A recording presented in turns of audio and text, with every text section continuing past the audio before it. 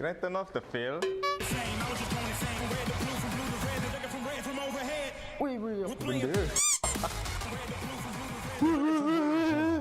Apa benda ni? I missed both? What? Huh? Hey. Oh, sorry. I'm a dirty. Alright, let's play some Beat Saber. Let's go. We're playing, I got the power. Itu easy lah. I got the power. I got unlimited power. Game. I got unlimited power. I got the power. I got unlimited power. Running the game. We are not playing the same. I was just going insane. Red to blue, from blue to red, looking from red from overhead. We're playing. Habis.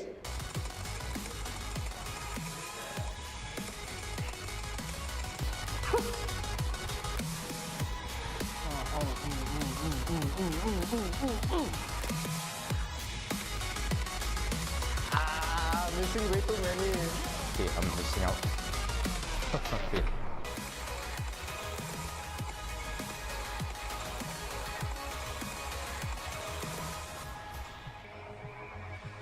I'm coming closer. Victory is mine. I'm making history. It's time. I'm living this moment. Living the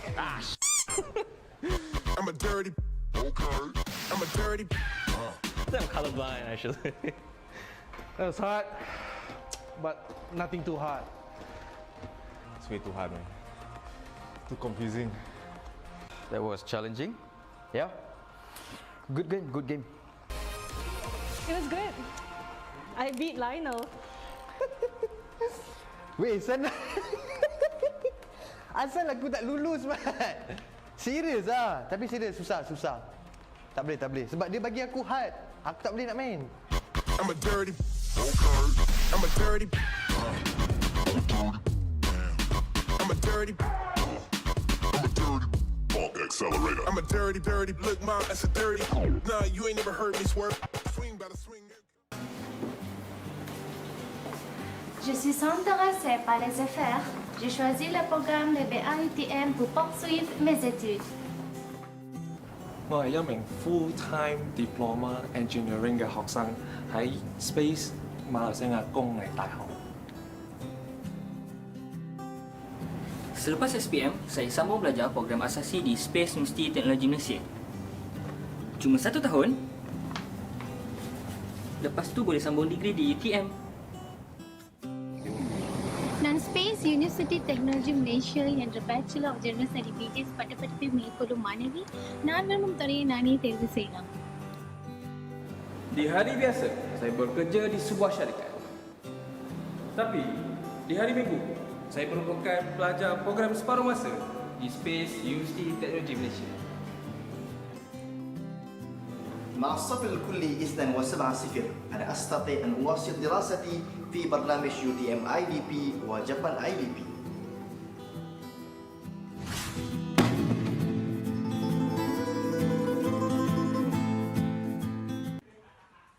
This is what we do in IRL Asia.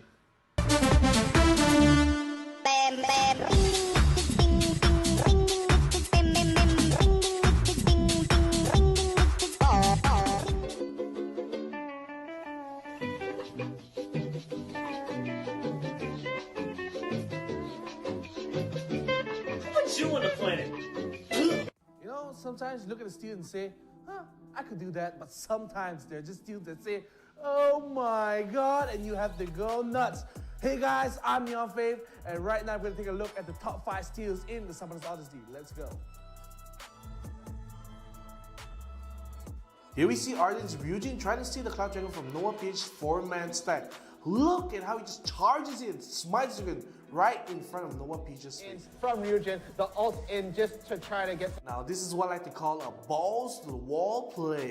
Look at how Nova Orange charges in with Olaf to steal the dragon with ease. Walking in with the Gaga something going to be so taken. Now Unstoppable coming for Olaf. A little bit too early, so you'll be taken out. But in the meanwhile, he will steal the Ocean Dragon. It doesn't stop the damage on him, and Braum won't be very low. They will kill him away in the Ezreal. Noah's R on his back yet again with another iconic Olaf steal. This time, he charges in to steal the Riffel away from Ardent Esports. Someone to go in. Riffel is so low. Of course, no jungler yet. But now, it's here and he's stealing it just a little too early. The smite and Unstoppable monsters come. They get the kill on the Graves. The taunt all alone. Kiko in the back. Here we have Mango's by landing a perfectly timed smite to steal the Mountain Dragon away from level up. But now they will get the top onto the Galio, but they steal away the mountain as they were stolen away. Now the fight will break up. Of course, they don't have other ones, but Diana ulti will land. Thunderstorm will come out. No members are dead from either side yet. But finally, Seraphine does go down. The Vi flies in, but will be taken away by Xayah. And finally, the #1 steal in Summoner's Odyssey goes to 𝐒𝐿𝐻 with a rather unexpected Baron steal using Kai'Sa's Void Seeker.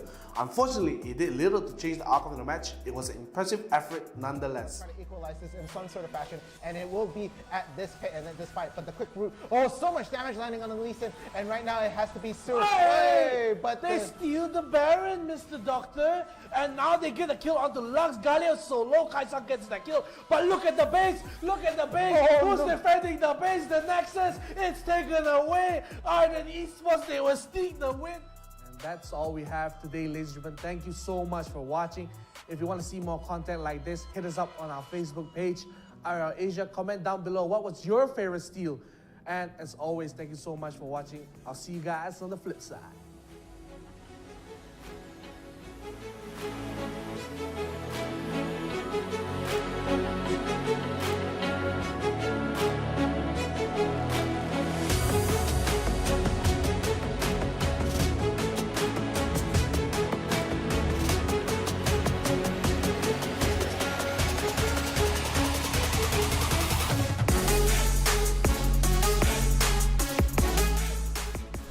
We're back with Warriors Summons RT. It is your boy that flips over NeonFaith here.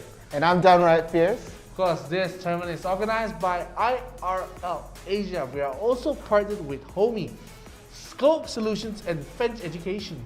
Yes, not to mention we are also sponsored by Inch Theory, 𝐒𝐮𝐬𝐬𝐶 Malaysia, and of course UTM Space.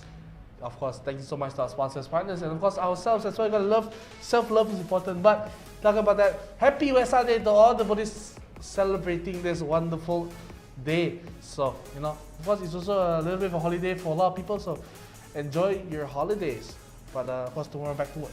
Yeah, tomorrow back to work. But I hope everybody's enjoying their day off or just taking this day to relax. You know, it's for everybody really. So we've been doing this tournament every single day, Summoners Odyssey, but we're going to be doing something a little special on Friday, Saturday, Sunday. Of course, I think we talked about it a whole bunch. We have the EMVP League going on right here. So PUBG Mobile Tournament, again, Friday, Saturday, and Sunday. Yeah, of course. There's going to be a prize pool of 2,000 ringgit here, so make sure you watch. We already had the group stages done. So like you said, watch cards, and then of course the grand finals as well. So make sure to stay tuned for that. It's going to be an interesting ride to go through. Me and the doctor himself will be casting it, so it'll be very interesting to see. Yeah, it's also been a big blast to sort of commentate, but today is a whole different day. Today we are doing Wild Rift, and yesterday, I don't know if you guys had a lot of spicy matches, but I think our first match might keep a lot of people, on their toes. We have some two big teams playing. Again, we're up to 32 teams in this bracket right here, but talking about the bracket, I think it's ready. I think we can take a look at that, so why don't we see the teams that are ready for today? Of course, there are a lot of teams that, like you said, up to 32, so it will be almost the full shebang today. Hamsters, we played very well yesterday. And then the name is Gangster Hamster. Gangster Hamsters. Yeah, they will have a bye going up against probably the winners of Genki Esports and Molo Esports. There's NXG Paradox going up. Chasing Dreams going up against Indura from Singapore. So Singaporean team is the first one in a long time. We also have Daybreak and DKG Esports, both from the Philippines. Elo Esports Fula going up against Mad Potatoes from the Philippines as well. Ace Jokers and Mad Dog Season will be the first match on stream, so don't miss it out. We also have returning champions Level Up as well going up against Empire Esports. Yeah, then on the other side of the bracket, we do have returning champs Wild Dogs having to fight Ace Esports Jax for their first match and trying to get to that top 16 there. Finesse Exile back in there having to fight the Pillars Newbie Indonesian team. So good to see a little bit more variety here today. Ethereal's Alpha having to fight SSG. Persilangan Pseudonymous having to fight the Goulet Gang. MJF Aces fighting Team FTL. And AC Sports Kings, they're going to get a bye, but they're going to have to fight the winners of whoever wins MJF Aces and Team FTL. So that could be a little bit spicy right there. Meanwhile, Sugar Amos is also going to get a bye, but they're going to have to fight the winners of either Alam Umbuso or Avelum Dynasty right there. Yeah, and all these teams are very, very strong. So a lot of returning champions, a lot of strong contenders as well. Have a lot of good people in the bracket here. And the thing is, just going straight to the top straight away, not wasting any time, just going straight to the top. So I'm interested to see a lot of interesting matches here. Of course, Indora, we have Chasing Dreams. Chasing Dreams 4-time champions this time, so a lot to go through. So we have to see how they do proceed in the whole match. But you know, not only about the game, how is everyone doing during these trying times during PKP, especially for Malaysia?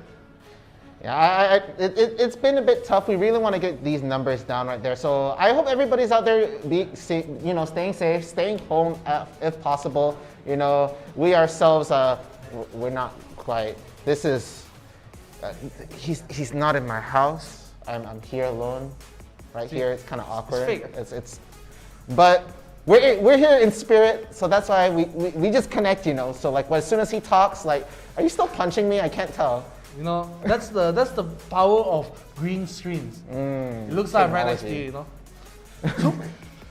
You gotta stop that. It makes me feel like I'm starting to feel it if you keep doing that. But anyway, I hope all of you do stay safe during this trying time. We want to get those numbers down, and it means a lot to us. The sooner we get over this, the sooner we come back to normal, and the sooner we can see your beautiful faces. But of course, we're going to go into a beautiful thing, which is going to be the band coming in for the first game. So 𝐻𝐿 on your left will be banned on 𝐶𝐿 for the first band. Mad Dogs, of course, with the Cerberus logo will be on your right. So both from Philippines, 𝐻𝐿. They recently picked up in Steam. They have picked up a lot of good wins against good teams. Mad Dogs as well. They sadly fell short to Wild Dogs, I remember most famously last time, but looks like they're back. So in comments we have Adrian saying, "Let's go Mad Dogs." You also have Nicole for, "Hey guys, Nicole, how are you? Long time no see." But Mad Dogs, they do get the ban onto Diana. Yeah, so there we go. They are going to be able to ban 2 in a row and picking 2 in the row when we get into that pick phase right there. So, also going to be the Braum ban right there. So, very, very, you know, normal ban so far. Nothing unusual. Nothing like a Garen or a Twisted Fate or anything like that. Nothing I would expect, you know, earlier in this part. But I feel like these teams have played each other though, maybe at some point. I feel like they might be familiar with each other, but no, pretty standard ban coming in from 𝐻𝐿. The 𝐶𝐿 and the 𝐾𝐠 are going to get banned off right there. So, a lot of like assassins going to be cut off right there. Diana does a lot of damage, so does a 𝐾𝐠. I kind of like the 𝐶𝐿 ban, of course, very, very normal, but they're going to get that first pick. And do you think it could be a Rengar jungle? It could be Rengar jungle. We might see a Ziggs pick or a Kai'Sa pick as well. Maybe Gragas as well. Let's see 𝐻𝐿 what you do prefer, but it's going to be a lot of strong picks here for either side. So we have to wait and see what they do up for, and it will be very important to see how it is done. And we are going to go to picture, ladies and gentlemen. On the blue side, 𝐻𝐿, they have the first pick. 𝐾 win. Better win, huh? K win.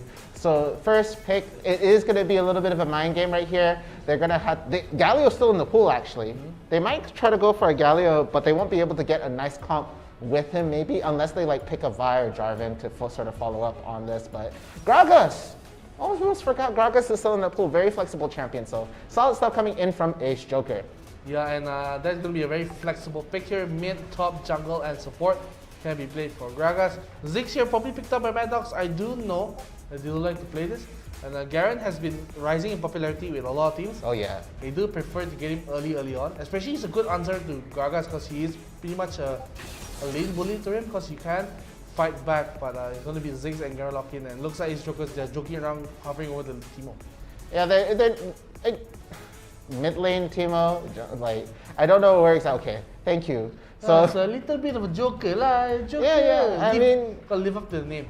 If they do pick it, I'm trying to figure out exactly where Teemo would go here, because I assume the Gragas is going to go top. Again, really flexible, could be even a support. But there we go. It looks like it could be a Galio mid with a Kai'Sa, of course, being the ADC right there. But Galio could also be support. We're just going to have to see exactly how that plays off right now. But let's go back to Mad Dogs right there. The Ziggs Garen going to be very good. The Garen going to be that nice front line right there. I feel like that's the next best thing when you don't have a Braum in the picture, especially because that's going to be your nice media front line. But no, it is going to be a Rengar locked in for the start of Mad Dogs right here. They're hovering over it. I do like it, and there we go. Oh, so Rengar locked in here. So hopefully jungle, Rengar here, no shenanigans with top Rengar. Garen locked in it is. So yeah, I've called MF before. Okay, we're playing the Rengar most probably. Datsu hovering over the 𝐶𝐿. It is a decent pick actually in the meta, but I don't think it's strong enough to face off the Rengar. But let's just see. Of course, he hasn't locked in yet. Oh, still hovering away. Leona is being hovered as well. So probably there's locked in. Okay, so it's going to be a jungle, 𝐶𝐿, support Leona with Kai'Sa at the bottom lane. We have Gragas in the top and Galio in the mid. You know, it could technically be a Galio mid, Galio top, Gragas mid, but I wouldn't put my money on that. I think it's going to be a Galio me do. Yeah, but I'm already having a problem with 𝐻𝐿𝐷𝐿's lineup here. Again, they're going to be tanky. It's going to be fine, right? They have decent engages. But you're going to be walking into a poke comp with 𝐬𝐧𝐽 and 𝐿𝐷𝐿 at the front right there. So you're going to have Garen at the front line just trying to stop these guys from running in. And they're going to be taking a lot of damage from these guys. So they're going to have to really catch them off guard and just nuke them down really, really quick. But again, I'm liking Mad Dog's pick more than 𝐻𝐿𝐷𝐿, honestly, at this point. Early on right now. I think the Alistar was a great pick for Mad Dog because they don't have any form of engage if they were ahead at one point. So they do have that force engage Alistar here for us to start fights. But if he doesn't get a good angle in the fight, they probably don't have any engage. They probably have to play very safe. So that's going to be an issue. We saw yesterday when you went here about Grand Finals, we had a poke comp for the side of Wild Dogs. But they couldn't maintain every time they went to engage, they flashed on the engage. Enemy just backed off, just continue punishing them for all they do. So, in theory, when a poke comp is played perfectly, it should always win. But it's so hard to play a perfect poke comp. I mean, if you're baiting these ults and you're baiting a lot of these like hard to go in sort of things, like these guys do have their summoner skills of their own. So I imagine that sort of is a big counterplay right there. So for that I can understand, but it's always really annoying to deal with a poke comp in general. You have to be really, really good to sort of counter it if you don't have that comp to really fight against them. So we're just gonna have to see exactly what these teams are gonna do and how they're gonna play this out. But I'm still gonna stay on my ground. I feel like Mad Dogs, I think they have a really good draft right here. Yeah, I think it's a really interesting. But we're gonna go into the game, ladies and gentlemen. You can see already our face is turning into all that it is to be, and it's gonna be the games coming in, ladies and gentlemen. It's gonna be so much done here. Let's just see the first game in between the Mad Dogs going up against the very favorable Ace Esports. So there we go. We are getting into our first game right there. Of course, blue side is going to be Ace Esports Joker. Mad Dog's going to be on the red side right here. Standard laning phase. They're going to be helping their junglers out early on to, of course, get that buff right there. So only rotating in on the bot right here. Ooh, just dodged the shot right there. Just right outside. And of course, we're seeing a late rotation coming in from the Alistar, probably just trying to get a little bit of vision and helping out the mid lane right there. So again, you're going to see a lot of this help around their jungler. I feel like in Wild Rift especially, the jungler is going to be calling in a lot of shots and trying to get that initial momentum right there. So it's always really, really good to see when the jungler is starting to get some momentum. You really start feeling the game sort of pick up the pace from there. Yeah, I really think so as well. But at the same time, I can see at the top Garen spinning, trying to deal a little damage onto the Gragas. Like I said, Garen is going to be a very strong pick going up against the Gragas. So it will be a very, very smart pick here for Mad Dogs. But like you said, if they do get this poke comp rolling here for the side of Mad Dogs, it's going to be very difficult for Ace to even attempt to fight. They do have a decent engage with Leona and 𝐿𝐷𝐿, maybe to get to the backline, with 𝐿𝐷𝐿 as well jumping in. But if a good disengage comes in from, let's say, Alistar, or good disengage comes in for someone else, it could mean a lot of danger coming in, so has to be extremely careful when you're talking about that. And I feel that, look at already just 𝐬𝐷𝐿 walking up, just applying a little pressure here. He did steal the Scuttler? Wow. Scuttler away. So if I'm 𝐿𝐷𝐿, I gotta feel really bad about that. And of course, a fight here, and the bottom actually getting a first blood as well, but then they root up. The 𝐿𝐷𝐿 has nowhere to go. He can't flash away. Rengar for you, so he just says, alright, I won't burn my flash, and that will be another kill going inside of Mad Dogs. And just overall the map, left, right, and center, there's something happening right now. Yeah, again, really, really scattered fights right there. They got an early pick at the bottom on the Leona right there, so she's only rotating back in. But it seemed like 𝐿𝐷𝐿, Daksu really had the good call to try and start something right there. But I think the Galio didn't want to commit, and at the end of the day, it collapsed. Meanwhile, we did see 𝐿𝐴zhu, and of course the Rengar being played there, caught MF and 4K really finishing up the job. So he's actually going to be able to rotate on the top right now. I don't think they see him right there. They might not want to push in this Gragas in way too far. So looking at how it's going to be played right here, there might be another fight going on at the top right now. I do see a flash being burned right there, and there we go. The kill does go downside. Actually doesn't use the flash at all. Does get the ult in, and there is another kill. The momentum really, really good in the favor of Mad Dogs right now. Very, very good in the favor of Mad Dogs. And see that, what a nice shoot actually landed on 𝐿𝐷𝐿, but I don't think they realized for a second there. I thought, wait a minute, but they don't go in there, and Rengar ulti actually was a little bit wasted there. I think he wanted to jump onto the 𝐿𝐷𝐿, but ended up jumping onto the minion. So, but the barrage, will it land on the 𝐿𝐷𝐿? It does look like his trajectory will land. He actually just barely dodges out the barrage here with the back call timing, but already 3 kills coming from the side of Mad Dogs. They have a 2,000 goal lead. You can see already just 40 seconds till the dragon spawns. They're looking to maybe get an early push into the mid lane, maybe get a reset onto the Ziggs. He's going to walk back, maybe looking for the reset. Like Ezreal is already bought his items here back to Hui, and I just balked like a chicken there. Balk. But I feel like the priority will slowly go into the bot lane right here. We already see the two bot laners coming in this side. The Kai'Sa, of course, wants to rotate out, wants to get the items to get prepped for the fight. So there we do see some items being bought in right there. Going to get the Executioners culling really early on. Going to be able to stack that nice and cleanly. Meanwhile, it does seem like Mad Dogs, they're going to be able to get those wards in the pit right there. So Cloud Dragon, it just comes out. They have the vision out there. They do get de-warded though, but it looks like they're going to get the head start right now. The rest of the team, they're starting to form up and they want to take this out as well. Again, it's going to be the Cloud Dragon and NeonFaith. You said it time and time again, it's the winningest dragon. Winningest dragon. And still, even though after the nerfs, it's still the winningest dragon here. They're going to continue just starting it up. And it looks like they're not planning to stop here. They're pretty strong here. Like I said, they have a 2,000 gold lead here. And at the same time, Gragas is not coming, so I think Ace is going to look for a steal here. 𝐶𝐤 does come, but what a nice flash to stop the 𝐶𝐤 coming in. They secure the dragon. Garen gets away in the back, like you see, Alistar just dealing out the damage. He has the ultimate to stay alive. 𝐶𝐤 does go on to the Ziggs. He's not able to stop him now, but at the same time, Alistar, his ultimate, he's run out. And this is just a little too greedy for Mad Dogs. The rest of the team is not here. They can't fight and they continue trying to go for it. At the same time, it's a 4v5. They lost a 4v5 with a 2,000 gold lead, and because of all that, they just trade nothing. They lose 4 members, they lose the top turret as well. They only get the dragon, and if you ask me, I don't think that was worth it at all.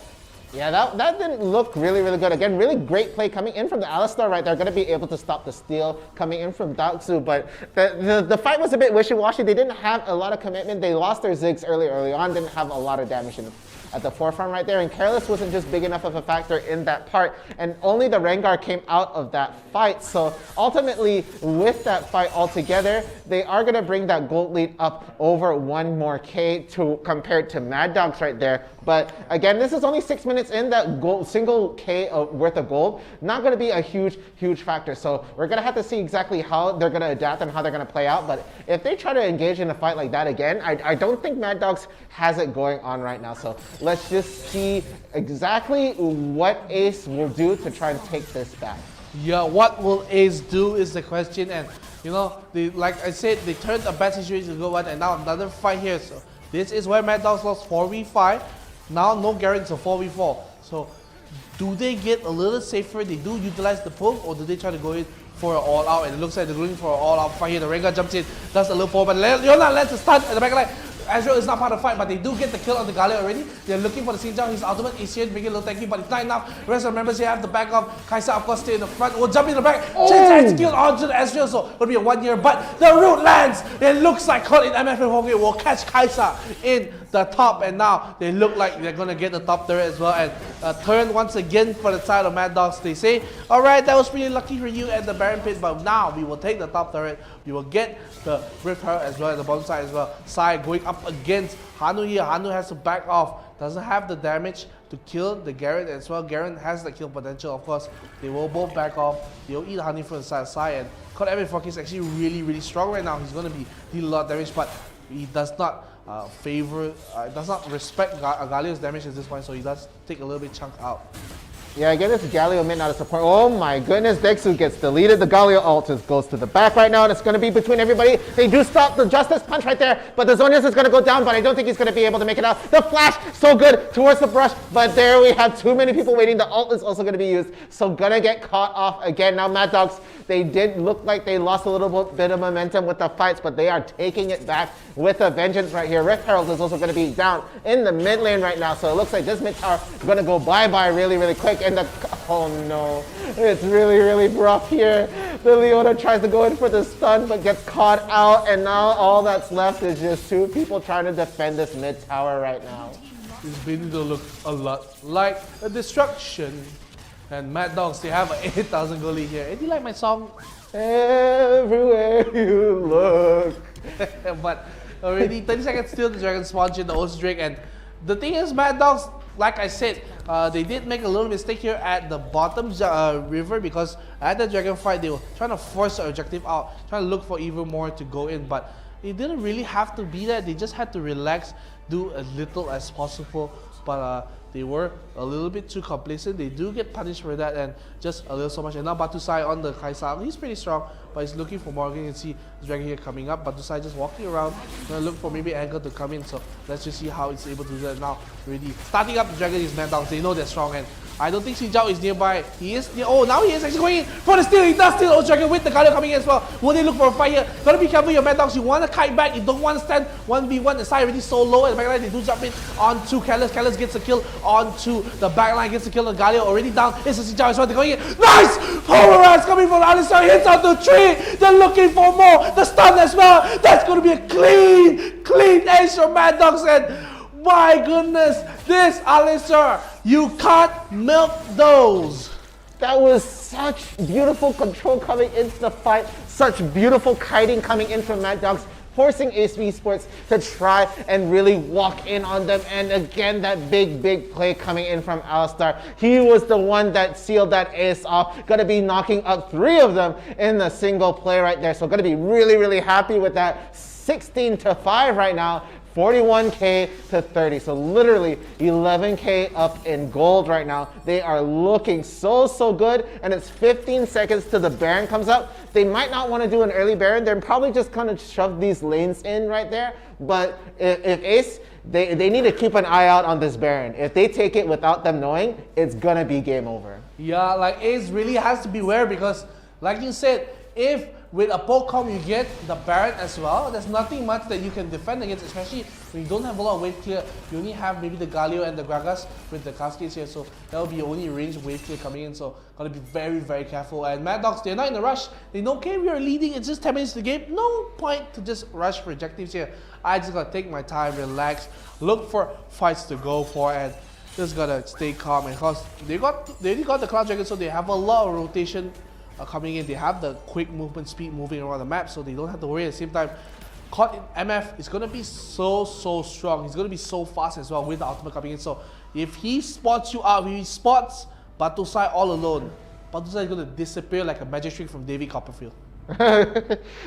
Exactly the case. Even the tankier people do have to be careful if there are teammates around. But Death's off on the Rengar right now. Caught MF in 4K is looking really good. Of course, Ezreal gonna have that Manamune over there, Triforce, and I'm sorry, Trinity Force, and the Mortal Reminder right here. Meanwhile, the 𝐿𝐴𝐿, she's looking pretty good. Got that Blade of the Rune King right there. Executioner's Culling. Might try to rotate off into something with a bit more defense. Again, with the BF Sword, Executioner's Culling, and of course the recurve bow, it could be a lot of things, but it looks like they're going to start a fight near the Baron pit right here. Yeah, they're going to force a fight. The 𝐿𝐴𝐿 ulti is coming. It lands Alistar's attack is provided. The Mega in front of the bomb will land to so many members, and look at MF4K looking for the 𝐿𝐴𝐿. 𝐿𝐴𝐿 will go down, and this is a 2v4 relationship, and they're winning. The 𝐿𝐴𝐿 going to be so low as well. Will be killed off. MF4K still alive now. Sai will be taking up the turret. Will back off here, and they do lose Alistar in the back. But look who is chasing up the kill onto the Gragas. Can't run away, my friend. You try to get the kill as well, but it's not enough. You can see 𝐿𝐴𝐿 just finished off the kill, so it's going to be a 4-for-1, and now Mad Dogs, they will start the Baron up, and of course with the TP coming in as well from MF in 4K, he will say, don't worry guys, I'm here, let's do the Baron, and it's going to be done, and I think this game should belong to Mad Dogs.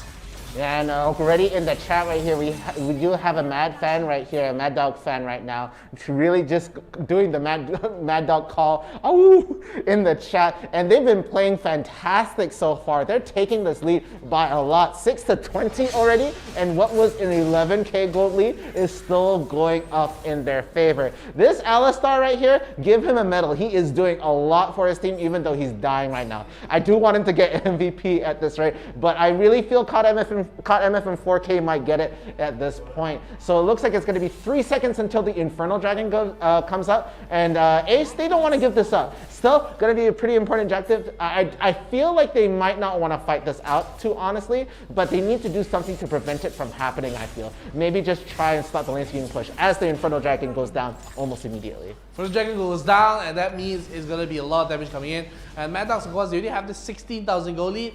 They're just basically flexing at this point. They could maybe push it. Oh, look at the damage! The hit bubble red lands, and goodbye, Leona. We did not miss your cascade. Just comes in.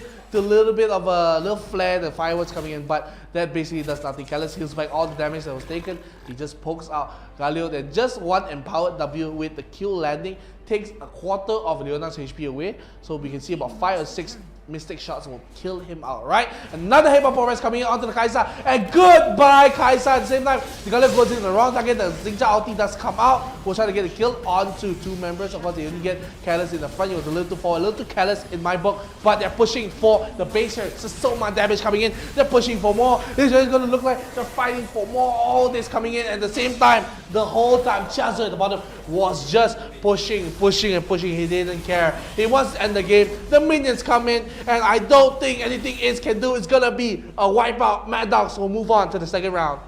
Yeah, and there you have it. That is the second round, the first round of the game. I don't know why you said second. I got a bit lost there, of course. That was the first match of the day in Summoners Odyssey. Again, we're going to be seeing best of ones up until we go past the 4th round of the semifinals. Grand finals will be that best of 3. But my goodness gracious, Mad Dogs, they're not mad. They're smart. And they're very crafty right there. They're really, really good with this team. I did like their comp coming in from the beginning. And again, they managed to just really bait a lot of the team right there. Ace Esports Joker, they were just baited. They were on a line and hooked the whole time. They're mad good is what they are, you know. Just watching them play is a glory. But let's take a look at the stats here to just see who was the MVP of the match. Let's just take a look. It's going to be MVP will be 𝐿𝐼𝐿 in 4K week 8-0-8. Also, 𝐿𝐼𝐿 will be 1, 5, and 6 as the MVP. So not that bad, I feel. Yeah, Route of the Ages, Luden's Echo only going to be completed right there. Did not get a lot of gold on that side. Bato side only had like pretty much 2 completed items, sorry. Infinity Edge and the Blade of the Rune King right there. Meanwhile, I of course, 20 assists on the Alistar right there. I felt like he would have gotten MVP. I did call it much earlier, but exactly as I also called it, it was 𝐿𝐼𝐿 and 4K who did get that MVP right there. So let's take a look at the damage. Of course, 𝐿𝐼𝐿 is going to be doing the most damage. It's actually not the 𝐿𝐼𝐿. Usually the 𝐿𝐼𝐿 is like second, if not the first, but 𝐿𝐼𝐿 and 4K, we saw him delete people, and it was really, really well played from him. Yeah, and another reason I think 𝐿𝐼𝐿 didn't get a lot of damage because he did most of his time in the late game just split pushing.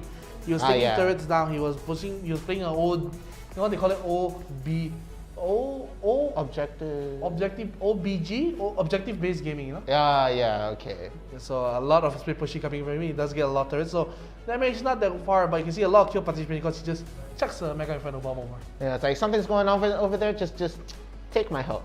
Just really quick, just throw it out over there. So guys, that again, first round, we still have so much more for you. In fact, we're gonna have even more right when we're doing this. We're just gonna be waiting up on it. I do want to see a lot of those good fights that we just saw much earlier. I wanna really try and like soak it all in because there's really impressive stuff coming in from Mad Dogs. Is there anything else you wanted to see in like the possible replays coming up? I just want to see how they lost the first fight for the side of Mad Dogs. Oh yeah. I think they were just a little too confident here. They knew they had numbers advantage, but they just went in recklessly. And talking about that, let's take a look at how Mad Dogs dissembled the side of Ace Joker. So of course they didn't have the best starts, but let's take a look here. Nice start here. They get the kill at the bottom lane. 𝐿𝐼𝐿 lands the long roots. They get the kill on the 𝐿𝐼𝐿 as well. And it was looking good all the way top as well. They get the kill. They do survive there. 3-0. And now this fight, they were ahead. They got the Cloud Dragon. In the back, like you see, Alistar just deal a little damage. The nice Inferno Bomb. And just a little bit too confident. They get the kill on the 𝐿𝐼𝐿. Look how far 𝐿𝐼𝐿 is. A little too careless here. Walking up to all the members here. Gets taken out. Sai comes back, but he has no damage whatsoever. They turn on him. He goes down as well. 𝐿𝐼𝐿 and 4K has nowhere to go. He just tries to run away, and he'll just be barely able to do so. But all the members, everyone else died, and at the same time, Gragas took the top turret away.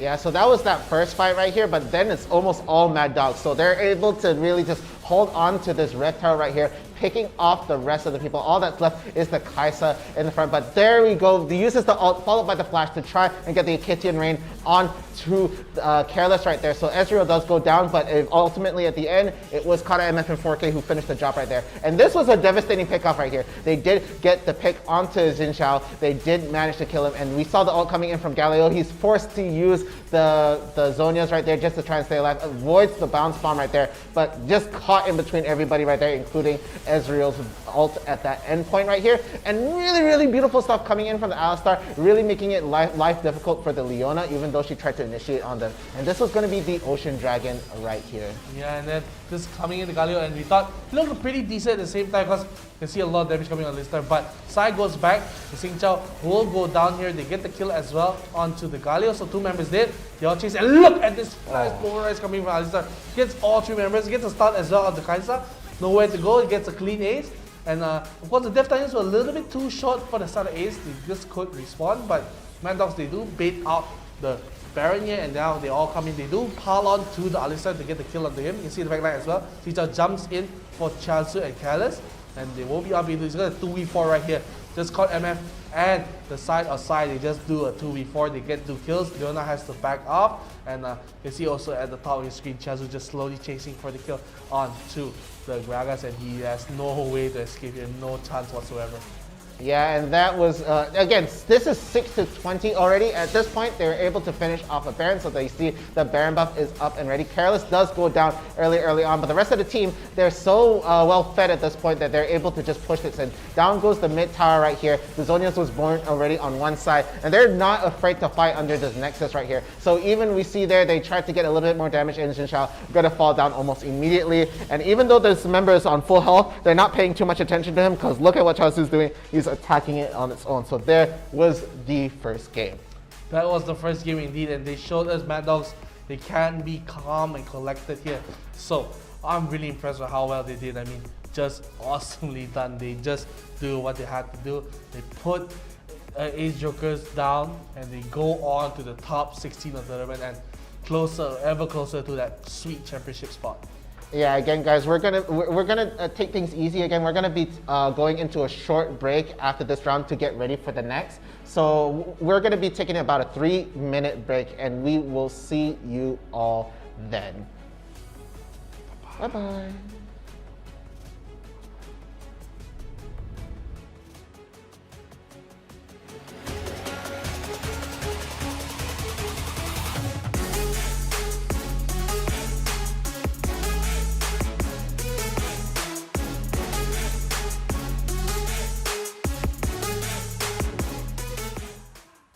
This is what we do in IRL Asia.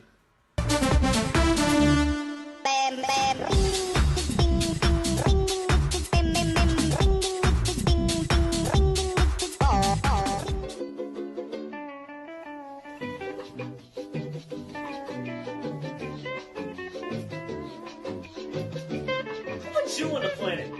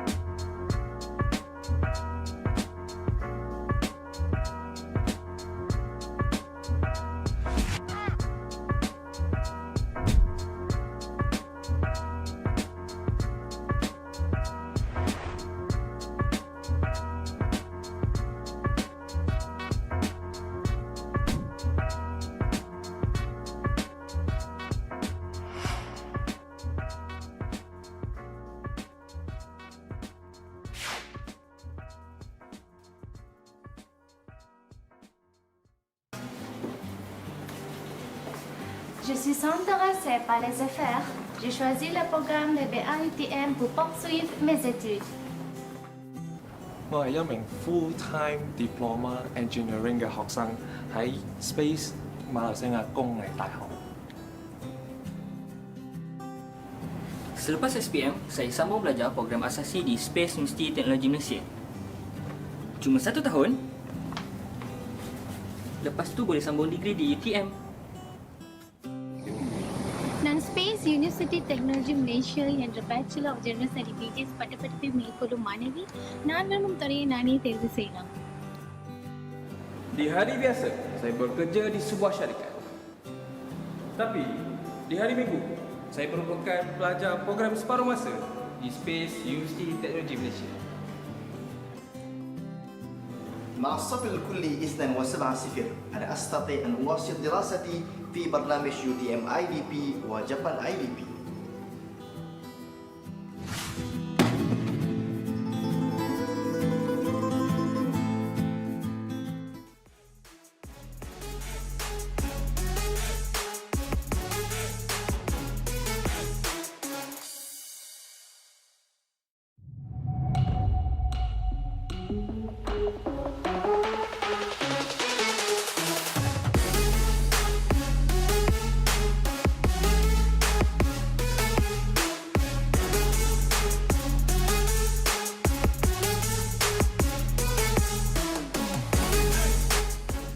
We're back with Warriors of Odyssey. My beautiful name is NeonFaith. And I'm D.R.Fierce. Welcome back. Okay, getting into a little drink. We just came back from the first round of the Summoners Odyssey, but before we talk any more about that, of course, I want to thank everybody responsible for this tournament. Again, this is organized by IRL ASIA, partnered with SKOB Solutions, Fen Education, and not to mention Homie. And we are also sponsored by 𝐿𝐴𝐷𝐷𝐶𝐷𝐻 Malaysia and UTM Space. So, we were just done with the first round of our tournament. And I gotta say, man, it was a real perplexing match coming in. Mad Dogs, they really just abolished 𝐻𝐿𝐴𝐷𝐷𝐻. Yeah, but with really, really good play. Again, it wasn't just like, you know, they were relentless, they were fighting again and again. They really had really good pickoffs and they really just managed to hold on to the advantage they had early on. They got an early 3-kill lead, 0-3 early on. They pushed it as far as it could go and it took them that game. I think it was 6-20 at the end of the day. So really, really strong match to start off the day, to be honest. Very, very, very beautiful. strong. So they played incredibly well, and I think the major thing for all these teams is that they are very, very resilient. Okay, I'm guarantee you, 𝐻𝐻𝐿𝐴𝐷𝐻, even though they lost that game, they're gonna come back tomorrow because they are a strong team. They have that mental resilience here. Yeah, and that's what's really separates a lot of people from professional play and playing at that high level is that mental resilience, that mental fortitude that you get there. And guys, if you are interested in learning how to approach the esports industry, whether you want to be a tournament operator, whether you want to be part of the production behind the scenes, or if you want to be a shoutcaster like NeonFaith or myself, oh wait, not to mention even becoming a player, we have IRL Asia Academy. So guys, on Facebook, if you can look, just type in that search bar, IRL Asia Academy, and you can find that page. Of course, we're going to be creating curriculums and sort of education systems where we can teach you how to get into this industry. Thank you very much for that, D.R.Fierce. I'm very, very happy with that. And of course, you want to be a, like you said, player, production, everything, hit it with IRL Asia Academy. Get us a like here, but just not only IRL Asia Academy, like the main page as well. This page right here, up there, down there, IRL Asia, click maybe on the left with the chat box there, got our name. You know, you comment quite a lot, so click on that, get a follow, get a like. Oh, you want to support us even more? Get a supporters badge. You get access to exclusive content that only supporters get. You get a nice tag that says supporter. You also want to see a promo video for us. Send some stars. You're gonna have some just ready and available for you. And this is a little preview. Maybe you done to look at this. Just a little preview of that. Of course, if you guys like all the content that we have, we also have a TikTok. Not to mention, of course, at IRL Asia on TikTok, you get to see a whole bunch of videos. And if you see 𝐻𝐿𝐴𝐷𝐻 on here, he likes to reference them a lot, and it's really good content. But it looks like the brackets are ready. We're going to be seeing exactly what teams are left in the top 16 of the tournament today. Yeah, of course, the brackets here. We just saw the first round over, so this is the second round. We have Hamster Esports gonna be going up against Genki Esports, and of course we have going up against Chasing Dreams. Oh no. We have DKC Esports going against Mad Potatoes. Mad Dogs, of course, you just saw them demolish 𝐻𝐿𝐴𝐷𝐻. We also have Empire Esports. They took out Level Up, my goodness gracious. Level Up, and Empire says, don't worry, we have the XP boost as well. Right there, you see teammate about to enter game. The team boost has been activated right there. So again, they're going to be the Pillars newbie is waiting for their opponent right there. We don't know whether it's going to be Wild Dogs or Esports Jack. Gonna have to wait to see that one out. Meanwhile, of course, Ethereal's Alpha is also fighting out SG at this point. So Pseudonymous is gonna have to wait for their opponent. Meanwhile, MJF Aces and Ace Esports Kings, they're ready. They're gonna be going against each other very soon. But look at the bottom right there. Shigeruma's having to fight 𝐼𝐢 𝐸𝐻 in the top 16 already. That's gonna be a very interesting match to see. Yeah, and no, the thing is, right, both Ace Esports teams were taken out by the dogs. Oh, wow. One Mad Dog and one Wild Dog. So one Mad, one is one okay. One is mad, one is wild. Oh, yeah, one is mad, one is wild. Like, would one just be unpredictable and one just be always angry? Okay, Mad Dog means angry lah, means always angry. Okay, betul. Oh, okay. So, all right there. Yeah. We also see the SSG. They won their match. And you know, I already said that already, but just to reiterate one more time, just let you know the SSG won, and the Wild Dogs, they do beat out another Ace. Just to reiterate, just make sure that you guys understand the story here, and also can see, like I said, you were asking Mad Dogs and Wild Dogs are the different. Mad Dog, like angry lah. I two times when they say it. Wild Dog is. But both can be smart. Both can be smart though. And by the way, guys in chat, how are you doing? I know for those of us in Malaysia right here, it's been a bit tough, you know, PKP new restrictions and all. And right now, I'm actually not together with NeonFaith right now, so we're not in the same room, and I miss him greatly. But it's all for the greater good. We just all want to, you know, get past this, you know, as soon as we can. And when we can, like, hopefully everything will be better. So guys, stay at home if you can. Stay at home if you can. But we're gonna go look into the band picks for this match. It's gonna be Shigeruma's going up against 𝐼𝐢 𝐸𝐻. So 2 champions here, and we look like it's gonna be a clash of the titans here. Of course, I do give a little bit of favor to Shigeruma's. Oh yeah. They did play recently better, but that's no way to discount 𝐼𝐢 𝐸𝐻, and Ziggs banned out already from Shigeruma's. Yeah, so they're going to be 2 bans coming in from 𝐼𝐢 𝐸𝐻, and I feel like I haven't seen them in quite a while. I kind of missed them. They haven't been really prevalent in a lot of the games. I know they've been able to like constantly make top 8, maybe even close to top 4 right there, but I haven't really, I missed them in general. So let's just see exactly what they got. They're going to start off their bans with the Diana. They have one more to pick in a row, and it's going to be that Garen does not want to give it to Shigure right there, so not going to happen today. No Shigure Garen for the moment in this round so far. So Shigeruma's, they're gonna have one last ban, and it's gonna be the 𝐿𝐲. So looking at the bans right now, this is still pretty close to the metas, maybe side the Garen, but a lot of people have been going for that Garen pick right there. It's been really, really strong. So it makes sense that they go for the Garen ban as well. So that's gonna be the bans for the second game. That will be the bans, like you said, and you know, why are you so smart, D.R.Fierce? Smart? Yeah. I mean, like this is just the intuition. We've been doing this every day, you know. So like, you're smart. I mean, I'm not saying that. You're smart. You're loyal. You're important. You're precious. You know. All and these you see compliments. the pick coming in from Gaga since we're Chinese, like you said, gonna get that up. And now leave a lot open here. And for the side isolate, if Lee is open, he says, delicious. But it looks like as Rama's being hovered over right now. 𝑅𝐿 is actually the mid laner in the team. He doesn't actually play jungle. Jungle is actually to Chinese right there. So I don't even think a top Ramus would make a lot of sense. I don't know what exactly is gonna happen. Okay, I think he was just left out there on rotation. And we've seen 𝑅𝐿 do play Ziggs, does play Diana right there, but now gonna play Ari since the other 2 are banned, and 𝐻𝐤 gonna be picking the Brown. And of course, let's just see what they do pick for the side 𝐼𝐢 𝐸𝐻. Shui and 𝐼𝐢 will be the next 2 picking here. So I'm maybe expecting seeing something like, I don't know, with Camille still open. I'm surprised no one picked it yet.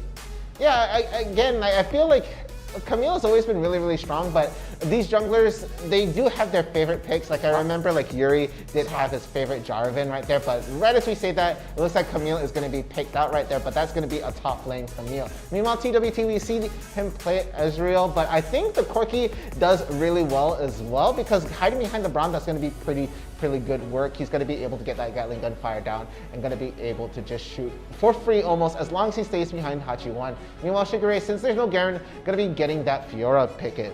You know, I really want to see Lee Sin top, Camille jungle. Calm down. Like, it Really, works, really. it works that way. Honestly, I really want to see that happen here. But I doubt I'm going to get it. But I don't know, so maybe he can surprise me here. But finally, probably the mid laner coming in with Jordan. No, I know Jordan doesn't play mid lane, does he? I'm trying to remember right now. Yeah, okay, he's going to be the mid laner. Orianna! I like the Orianna. Again, we haven't seen a lot of Oriannas as of late. They've been mostly like Dianas. They've been mostly Ziggs. They've been mostly 𝐿𝐲 here. But again, three potential mid laners banned out over here. But Orianna, I do like this pick a lot. I want to see those really big shockwaves landing and a lot of that team fight going into the favor. So hopefully we get to see that in this game right here. I like their draft quite a bit. Yeah, I love it as well. And I really hope that we see something else. Also, you have comments coming in from Apple. Apple saying, go Pelas Silangan. Yeah, and of course, in the last game, we actually had Mad Dogs Esports, so let's go Mad Dogs! Let's go. I mean, after they won, after the break finished, and they come, hey, yo, we won, I forgot last post. Let's go! I hope I'm not too late, you know, the admin sweating, then the boss at the behind the chair. Just okay, they mentioned it. We're all good right there. So again, we're going to be seeing 𝐿𝐲 fighting against 𝐿𝐲 really quick. Again, 𝐿𝐲 they're going to be on the red side, and it is going to be 𝐿𝐲 on the blue. So again, I just really like the pick coming on from the side of 𝐿𝐲. I just miss them. It's been so long. We've seen 𝐿𝐲 do really well as of late, but we're just gonna have to see exactly how the first game of the second round is gonna go, and we are gonna get into it right there. And of course, saying it again, Pelas Silangan, 𝐿𝐲 is gonna be on that blue side, and 𝐿𝐲 gonna be on the red side. I like your rapping there. Pelas Silangan on the other side, 𝐿𝐲 on the red side. Good meter. But look at this cheeky invade coming from the side of 𝐒𝐲. They walk all the way, they check for wards, they don't see anything in the pocket, and they do get this ramp here. So if 𝐿𝐲, I'm not sure if they knew this, they might be straight going to the red, but there's a ward already. So if it does happen, you can see that 𝐒𝐲 will know, and I think they are going to go for it straight away. The Braum walks up, he knows someone's going to be here, so just immediately stops Shui from walking up. Does hit him a little bit. He knows the Lee Sin is here. Has to be careful. Stuck all alone. Suyi, my goodness, just barely evade this. Has to burn the flash as well. Eats the fruit, but I think that's okay because it stops the fight. And look already, they're chasing it onto the Jala. Goodbye. First blood goes to the side of Pelas Silangan, and they will be happy with that. Yeah, I was just about to say they burned 2 summoner spells and they should just be walking away happy with that, but now gonna be double dipping, gonna be trying to get for that kill over onto Hachi right there, but they're gonna ultimately eat that right now. So Pelas Silangan, 𝐒𝐲 is gonna be up 1 kill right now, early part of the game. We're not even 2 minutes into this right here, and the first dragon's gonna be Infernal, so they're gonna have to pick up the momentum really quick if they want to be in fighting form for that, because Infernal Dragon, very important dragon. They're going to need that in their pocket. Both of these teams are going to have to fight this out. So there we see, of course, 𝐻𝐿𝐲 is getting a little bit of help with the bottom scuttle. They might try to go for a double scuttle right now, but it looks like 𝐼SOLATE is going to get a little help from the Orianna, but 𝐒𝐲 is actually in the mix right here, going to be getting a little bit of damage onto 𝐼SOLATE right now, but not going to actually stop him from getting the scuttler. So the smite will get him back to full health, and he's going to just move on up and rotate back into the jungle. So ultimately, nobody loses out on that fight, but they're still down about 1,000 in gold right here. 𝐒𝐲 is really looking strong, but again, 2 minutes in, this could flip-flop at any moment. We're just going to have to see how these team fights are going to break down later into the game.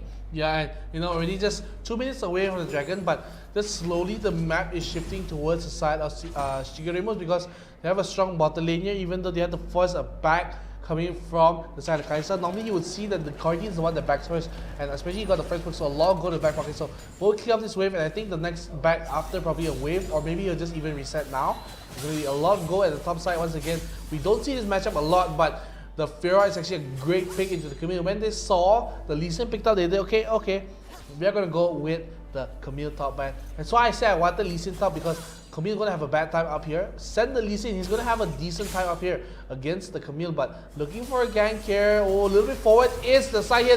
The ultimatum does come. Good night.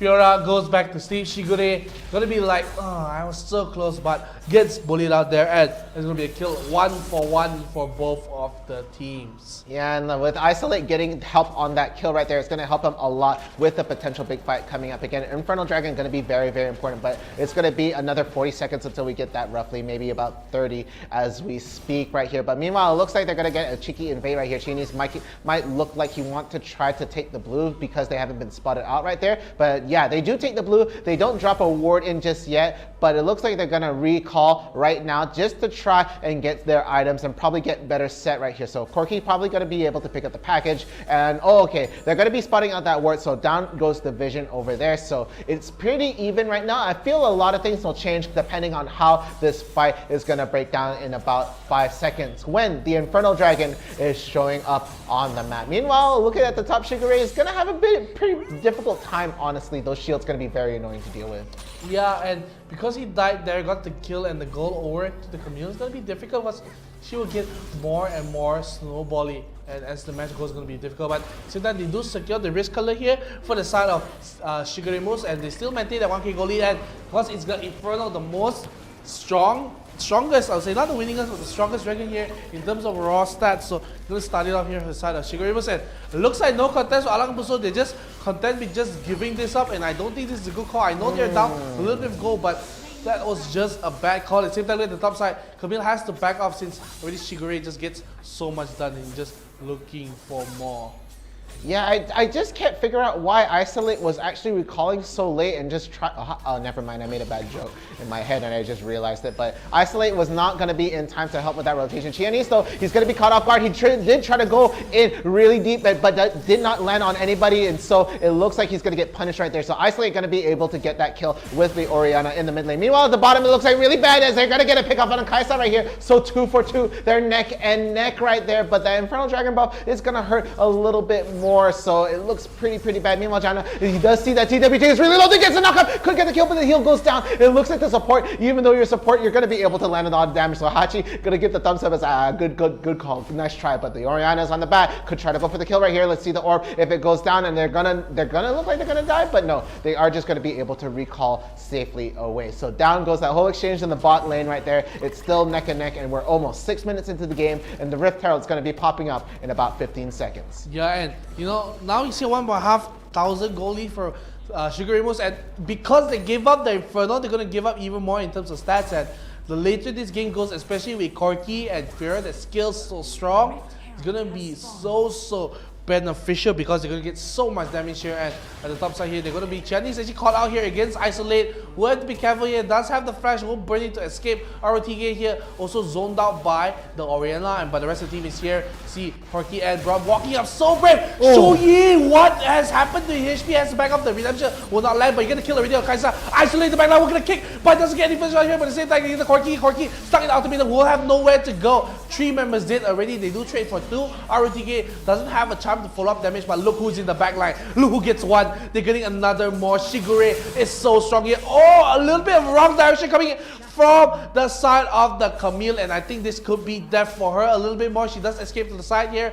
You see, he's still chasing her away, and with this, I think Fiora is able to finish out the kills as well. He's going for the turn. The charm comes in. He has not a lot of mana here, and he will get the kill. But 𝐒𝐮𝐬𝐬 is not happy with this. Will get probably the last hit here. Gets one, and oh, look who is chasing as well. But Kai'Sa is back here. Will be able to just stun a little bit, but they're going to start out the Rift right here with 2,000 in the lead, and with the Inferno as well. They're going to be too strong. I don't think Alang Buso will try to fight for this.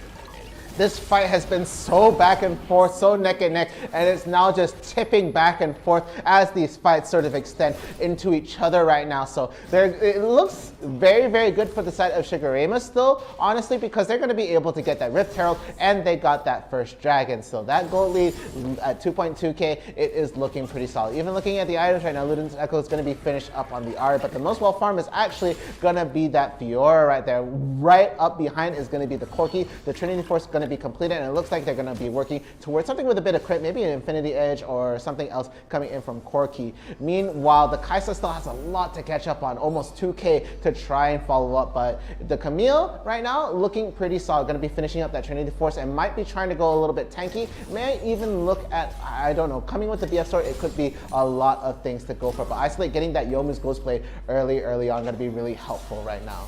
Very, very helpful, like you said.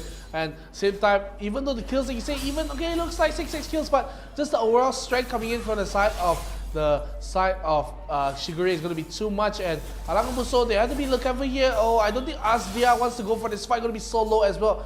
And thankfully, he does have the hook shot to run away if anything gets a little too dicey, but a little too close for comfort for my taste, because he has the ignite from the side of 𝐒𝐿𝐼𝐿 if anything gets a little too out of hand. But we'll be fine here. We'll have to back off here, has to reset, and Dragon, as you said, just spawned at the bottom of the map, so we'll be fighting for that. But package for 𝐻𝐸𝐿 means they're looking for a fight here. The Dragon actually down to very, very low. Gragas is finally making his way here. They do pull it out just a little bit, so has a little bit more time. He does come in. The 𝐻𝐸𝐿 comes in. He will get it. It's going to be 2 HP, and he does get the steal here. So barely managing to see it. The Lee Sin does escape a little bit HP, but look who's in the back line. 𝐒𝐿𝐼𝐿 is there looking for the kill on 𝐒𝐿𝐼𝐿. Has nowhere to go, looking for even more. Oh, but he will take down the Pharah, but who is here? Look who's there dealing all damage. Aslia, will he survive here once again, just solo, but will get smacked up. The rest of the members here stuck under the tower here. 𝐻𝐸𝐿 is dealing all the damage, getting the kill as well. Jana, and he will live too, and that's going to be 4 members in. Isolate barely managed to escape, so just dodging out on that ace. At the same time, mid lane, the Shelly was pushed up, does take a lot of HP off from the tower and almost taking her down as well. But look at the goal lead, it's about 6,500 here, and if you're the side of Pelas Silangan, you gotta think that you have this game in the bag. It's your game to lose. Yeah, it looks so good coming in from 𝐒𝐿𝐼𝐿. Again, 𝐿𝐼𝐿, they've been slipping up on a lot of these micro decisions right there. Not going to be able to get that dragon. That second dragon, really, really important. Again, Inferno, right, followed up by Cloud. It is a very, very strong rotation right there. And you're going to have to fight out and Isolate, literally too late for a lot of these fights and not going to be able to really be a big factor. Even though he's been really, really good early on, going to be getting that early momentum for his team, he is losing this right now, and it's 8K almost in gold difference right here. So with this happening right now, 𝐒𝐿𝐼𝐿 for the side of 𝐒𝐿𝐼𝐿 is really well farmed, going to be able to really push in the towers on his own, and he doesn't have to worry too much about his team because they're very strong right now in the team fight right here. I feel like they could take on it 5v4 if they play it right. And of course we see 𝐼𝐿 landing beautiful charms, being able to really assassinate crucial members for the side of 𝐿𝐼𝐿. So it looks like they're just going to get some vision towards the Baron Pit and maybe into their jungle, and might go and invade and try to push down one of these towers at the mid or top. Yeah, and you know, just continuing to push it, they do just force and brute force the turret down. No backdoor protection. Who cares about backdoor protection here? And of course, Baron is alive, like you said just a minute ago. They do secure the blue buff here. Actually, had to smite it away just in case that they would take it away. So no blue buff here. The charm will land on Jana. Oh my god, Jana here does pop the ultimate, but going to be careful here. The 𝐻𝐸𝐿 does not land the rockets on him, so he will be safe. But that stray charm landing on the Jana almost instantly took her out. But at the same time, you can see 𝐒𝐿 just split pushing at the side of the map. The one thing good about 𝐒𝐿 is that you can always run away if you're in a losing matchup. You can get the hook shots, but at the same time, they are looking for the fight at top. You can see he does just run away when he knows 𝐻𝐸𝐿 comes in just to disengage. Once again, a lot of damage to the shield that's coming from Jana. No minions here means backdoor pressure once again. They have to back off. This is a little too much HP to brute force. The rest of the team is here as well, and it's pretty good for 𝐿𝐼𝐿. They do trade towers here, and they do at least get something in return, but still the gold deficit is a little too much. 6,500 still not much changing here, and looks like they want to fight here. The risk color is being taken here. Look how low Qiannis is, but you will back off. But they're chasing for more. The flash coming in from 𝐻𝐸𝐿. 𝐻𝐸𝐿 will barely escape here, and just the overwhelming strength of 𝐒𝐿𝐼𝐿. Too much ultimatum. Will it come? There is the bomb at the back line. Will land the fissure on the tree, and 𝐒𝐿𝐼𝐿 is like, oh, wait up, man, just back off. Hachi said, nah, I'm gonna go in. Yeah, it looked like, again, they're not committing a lot. They're sort of hesitating on a lot of these things that 𝐿𝐼𝐿 are getting. And okay, we're going to be seeing the repos coming in here. 𝐒𝐿𝐼𝐿 is forced to use the flash to try to get away, but 𝐒annis is going to get the flash body slam right now. Going to be able to knock down 2, and the castle's going to be pushing 1 back. They're going to get the ignite onto 1. Isolate is so low along with the 𝐒𝐸𝐿. There goes the Jana out to try and disengage. They're going to get the slowdown, but 𝐒𝐿𝐼𝐿 is hot on the heels. Does want to get the kill. It will be the Jana that goes down immediately. 𝐻𝐸𝐿 is going to be knocked down. 𝐒𝐿 is going gonna get knocked down right away, and all the movement coming in from 𝐼𝐢𝐿𝐴, but it looks like the shockwave is gonna miss entirely right there, not gonna be able to land on anybody, and the charm will go down, and Oriana is already half health. So Perla 𝐒𝐿𝐴 and 𝐒𝐿𝐴, they're looking very, very good, and I feel like it's just been really, really a wash for the side of 𝐼𝐢𝐿𝐴 to try and get anything right there, even fighting for that red buff right there. And look at it, Camille, she does have the movement, but she's not getting anything for it in return. She's going in and out, but the rest of the team can't quite keep up with her. And it looks like the Mountain Dragon is going to be the next focus, and I don't think they're going to be able to fight this for the side of 𝐼𝐢𝐴. Yeah, 𝐼𝐢𝐴, they are not able to, and they'll get another dragon here, so 3 dragons will go to the back pocket of 𝐿𝐴𝐴 here. They're going to be very happy with that. A little bit late. Doesn't get the smite as well, but Chinese doesn't need to. He knows that no steal is coming in, so no range as well. But what is this? 𝐼𝐢𝐴, they're sneaking the Baron here, and 𝐒𝐿𝐴 says, excuse me, what is happening here? And Chinese, thank goodness he stays his smite. Look at the damage! My goodness, coming in the back line! They just burned down all solo, but the Baron is going to be down solo. They're going to look to try to steal it off. Chinese is there. He steals the Baron! They don't even get it! 𝐼𝐢𝐴, they're trying to go for the little cheeky play, but it doesn't even work out. At the same time, they are going to corner them. Look, this is behind. TWT with the Corgi coming in. The reports just say 𝐒𝐿𝐴, the flash in for Jono. He misses, and they get aced. Everything's gone wrong. 𝐿𝐴𝐴, they say, wow, thank you very much. The Baron on a platter, and I say, good day to you, sir. They're pushing down the million, and this could be game. That's it. I honestly, even with the cooldown timers as short as they are, they're less than 10 seconds away. With that fight, it's been just, I'm in an emotional roller coaster right now.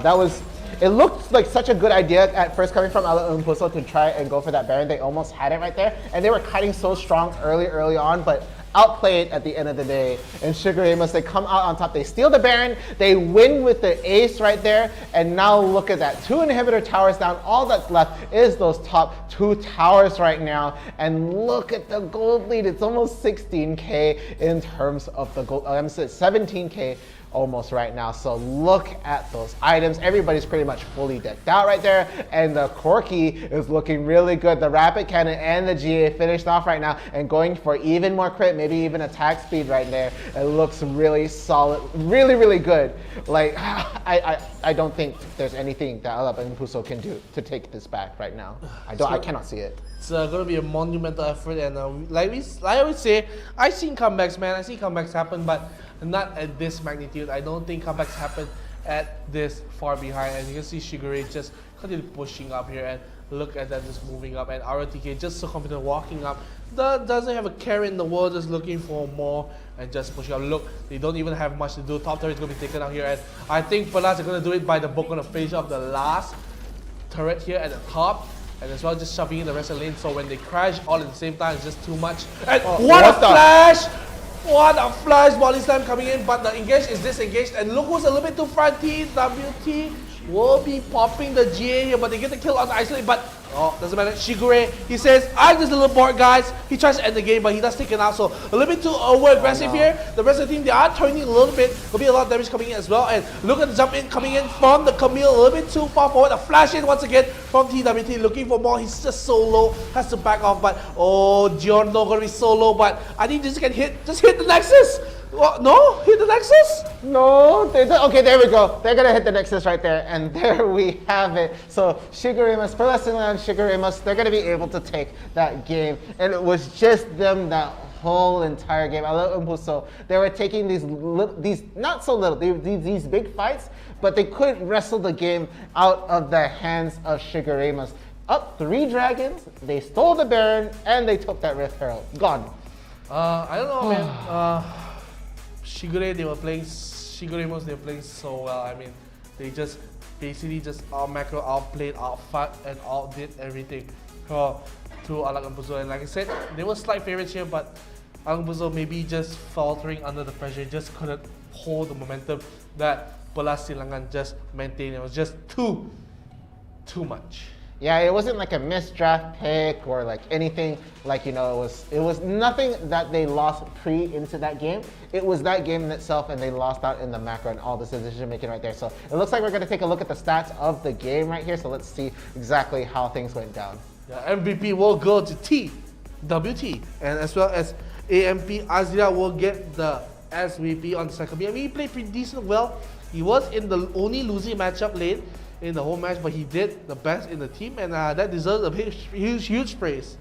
Yeah, and again, I felt like Isolate, there was a little bit of a hesitation coming in a lot of these objectives that he would have to take away. Again, two very important dragons. One completely uncontested almost. The Inferno one just slipped right underway from him. He was not anywhere to be found when that fight started up right there. So literally Isolate, you know, not me so early sort of thing. So really unfortunate right there. Of course, nobody's going to pay attention to this joke. I'm very sorry. 𝑅𝐿 going to be doing the most damage. Me so late. Me so early. Isolate. Isolate. You so early. Yeah, you so. Is that like a Jar Jar Binks thing? I feel like it's a Jar Jar Binks sort of joke level. I'm sorry for everybody in the chat. Anyway, look at the damage. Of course, 𝐒𝐮𝐬 is actually going to be doing, I think, the most by about 700 in damage, just by a small margin right there. Again, we saw him, even though he had, looks like he was getting a little bit checked out in the lane right there, but he managed to do pretty solidly overall. So really good stuff coming in from 𝐒𝐮𝐬. They're going to be sealing their slot into the top 8. Top 8 is secured.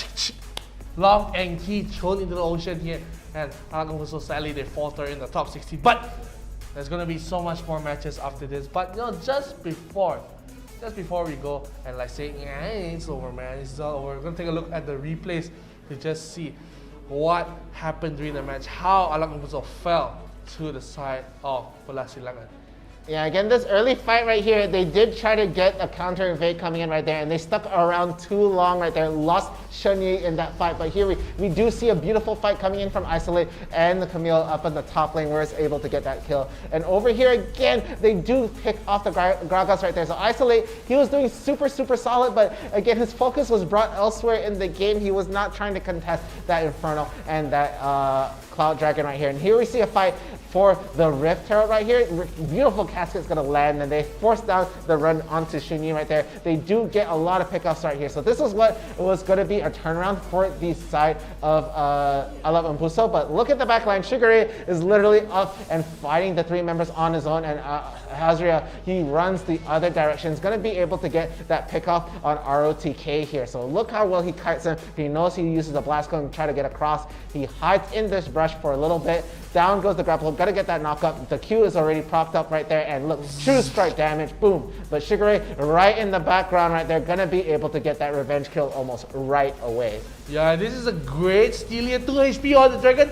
Don't worry, I got this, says Mr. Chinese. And you smite a little too early, Mr. Isolate. Won't able to get the steal, won't able to get the dragon here. And a little bit too far forward is 𝐒𝐮𝐬. Just go in to try to get the kills onto 𝐻𝐿, but 𝐻𝐿 has a lot of burst 1v1. But a little overstaying the welcome here. They just killed Camille. They look for even more. The turrets doesn't matter to the side of Pelasilangan. They're just too strong at this point. They get even more. And Isolate was the only member alive. And another fight here. They tried to engage him with the side of 𝐼𝐿, but they were just outnumbered, outgunned, and out everything here. Gets the kill on Janna, gets the kill on to Isolate, the 𝐻𝐿 as well. And they just flash in looking for more. Good disengage coming in, but 𝐿𝐻 does whiff his shockwave there, and this is a cheeky attempt coming from 𝐼𝐿. They're down 10,000 gold. Not much they can do, and honestly, they could have went for a 50-50. Look at how low this Baron gets, and 𝐿𝐻 doesn't get it. No, it was 𝑅𝐿. At the end of the day, again, they had the juggler left and alive. The GA did proc right there, but look at how well they kite. So they look like they could even try to take this fight. But look at the peel coming in from that side. They get the flank. They go around the world and back just to get that ace right there. So really good stuff for 𝐒𝐮𝐬. And we thought they could end this with that buff, but no, they play it by the book. It's like, okay, fine. We're gonna knock down the rest of the towers, and we're gonna kill all of you before we take out this Nexus. So they left it at, I think, 700 HP. So look at how much 𝐒𝐮𝐬 is actually hitting it right now. It's literally a one-man shockwave just to stop all that nonsense. They do get rid of 𝐒𝐮𝐬 right there, but 902 health on the Nexus right now. And look, it is the Camille that is a little bit too far overextended right there, and they're going to be able to pick the rest of them off, and just one guy walks up and starts hitting the Nexus right here, and it goes down almost immediately like that. A little bit more. You know, they're like, do we go in for the year? Then they're like, oh wait, it's just 700. Just pow. Oh, man. What a match, man! What a match! And really Kuala Lumpur so unlucky there, just couldn't get the momentum, couldn't get the pacing of the match right, and they just get bullied for the better half of the mid game. And there was a nice attempt on the Baron. They basically forced the 50-50 in when you're 10,000 down, forcing a 50-50 on Baron. It's a huge deal because they know that, okay, they're busy at the mountain, let me just start off this dragon, but just 𝐒𝐿𝐲 just spots him out and it was just too much to handle. And 𝑅𝐷𝐄𝐄 got that steal. That's definitely going to be in a highlight somewhere right there. It's again, we might have to just remember that for later on. But this is the second round of the Summoners Odyssey. We have so many rounds left for you. We're going to have 5 rounds in total. The 5th and final round, of course, is going to be the grand finals and a best of 3. So guys, between all these rounds, we're taking a short break and we're getting prepped for that. We're going to be taking a 5-minute break between this round and the next. So guys, I just hope you all stay in the chat and you're having a great time right now. Yeah, and we're going to see you after this break, so don't go anywhere, don't be a square, be a purple skittle. See ya. Purple skittle, you know? Circle lah.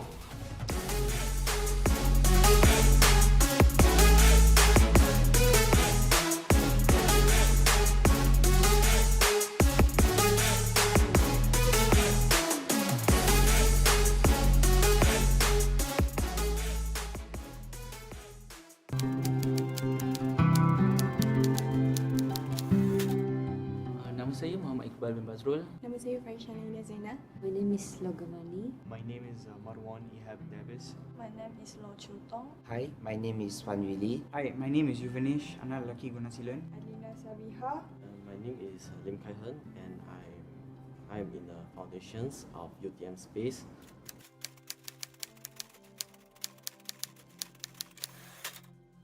My learning experience are great. I think it's good because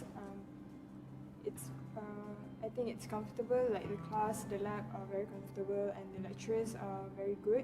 The class is very comfortable and the environment is good, the hygiene also very good for the class. Lecturers, they are quite good, very useful. They are willing to spend their own personal time to attend to your questions like after class. Because the lecturer knows that we are from secondary school, so they're willing to really spend time with us a lot.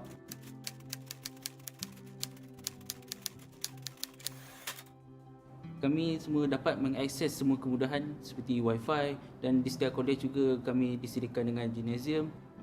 Other facilities like the library is very satisfying. Every hostel have their own basketball court and also mini mart. For the hostel is very comfortable. Every night I can sleep very easily, and the canteen also they have a lot of food, variety of food. Washing machine here is also very useful because we don't have to go out to the lobby and all that. So it only costs us 2 ringgit for washing our clothes compared to 8 ringgit outside. In UTM, we have 3 gyms and also 1 swimming pool and also badminton courts for us. So we can do some entertainment at that. We also have buses facility. If you don't have your own transportation, you can always catch up with the bus, but you have to follow the time, so it's very easy for us to go to our class.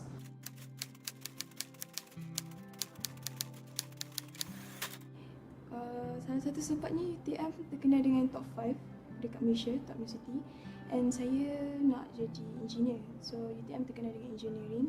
So saya memang pilih UTM sebab saya nak jadi engineer.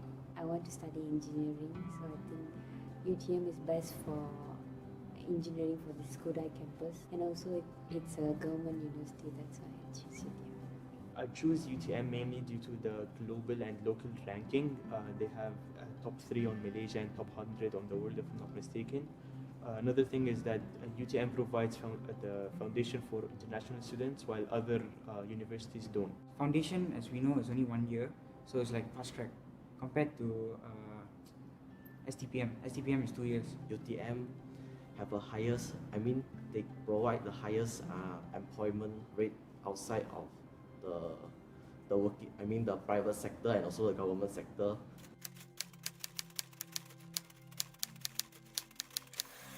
The reason why I think people should choose this program because if you compare with other university, like private university especially, the fee is very low.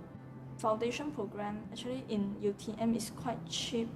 I think it's even cheaper than others university. It gives foundation, gives you good experience, exposure to university life. Anda telah diberi pendedahan awal tentang kehidupan di universiti, bagaimana sistem pembelajaran, sistem pemakaran dan sebagainya. The program provides a 50-50% credit. Well, 50% of my work depends on the final exam and 50% depends on my course marks. This is a big advantage because if you don't, you can improve your final mark by doing well during the SEM, and during the final exam you won't have much pressure to concentrate that your full mark is coming from the final exam. It also helps to the mark is also helped by the course mark during the SEM. You only need to spend 1 year in this program, then you can straight go to do it for your degree. So it's like a fast track. This program provide a great learning experience, and also it provide opportunity to enter degree program here. Here have a lot of leisure purpose places like kayaking, horse ride. It's very fun to be here.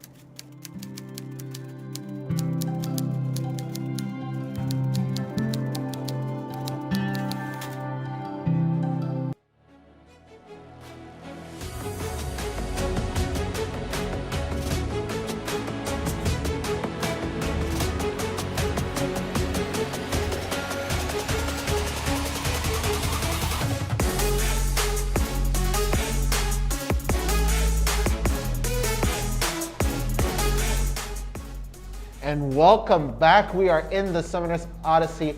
I am downright fierce. And I am the impeccable NeonFaith. And I am the impeccable NeonFaith. I'm sorry, I'm waiting for my co-commentator to say something right now. Where is he? Has anybody seen NeonFaith? Yeah, kena trolling lah, God lah. Why? This one, yeah, the back line, cause I make fun of the producers just now. Angry me, so he said, "Hey, your mic not on lah, cannot hear you. I'm in my house lah. My mic always on. In my house, the mic in my house. My mic always leave on. Nobody here. you know the song for Adam Lambert. My heart is a ghost town. My house is a ghost town.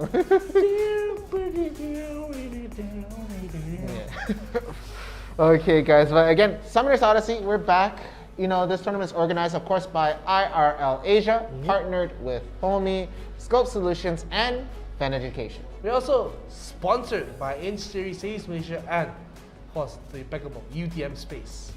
Yeah, and this tournament couldn't happen without those guys and without you guys in the chat. We recently hit about 4.ish K followers. 4.2. It's been a blast, and you guys have been so helpful in all this. And with that milestone recently reached, you know, we do want to hit that 10K mark, but we're happy that we're hitting every little mark along the way, and it means so much to us that you are doing that. So feel free to give a like and a follow if you haven't already. There's so many people out there. We have so many loyal fans in the chat who do give a lot of the support, and even a lot of these teams, you know, a lot of the managers do follow and talk with us in the chat, and it's always great to watch and just see how you guys react to a lot of these games.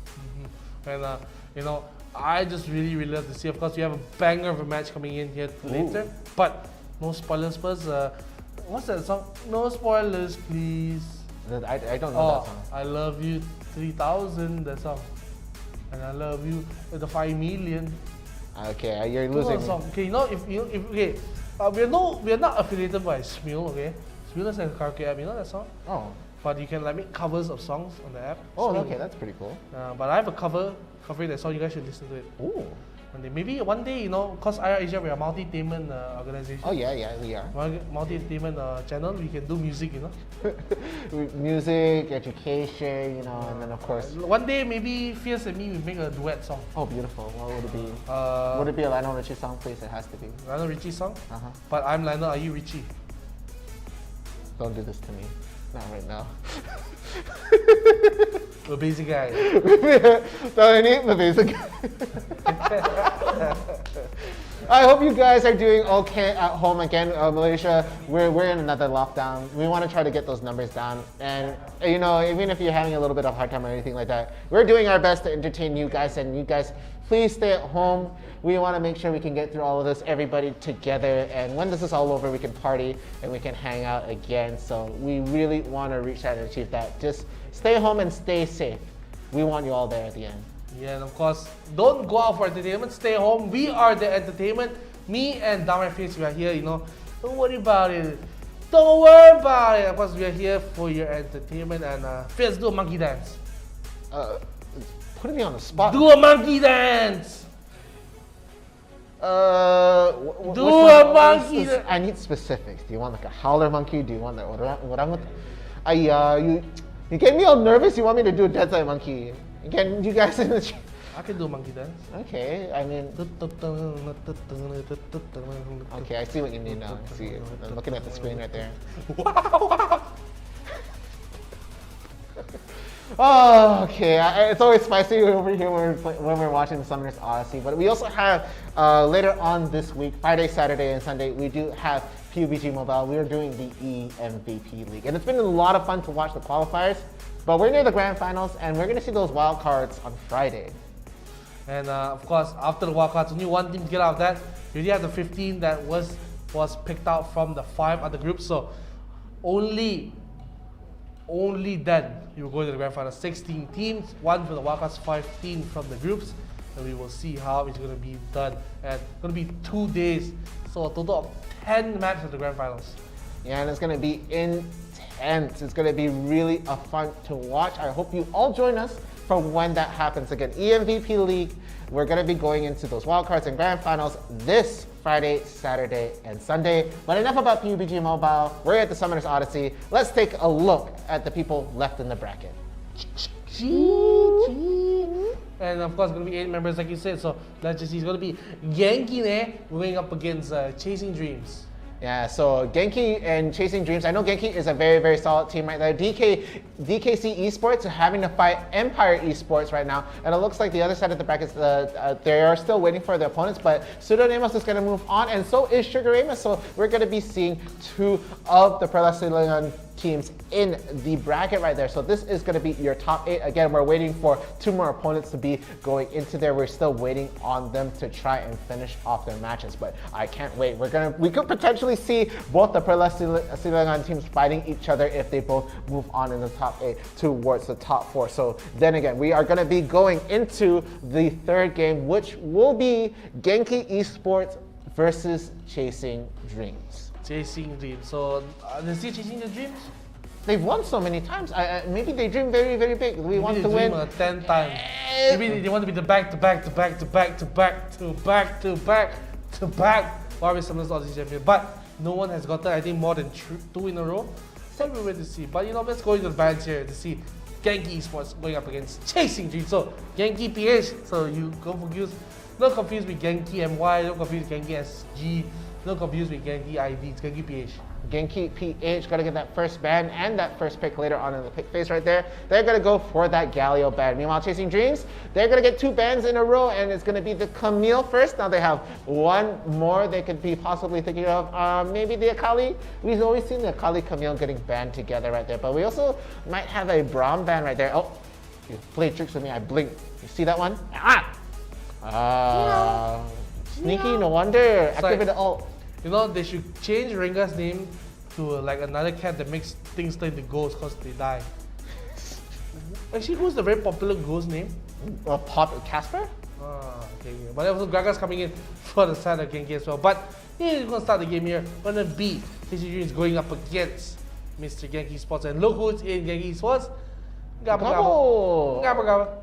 Yeah, okay, I've been wondering where he was. A lot of people do love Gabba, and we've seen a lot of support coming in from him in the chat right there. But Chasing Dreams, they're going to get those 2 picks right now. So no 𝐶𝐚𝐿, no 𝐿𝐴𝐻. They're going to be figuring out maybe another comp. They might want to lock in their ADCs right now, but no, it looks like 𝐿𝐴𝐻 is going to pick out that Garen right there and going to be securing the Braum pick for the side of Chasing Dreams. Yep, Chasing Dreams get the Braum and the Garen Diana picked up here. So I'm surprised 𝐿𝐴𝐻's not picked up yet for either team. Maybe not going for the 𝐿𝐴𝐻 here for the side Chasing Dreams. Maybe not favoring the matchup. or just holding back. Maybe you have something like Ari or Oriana, but looks like 𝐿𝐿 and 𝐿𝐼𝐍 should be very good picks here for Genki Esports. They should lock in. I don't think anyone else is stronger in the jungler right now other than Rengar, so 𝐿𝐿 will be a good substitute for that. Diana as well. Basically one of the top mid laners here. 𝐿𝐼𝐍 is the number 1 ADC. So pretty decent for Chasing Dreams, and they're looking for a poke come now with the Ziggs and Ezreal lock in, especially with the Garen front line.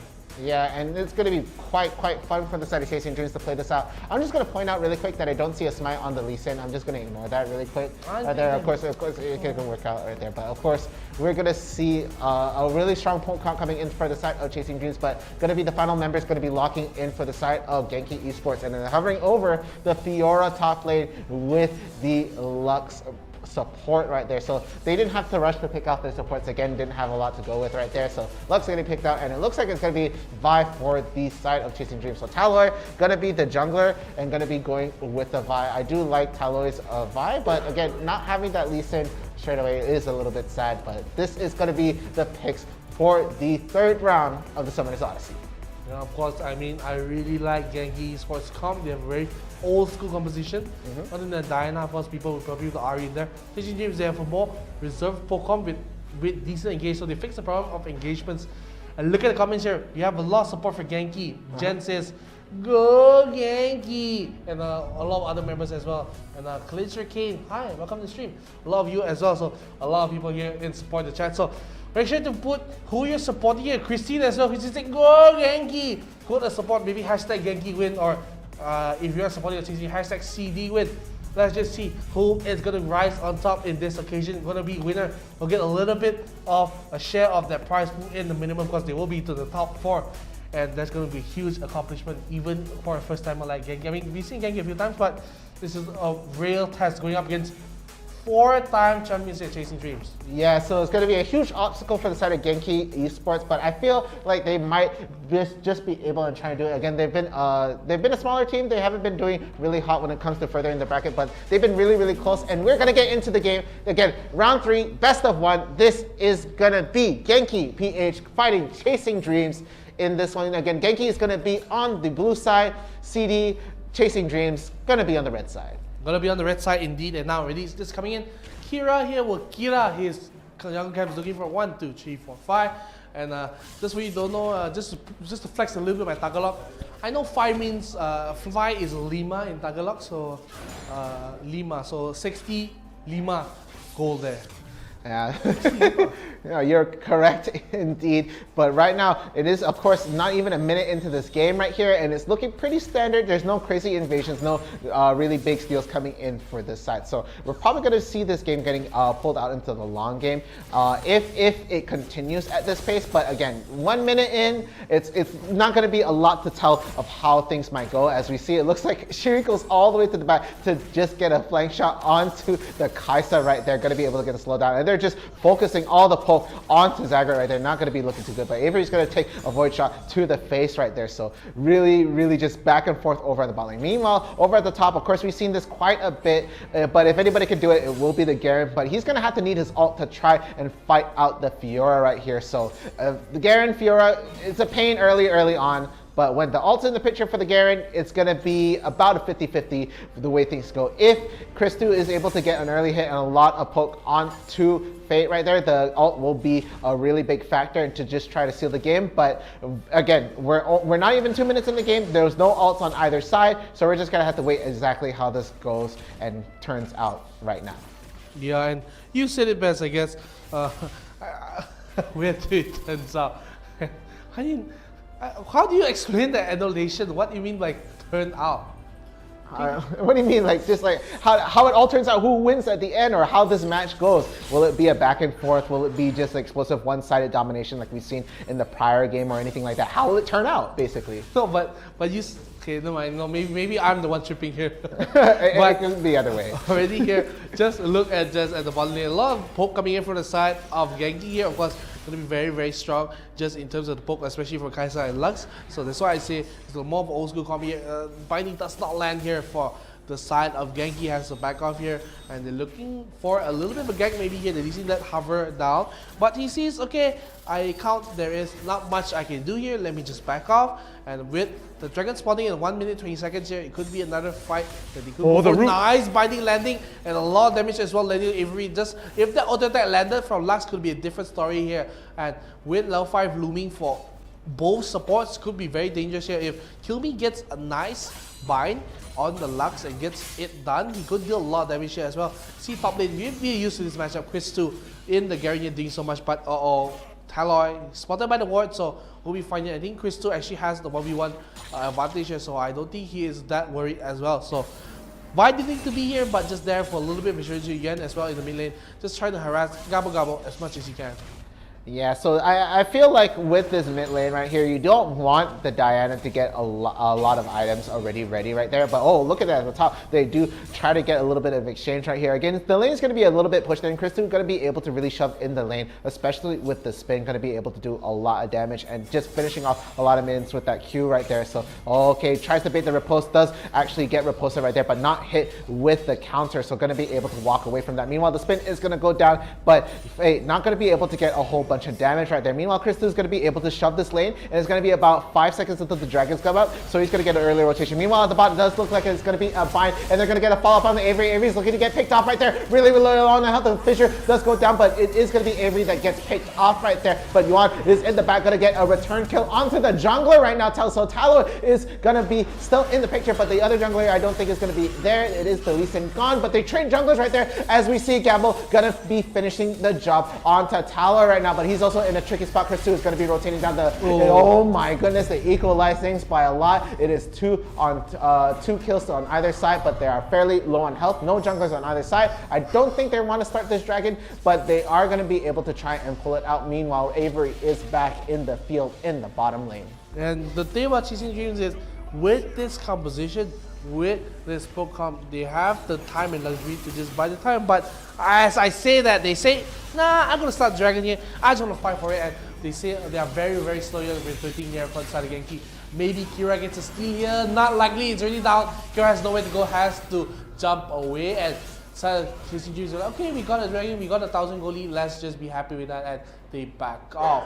And well done, actually. And you can see the lanes are now rotating towards the top side because Rift Herald is going to spawn in about 50 seconds. So they say, let me go up there. Let me go and get priority in the top lane because that's where the Rift Herald is going to spawn. And you can see already both solo laners have swapped lanes. Baron gonna be, Gary gonna be at the bottom as well, just harassing a little bit on the Fate at the same time.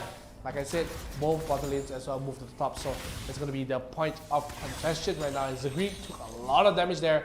Gotta be careful, especially against Avery. But I thought Kira was going to go for a gank here, but he does not walk up here. Daily dodges the inside. Look at the damage in 𝐿𝐴. What a nice combo, and even more. But Avery walked into Fate. Kira kicks him back into the Lux. A double binding, but the microphone bomb lands as well. And oh my goodness, Shiri was not able to find more. But what a combo coming! Kick the Kaisa into the Lux. Lux lands a double binding into the ulti, into everything, and they just blow her up. Well done from the side of Genki so far.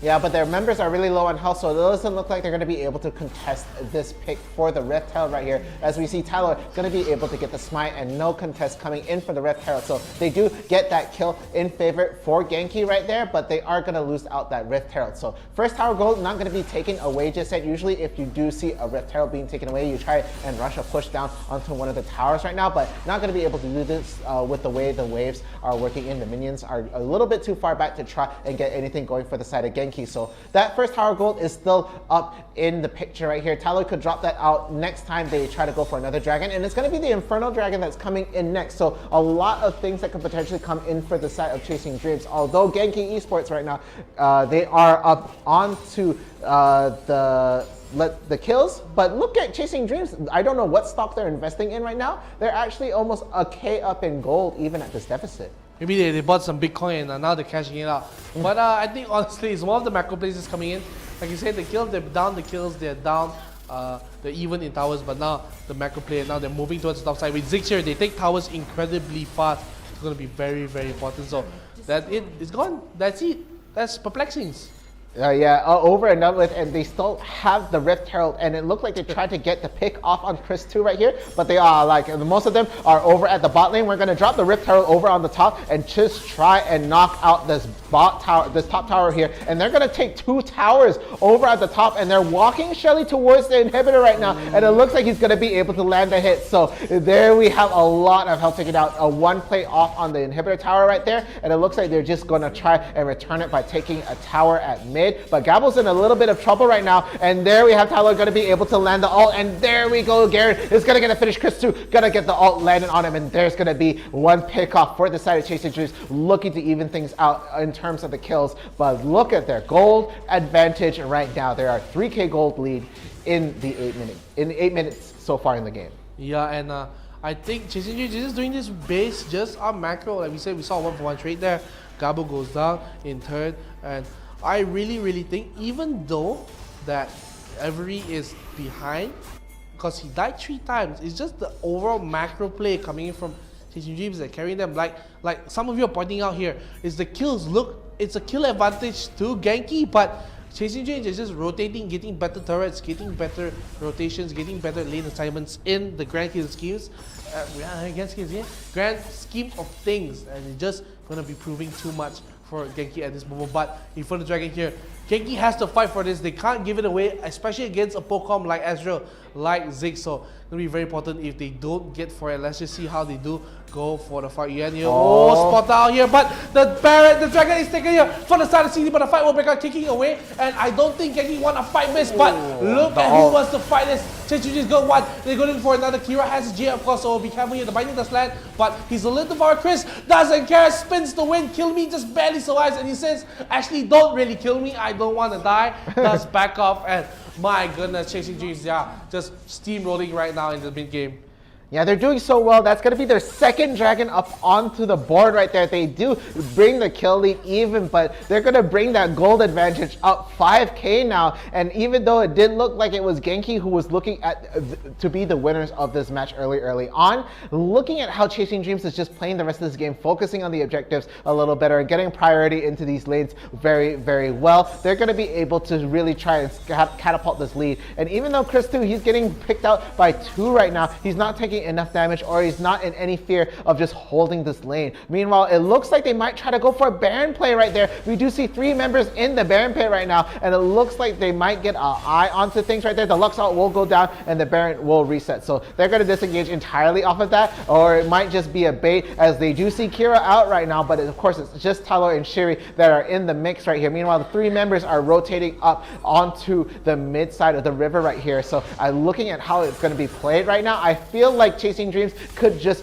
really kite all of them really well in baiting the objectives. But they engage with the Vi ult is going to land. The combo coming in from 𝐶𝐻2 with the silence straight up followed by the ult is going to get another clean assassination, and they take out Kill Me right there. So they are down a support, and they're going to be able to hold this. 𝐿𝐵𝐲's taking so low health, going to get hit with the connection Fisher. The ult will go down for Ziggs. The flash has to be used right now, and they're not going to even focus on the Baron. They look like they want to get a kill, but 𝐶𝐻2 is on his own. He actually is not with the rest of the team. The ult does go down for Fiora, but look at them. They're actually going all out on this Baron. The rest of the team is forming up, but no, the smite will go down. They will be able to recall. Tyler is so low, and he'll be able to get recall just in time. Just in front of them, and hey, you can't hit me, and just vanishes away. So there, ultimately, CD is going to come out on top. Chasing Dreams looking so good right now. Yeah, and look at Taloy. He was so confident. He sat in the Baron pit and says, "What you gonna do?"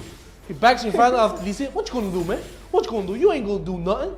And he just backs away, just says, "I'm not afraid of you." And now they just have a monumental lead here, about 6,000 going in, and it's not just about the goal, it's about what they have in the back pocket. They have the Inferno, they have the Cloud, the 2 strongest dragon, and Chris being a nuisance once again. We used to this. Chris walking into 3 different people, just dodging, walking away, and says, "Okay, is that all you got?" In the meantime, the team at the bottom side just took another turret and probably looking for another Yuan. By himself will probably take the turret and just home. My God, look at the damage in the turret. 3, 2, 1, good night, bye bye, and Vanish. And actually getting a little bit of info in the chat right now coming in from Rafi Miranda. IRL ASIA, 𝐿𝐵𝐲 and 𝐸1 are brothers. 𝐸1 is a year younger. So 𝐸1, of course, in the side of Chasing Dream, and 𝐿𝐵𝐲 is actually on the side for Genki right here. So brother versus brother right now. in this match right here, and it looks like the older brother's having a little bit of issue fighting the younger one right now. And there's just something about Chris too. He's too tanky. That's probably why the 2 is there right now. He's just too much for the other team to handle, walking into 3 people, walking in front of a turret, and not flinching a little bit. So really, really funny coming in from that side, but it really looks like Chasing Dreams are gonna end this game. It looked like they're very, very strong. The turret gone already. Looking for the bottom one as well. And the 𝐒𝐮𝐸 is going to be so strong. And you know, as we said, sibling rivalry is a strong thing here. The younger brother here, the Uchiha and the Sasuke, the Itachi all. Sasuke grow up already. Learn it ultimate as well. Burning the GA of Kira. Has to count how many more GAs he has. And this is going to be very meditative. Oh, going in, Yuan, the younger brother of the side of... Oh, good night. Just straight Lunar Rush die. You know, befitting 𝐒𝐬𝐿 killed you now. But you know, beggars can't be choosers, you know. You killed my brother! Come on! Of course, they're going to be trying to retaliate right now. Tyler looks like he might try to get a jump in. Chris, too, doesn't care. He's going to try to go in, but the root goes on Tyler. But the great peel coming in from Shuri is going to be able to protect him. The moonfall does land on 3, but going to be kicked apart. Tyler will get the GA apart right now. Meanwhile, Chris, too, is guiding the other members towards the other side. They're going to get picked off. 2 sides here. The Fiora does go down, and it does look like Avery is going to be looking to get another pick out. Tyler is going to be still alive with that GA, and he's like, Gabo, no, thank you. I don't want to whip to that. The base, look at the base. Oh my goodness, look at the base. The minions are hitting the base. The minions are hitting the base. The TP coming. Look what's TP. Yes! He says, I don't care. He's in the back. He chose the Mega Death Bomb and he says, I'll be ending this game, folks. 𝐒𝐻, you watch as I take the game. Still 100 HP left on the vault. It's going to be over. Yan says, thank you very much. I will take the win and deposit straight into the younger brother win column. Yeah. There's definitely that spot on the fridge, you know, that whiteboard right there. You want one more right there for you on right there. So Chasing Dreams coming out on top right there. They did really, really well. They had really good command of the macro right there, even though Genki did have the jump on the early part for the kill. So really neck and neck early on, followed by just really good outplay coming in for the side of Chasing Dreams. This is how it looks like. So Flatline followed by Mountain. Really, I think in this case, this is a red team, so a flatline followed by a landslide. Landslide. Is that a song? Yeah. Sing a bit. Okay, it's took my love and I took it down. But I go to the stats right now. Okay, let's take a look at the stats. Of course, this is the 3rd round right here. Chris 2, you can't give him the Garen, man. He's gonna come out MVP yet again. I don't know how he does it. He's so tanky, bro. Yeah, man. I'm the Garen, man. I'm pretty good. And of course, Gabo is going to get that SVP on that side again. He did do a lot of damage. He was able to land some decent moonfalls, but not going to be able to sustain and survive with the rest of the fight. So Yuan going to be looking pretty happy. 𝐒𝐬𝐿, you know, being the older brother, is like, will he surpass me or anything like that? Or maybe he's going to get a noogie or just like bullied a little bit later on in his house. So we're just going to have to see. We won't be able to see that. That's going to be a little bit of sibling rivalry in the background right there. So looking at the damage, of course, Yuan is going to be the one doing the most, followed closely by Avery. But look at Chris too. All the spinnings, it all added up and fit close to 16K on the board right there. So really solid stuff coming in from the side of Chasing Dreams.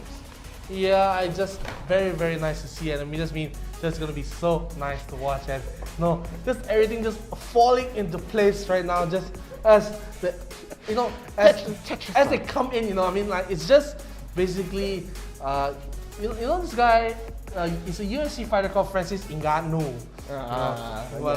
It's gonna be just so nice. I mean, when in doubt, sheesh.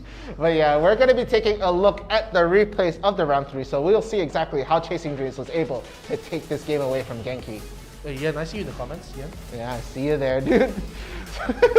And look at that, they're going to be able to get the pickups right here. Again, Genki did have a really good lead. Tyler does try to go in and get the ult right here. And this was such a back and forth, but Genki ultimately comes out on top. Look at Gabo, he's hiding. He is going to get scanned out right there. The moonfall does land onto Tyler. He's able to get the Lunar Rush onto one, but he has the flashback out since he did use it without the moonlight right there. He does get stunned up. The rest of the team is trying to pick him off. They do end up getting the pick onto Gabo right there. So it's 2-2 really early on, and that was a beautiful play, kicking into the Lux to get get that double root right there, and Shiri can't do anything but stand in awe of that fight right there. Meanwhile, Chris 2 just being complete nuisance. How are going to be following up and the ult just to finish things off. And that was just the flavor of the combo that just came in from the side of Chasing Dreams. Yeah, they just do so well. I mean, just at the side, they're just very close to the jewels there, but this will be fine. Look at how close Chris walks up, spins the wins, almost gets the Lux as well.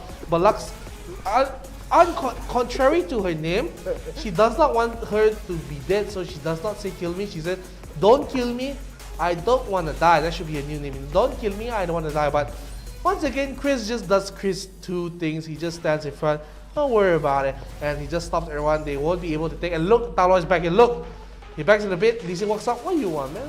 Sorry, 𝐒𝐿𝐴 walks up. What do you want, man? What do you want? And Yen here tries to dodge out, but to jump back in. And 𝐒𝐿𝐴 actually tries. He said, "That's my kill, man." He presses it, but he doesn't get the kill. And 𝐒𝐿𝐴 tries to kill his old brother. But same time, we know Yen. They try to go for the fight. The moonfall is nice coming in, but it's just not enough. They don't have the damage. They get the GA from Taloy, but that's about it. In the back, I can see 𝐒𝐿𝐴 goes in. Doesn't have the damage to finish off the Braum as well. Okay, die. Braum almost dies to the Grom. Yeah. And he says, okay, sayonara, my friend. Thank you very much. And he was just so close. And I mean, he just played very, very well. And Taloy does trying to get his fancy boots on. He will eventually fall. But look who is here. I mean, Chris did miss his ultimate. But just look at who is in the back. Yen says, what's happening right now? I'm ending the games right now. You know, and he says, goodbye, everybody, good night. And go to sleep. Go to sleep. Chasing Dreams. Go to sleep, little 𝐒𝐿𝐴. Yen says go to sleep. And that was the third round of the Summoner Odyssey. That means we're gonna have teams ready for the semi-finals. 4 teams are left now. We're just waiting for that to happen. But again, we've said between every round we're taking a short break. But that I'm foggy. Calm down, buddy. We're just talking a little bit more. I'm foggy. Okay, but what teams do you expect into the semi-finals right now? Who do you think is up there right now? I don't know. It's one of the Pelas Sri Lankan teams. Yeah. But I'm foggy. Do you know what foggy means in Tagalog? No. Handsome. Oh. Serious. I like somebody said to me, "Hey man, you're foggy." I'm like, isn't that like poggers? You know, like poggers. Yeah. Foggy means handsome in Tagalog. I could be wrong. Filipinos in the chat, let me know, is Poggies really handsome? I'll be so scared if it's a swear word, but I'm pretty sure it's not. I googled it. Okay. But I'm pretty sure Poggy means handsome, but please don't troll me, guys. But of course, we are going to go into a very short break. Don't go anywhere. We'll be back here with the semi-finals. And ladies and gentlemen, we love you very much here at IRL Asia, and we'll see you right after this break. Bye-bye.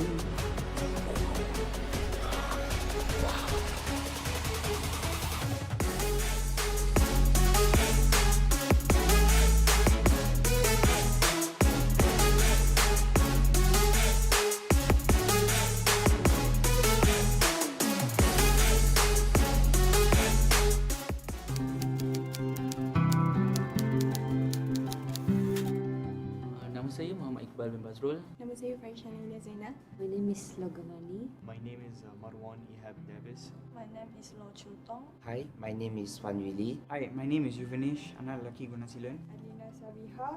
My name is Lim Kai Hen, and I am in the foundations of UTM Space.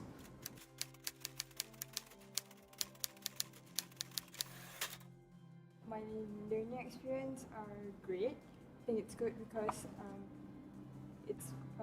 I think it's comfortable. Like the class, the lab are very comfortable, and the lecturers are very good. The class is very comfortable, and the environment is good. The hygiene also very good for the class. Lecturers, they are quite good, very useful. They are willing to spend their own personal time to attend to your questions like after class.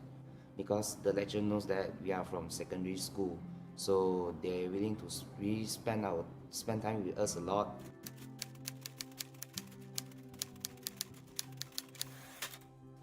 Kami semua dapat mengakses semua kemudahan seperti Wi-Fi, dan di setiap college juga kami disediakan dengan gymnasium. Other facilities like the library is very satisfying. Every hostel have their own basketball court and also mini mart. For the hostel is very comfortable. Every night I can sleep very easily, and the canteen also, they have a lot of food, variety of food. And washing machine here is also very useful because we don't have to go out to the lobby and all that. So it only costs us 2 ringgit for washing our clothes compared to 8 ringgit outside. In UTM, we have 3 gyms and also 1 swimming pool and also badminton courts for us. So we can do some entertainment at there. We also have buses facility. If you don't have your own transportation, you can always catch up with the bus, but you have to follow the time. So it's very easy for us to go to our class.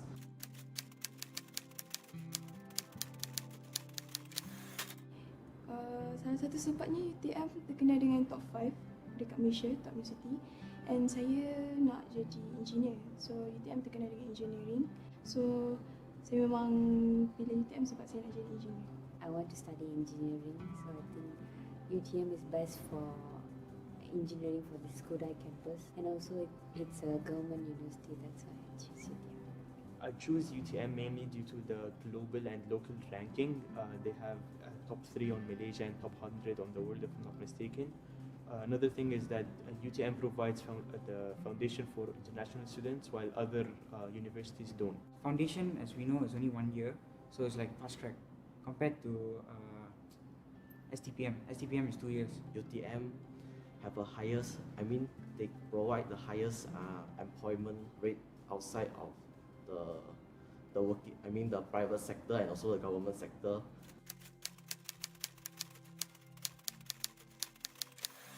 The reason why I think people should choose this program because if you compare with other university, like private university especially, the fee is very low. Foundation program actually in UTM is quite cheap. I think it's even cheaper than others university. Foundation gives you good experience, exposure to university life. Anda telah diberi pendedahan awal tentang kehidupan di universiti, bagaimana sistem pembelajaran, sistem pemakahan dan sebagainya. The program provides a 50-50% credit, where 50% of my work depends on the final exam and 50% depends on my course marks.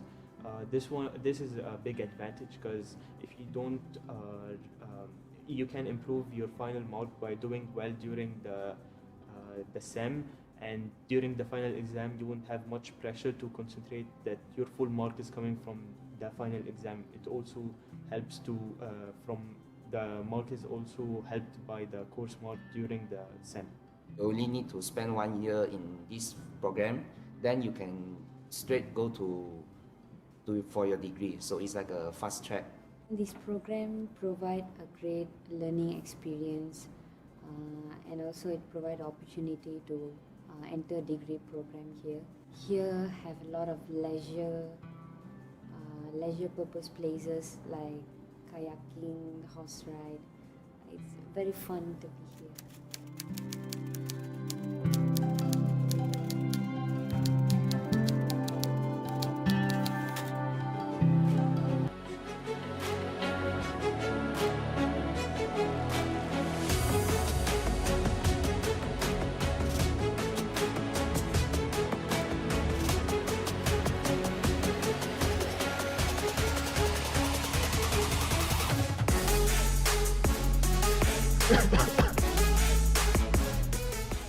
We're back with Warwick's Hopeless Odyssey. My name is NeonFaith.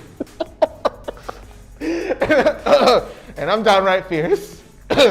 Sorry, let me see my name. And I'm downright fierce. Sorry, kena clap. It's a berbeza gaya. This Hopeless Odyssey, berbeza gaya. This Hopeless Odyssey, berbeza gaya, for sure. Of course, this tournament is organized by IRL ASIA. We are also partnered with HOME, SKOB Solutions, and Fent Education. Not to mention, we're also sponsored by Inch Theory, UTM Space, and last but not least, 𝐒𝐿𝐲𝐬𝐿 Malaysia. Thanks to all of our sponsors and partners that we can run this event. So we are back with the semi-final stage, man. We're going to be an amazing matchup here because 4 teams left. A lot to fight over in this big event, and I'm excited to see what's in store for us. And honestly, this is going to be a doozy, ladies and gentlemen. Yeah, of course, we just came off from the top 8 into the semifinals with a bit of sibling rivalry again. Members from Genki also had, there was an older brother in Genki, little brother in the side for Chasing Dreams, and of course Chasing Dreams came out on top. Yuan, I did see you in the chat saying thank you for the ice cream. I assume that's talking to the older brother right there, of course, Agrid, in that side. So again, guys, like it was a lot of fun. I hope our next matches are gonna be like that. And just if you guys are wondering, I just looked at the screen from my other commentator right there. He's like imaginary punching me right there. We're not sitting next to each other. We're trying to keep some social distance. It's another lockdown here into Malaysia. We want to keep these numbers low. And I hope all of you at home are staying safe and being responsible. And we want to get through this, all of us together.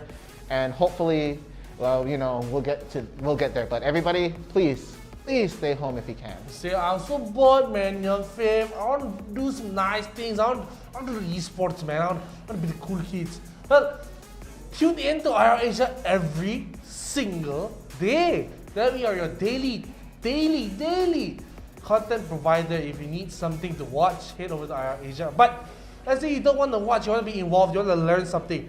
When you head over to IRL Asia Academy, you can learn how to be a better player. Maybe you don't want to play. I don't play, man. I'm tired. I'm too old. I don't have the reflexes to play anymore. You want to maybe do something related to esports. You want to be a producer, an executive producer also can. You want to be a graphic designer and helping out with esports, you also can. So head over to IRL Asia Academy and where the best learn from the best, you know? Yeah. That's not the motto. I think they should adopt their motto.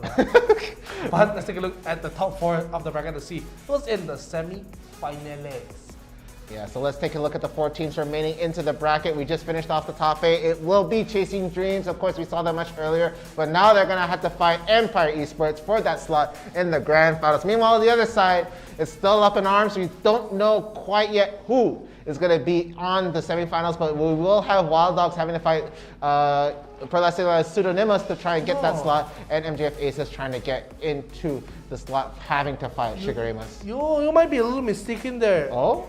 It's actually, we had a earlier rivalry between Genki and Chasing Dreams. Sibling rivalry. Alright, they're going to have another sibling rivalry against TBD, and TBD, they're going to go up again. Nah, I'm just joking, guys. Yeah. I think you were putting me through the loop right there. It's just like something I'm not catching up. That's where we had the baboos. That's where we 2 or 4 the lockdown. This shit the glue. Who put this stuff together? I'm the glue. But there we have it. So we're still waiting on to the other side of the semifinals, but we do see 2 members. We're going to be seeing them really soon. Of course, it's going to be Empire Esports versus Chasing Dreams. Yes. That's going to be the match we're watching. I didn't say anything. I just looked at you. It's just I had a feeling, you know, you looked at the side of me virtually, and I was just like, okay, look at me, like, yes, we're doing this now. Yes. The basic guy. But of course, we're gonna go wait for the match to start. And you know, Chasing Dreams, they just got off a wonderful match earlier. Wonderful. Wunderbar. Steal my joke again. No, you said wonderful. I said wonderful. Wunderbar. Isn't that a root beer? Is that a root beer? A sarsaparilla. That is also sort of root beer. What is sarsaparilla actually? I have no clue. Is it sarsaparillas? Sassy gorillas. Oh.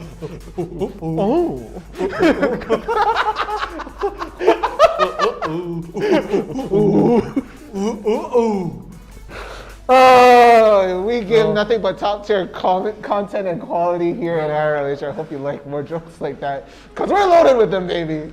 We got it. No, sometimes I think you're a born comedian now, right, Fierce? Not as much as you are, NeonFaith. No, I was about to say...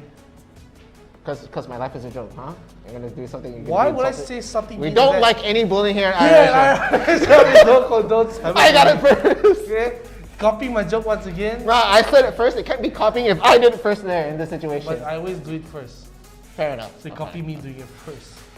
Well, we're waiting for Chasing Dreams and the side of the game to start against the Wondrous and the mysterious Empire Esports. So they really far in the bracket. So let's just see how they're going to perform against multiple time champion, 4-time champion Chasing Dreams. They are winning the 4 times. 4 times, and not in a row. They win, they take it easy, sleep, you know, miss out a day, come back, I want that victory. It's time to go to bans, man. Yeah, Not for you, man. Huh? Time to go to bans. Oh, there we go, the bans. So Chasing Dreams is actually going to be on the blue side. First ban and first pick. Meanwhile, Empire, they're going to get 2 bans and 2 picks. Dyna banned out already by CGN. I gotta say, I like Empire Esports logo. Very simple, straight to the point. But you know, I gotta say, I've seen better logos. Something like a mask where the name got the U and R, then in between the R there got the lighting in between. I think that's a better logo. But I really like Empire Esports logo. But let's just see what is the bands coming in for Empire Esports. They will ban out the 𝐒𝐿𝐲. And I feel like every time the 𝐒𝐿𝐲 is going to be banned out, the 𝐒𝐲 is shortly to follow right there. So we're just going to have to see exactly how Empire Esports, they're going to go for their last ban. So, usual combo. They don't like the 𝐒𝐿𝐲, confirmed they also don't like the 𝐒𝐲. Yeah, so those 2 banned out right away, but their last ban coming in for the side of Chasing Dreams, they still have 1 more. Rengar. Every time with this one. I saw. Rengar got ultimate, can invi. There you go. I forgot what he says when he goes invisible. I can't remember either. Like, hunt. Yeah, that hunting. Creepy, spooky skeletons. But of course, you know, when Rengar banned out, that means not a lot of assassination, especially with Dyna as well. So not a lot of backline access, but they leave picks like Lee Sin, Ziggs, Braum, �𝐲𝐬, maybe you can say Kai'Sa as well. So still a lot of options here. Not to say the worst or best bans here, just what they want to ban. But Chasing Dreams here, they're gonna start the ban here. Let's just see. Shiri, what would he ban here? You mean pick here? Yeah, no, you banned the 𝐿𝐲 for enemy team because he picked it. I feel like you were setting up for that joke for quite a bit and you got me there. You got me. But it looks like Empire, they're going to be picking out that Garen first pick. They do like to go with a Garen, but Ziggs is still up on the board, hovering over it right now. Might try to go for it, but a lot of pools for the mid lane to be up in arm. But again, he doesn't have to really pick the mid lane. He is going to pick out instead the 𝐿𝐲𝐻. So that could be ADC, unless they want to try to go double AD.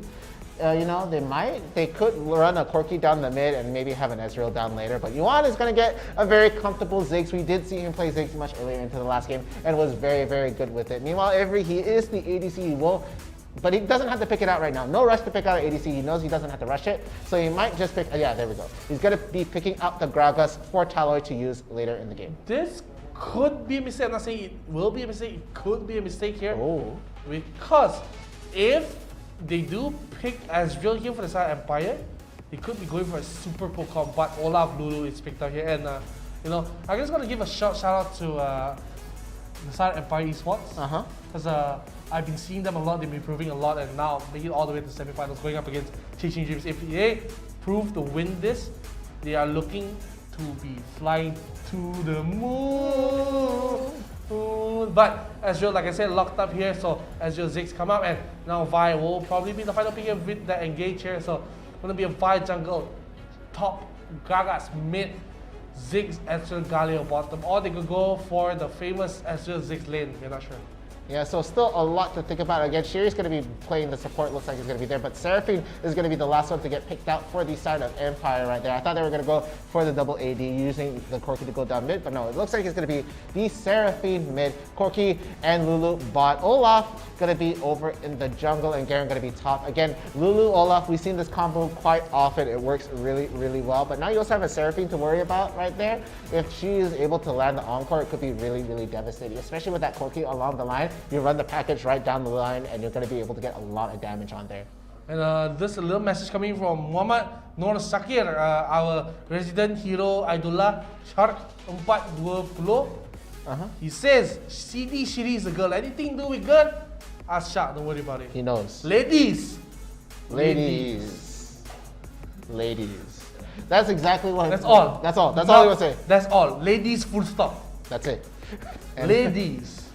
But again, guys, this is gonna be the semifinals. It's still a best of one. Grand finals will be a best of three, but we're gonna have to get through this round and see exactly who's gonna be coming out on top. So again, Chasing Dreams, they've been winning this multiple times, but Empire, they've been doing really solid in the bracket. And I think this is one of the furthest places that I've seen them. I don't think I've seen them in the grand finals at all, so I really hope they can take it to the grand finals. But talking about which, we are going to be going into the game. So this is the semifinals. On the blue side, we do have Chasing Dreams, and on the red side, we have Empire Esports. Empire Esports. You got the joke? Yeah, I did. I get that. You got the joke. Empire Strikes Back, you know? But that's only if they do a reverse sweep. Yeah, if they do a reverse sweep or, Or a comeback. Or they won before and then they lost and now they come back again. But this is like the farthest I've seen Empire so far. So would this be Empire back at you? Empire... Return of the Empire. Ah, okay. That does make sense in terms of titles right there. So here we are in the semifinals right now. It is pretty standard stuff coming in right here. The supports are just gonna battle for vision right now. Sherry is just trying to get the taunt just to make sure Lulu doesn't walk in right now. So pretty balanced out right here. I feel like though the Olaf is gonna be a pretty big factor in a lot of this, especially if he does get the comp together with the Lulu ult right now, because you're gonna have to worry about trying to lock him down again. Unstoppable, not gonna be really stunned up or anything like that. The Vi ults on top of him while he has his ult going on or anything like that, it's not going to work out too well in that favor. So definitely going to be trying to lock out maybe the Olaf first. If they get a pick off right there, it could be really, really good. But you do have other dangerous members in the mix for the side of Empire Esports. Yeah, Empire Esports, you know, they are playing very, very safe. But actually, they got a very, very sizable lead already just from the farming in lane. So they do have a small one in terms just 1 minute in lane, no kills whatsoever. So I think it's attributing to the bottom lane. You'll probably see the go even up after they cleared the bottom side of this humongous wave here. But Avery getting poked out here. Shiri just trying to go in with a little bit of thought here, but this punish here will be a lot of disengage coming from the Corki and the Lulu. So Lulu blew that well. Corki as well, going to be a lot of poking. So I think this is actually a very favorable lane. Look at the minions here stuck here, and Shiri taking a lot of damage. Shiri gotta be careful here, and look at them. They bring in the Olaf as well. They're preparing to go in, and a little bit too ambitious here for Georgie, but the shields will come in and the Olaf will get the kill here. Will be taken out very, very low. But I don't think Avery will try to go for the kill, but it's going to be a first blood coming for Empire, and this is humongous coming in. Yeah, so looking really, really strong right there. 2 minutes into the game, right, they're going to get that early pick off onto the bot lane right now. So getting a lot of momentum coming in from there. And I feel like the bot lane, again, will decide a lot of things along with this Olaf. And the Olaf there was able to get that kill. So he's going to be able to finish up his items maybe a little bit quicker. Going to be able to get that fight for this first dragon coming up. And of course, it's going to be the Cloud Dragon, so the winningest dragon. But 2 minutes in, we're only going to be seeing that around the 4-minute mark. Meanwhile, it looks at the top lane right here. Chris2, of course, he does know how to play with the Garen quite a bit, does know how to fight that right there. So Chris2, probably not too worried about trying to fight off the Garen using the Gragas.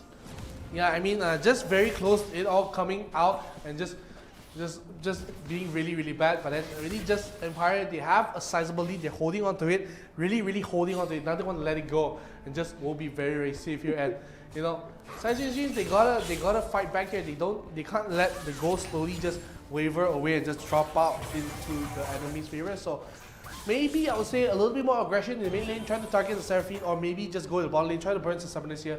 It doesn't necessarily mean a gank doesn't work if you don't get a kill. It's more of what do you burn, what resources do you burn. If you burn a flash next time, they don't have the flash, do you get the kill? Yes, so just keep looking for the ganks here. And whoa! Good night, Yan! You hear him snoring and sleeping there, and my goodness, what a play, what a root, what a kill onto Yen, and he just had no time to reply and he died. Yeah, just fantastic stuff coming in right there. Of course, we saw the Olaf really just continue to walk in and just unafraid, gonna be able to get that pick off right there, together with the help of Seraphine with Kairos right now. And so it looks like, again, I feel like Empire, they could really just keep this momentum right here, but it is going to be Chasing Dreams that is going to get a head start on the Dragon right now. But look, the knockup does land onto 2. They are going to be able to get the taunt. The bomb will only land onto 1 right now, but the Galley ult is coming down, going to be getting the knock lock up onto another 2 right there. Talon is super low on health. The dragon does go to the side of Chasing Dreams, but everybody's so low they get the pick up on the Garen right there, and they're going to be picking off even more. So it looks like they are trying to equalize things out, but Empire is going to be able to take one more kill with them. So they still have the kill lead, but they lost the dragon in that fight and lost 2 members of the team overall though. So Chasing Dreams, they're not completely down and out of it. They can try and take that back. They do need more fights just like that, and hopefully we get to see a little bit of them, but it's going to be a back and forth between these 2 good teams. Very well done. And you know, I still think Empire, they did hold a slight edge even though they did lose a 2-on-1 trade there. So I still favor them because the late game, when they have the Seraphine, Lulu, Olaf combo up and running, especially with Karki in the backline as well, it's very, very deadly. It's like something that, honestly, this seems like something in where Malaysian teams will like to pull out because they like to go for the run and gun style. They like to have a ball clumping up, just running in for the fights. And it is effective later when we fight for dragons or Rift Heralds, but you can see already that first dragon fight didn't go in favor of Empire at all. And CD, of course, they did manage to do that at the same time. Just Maggie, yeah, I don't want to call his name, but looking for a gag here, but doesn't find it. But Maggie here just power farming in the jungle. You can see he's just looking for more. And Budget Core JJ doing a pretty good job as well, and just doing overall good job.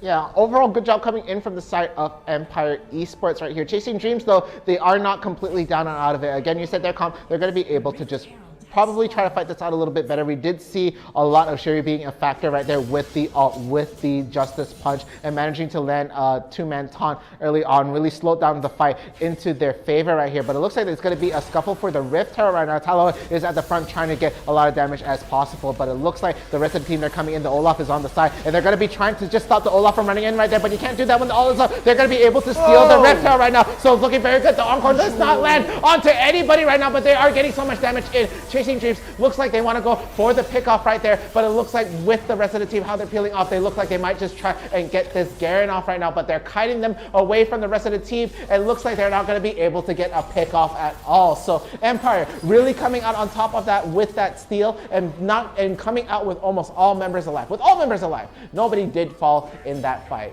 right there. So really solid stuff coming in from Empire Esports. Empire Esports, you know, just getting the nice steal and just get away. You know, don't have to worry too much about anything to do so. And it was a very close fight. If the anchor landed, maybe we see a different fight, but it was just not enough. Just CD was not able to hold it on, and they were just able to just have it into themselves. And I just mean Empire, they were just I would say lucky is the word. I mean, it's not the best word to use, but very lucky to get the steal because it was down to 200 HP and only that Maggie smited, so could be done better here.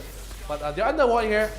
They are in a little bit trouble. Shiri just got the taunt, but it's not. Look at the damage here. They don't even get a touch on the death door.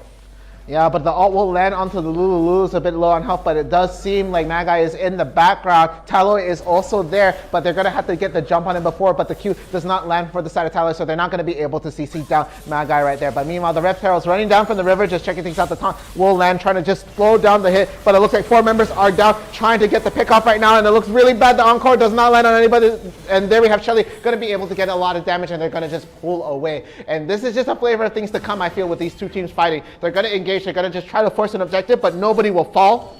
They're going to handshake with ults from either side, but I don't think we're going to see really, really big fights and catastrophic kills coming in from either side after that dragon fight we saw from Chasing Dreams right there. So I think they're going to be slowing down this game pace quite a bit. The Mountain Dragon is up right now, but looks like it is going to be Empire who does get the head start on things right now.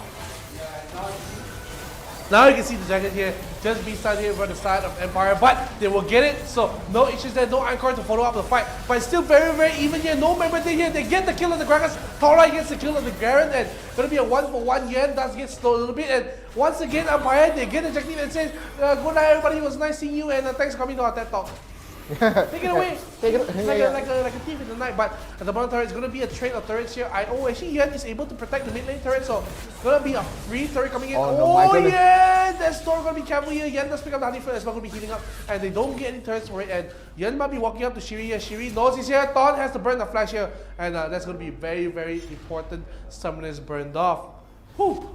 Yeah, so no summoners for the side of Destiny. They're not going to be able to get that on the 𝐿𝐴𝐿𝐼 right there. He does not have either summoner spell already for the next couple of fights right there. So has to really think about how he's going to use the rest of his abilities right now. So looking at it, it looks like the focus might go onto the top right there. We do see Chasing Dreams is going to ping that top tower, might try to focus that down. We did see the Rift Tower was able to take a lot of the health from the bottom tower right there, and the split push coming in from the Garen might try to get that tower, but it looks like 4 members for the side of Chasing Dreams are rotating up to the top tower to try and take it away from them, but the engage is coming in right now. It looks like they are trying to just poke a little bit, but they won't be able to protect the tower as it does fall down almost immediately with the help of Yawn.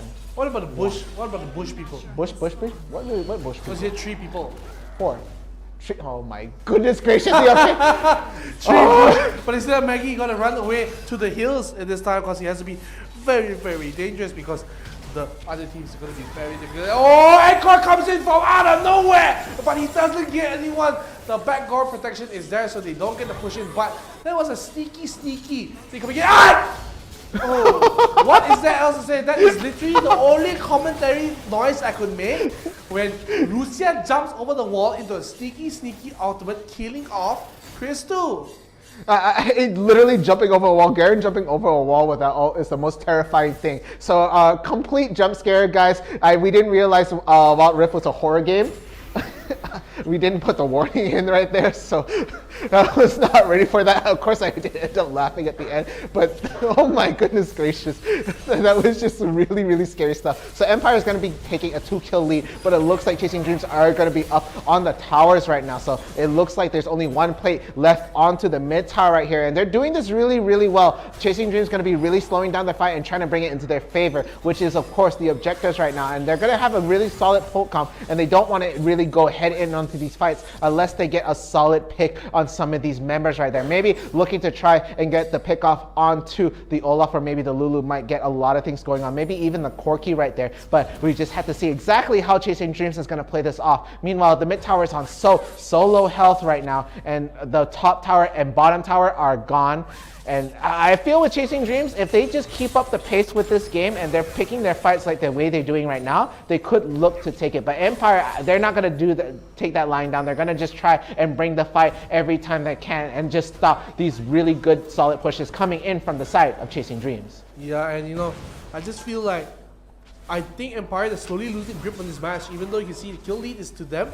They lost the turrets here, and it was so important that they got the Cloud Dragon, especially for this comp, because when you run Olaf, when you run Seraphine, you want the movement on the map. You want to zoop all around and don't want to stay in one place. So gonna be a big mistake not getting the Cloud Dragon. But because it's not the end of the world, it's not to say, oh, you're not getting the Cloud Dragon, man. Oh, okay, never mind, mid turret, bye. I thought it's a Ziggs, you know. So, sometimes I feel Ziggs is unfair.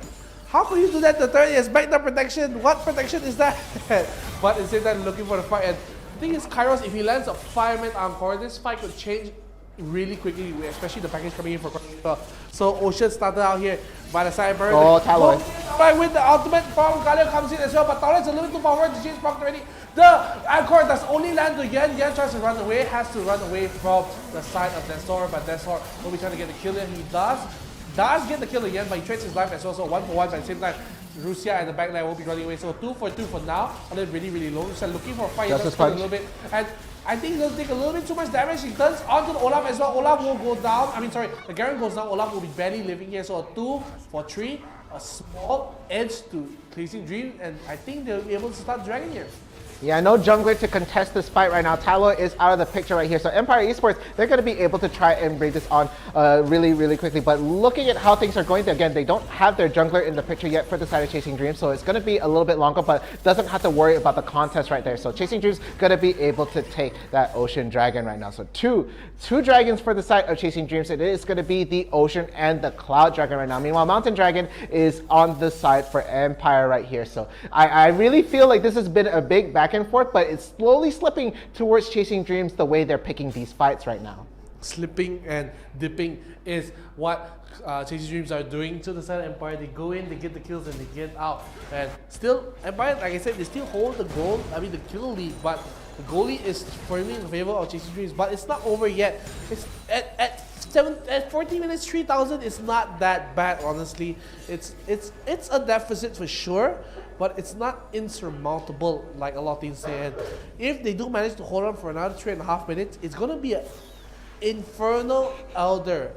It's gonna be so difficult to fight over, and of course they're gonna set a death pressure from the side of chasing Dreams. Avery, oh goodness gracious me, I thought he was gonna face check that. I thought we were gonna see disaster happen right now, but Chasing Dreams are gonna avoid that. Avery gonna just count his lucky stars that he didn't face check the bush in that situation right now. So it does look like that Chasing Dreams is taking back this game slowly with the macro. They are gonna be able to push this skill lead up to 4 right now with the help of the Ocean Dragon right there. And of course, with the rest of the team, they don't want them to try and fight out this Baron right there. Sherry's gonna be able to land the top onto Lulu. It looks like it's gonna be a really big pickoff right there. The Encore does land on the back. Avery forced to flash away, has the SN shift as well, but really being chased down right now. Sherry does go down. It does look like they're gonna equalize things right now, but Talor is gonna be in the back lanes just trying to catch them overextending, but no, they're not gonna overextend, and the Ezreal does land on the back line. They are gonna be getting quite a bit of damage, but with this, they do realize they can go for a push and are gonna try to take out this top tower, and down it goes. That is gonna be even in towers right now. They do have 1 tower down more for the side of Chasing Dreams right now, so looking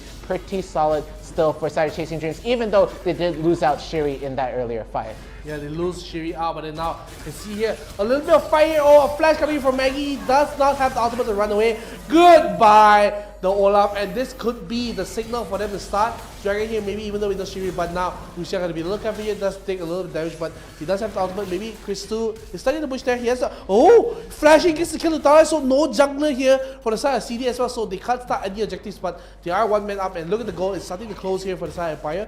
I know Lucia maybe looking for a little bit of fight here. That's a little bit slow. No anchor though, so no first engage coming in. And go back off here. I think Empire, they're slowly getting the grooves here, but I did say that they might get outskilled in the late run by Ziggs and Ezreal. So Shiri once again does land the thought onto Lucia, just a little poking, disturbing him. And Lucia, you know, he's getting rid of man. Stop that, man. I don't like that. And I'm going to back off here for the side of Empire. Yeah, it's just like that recall sort of mind game where it's just like you keep continuously getting poked out. It's like your friend going, one more game before to go to bed. One more game, and then it becomes one more, and then even another time, and then again. So it looks like it's the side for Chasing Dreams right now. They're doing really well and just keeping up the pressure in terms of objectives right now. Meanwhile, they know they can't really take on a head-on fight for the side of Empire right now, because if they get caught out, it is really, really bad. They've been dying to single pickoffs right here, but it looks like they are trying to sneak in a Baron right now. The rest of the team will notice because the ward is still in the pit right there, so they force the team to sort of just check in and don't do that, don't touch him, he's ours, or you know, he's nobody's right now. So just trying to make sure that they're not going to take the Baron right here. Meanwhile, they're just trying to get these lanes pushed in. The rest of the lanes are right now in equilibrium over on the top and bot side right here, but it looks like it could shift at any moment. But it's going to be 15 seconds until a really super important dragon comes up, the Elder Infernal Dragon, in about 5 seconds from now. It's super important dragon. It's the Elder Infernal Dragon. Yeah, Elder. It's a super important one, the Elder Infernal. You know, you always right, Farah. I'm always wrong, and I'm very hurt because you always make me feel sad about myself, man. I can't take it anymore. But because Empire here, they're looking to take this dragon here. They have the Olaf here, so even if CD do get an initiative, he has that 50-50 chance to steal no matter what. But now they're gonna be so low here in 9,000 HP, already chunked out. And the thing is, I don't think Empire should start this because they have so much Pokémon Mega for the bomb. That's drop onto 𝐿𝐼𝐸, so it has to be low here. And you just had to have CD to start it because you can't start this against a 𝐿𝐼𝐸, a Ziggs and an Ezreal. It's gonna be just too difficult, but they're trying to do it. Here they just say, I don't really care, Mr. NeonFaith. I'm gonna try anyways. And Lulu ulti actually comes out on herself. So maybe a little bit of fat fingers coming in here. Does press it, so the ulti does come out. So that's basically, we have to back off because no Lulu ulti. Package is gonna expire as well. I have to back off. Talor here a little bit too far for it. That's going. And if Talor gets caught, it could be very trouble. It's a jungler here. Talor here has to burn the jet.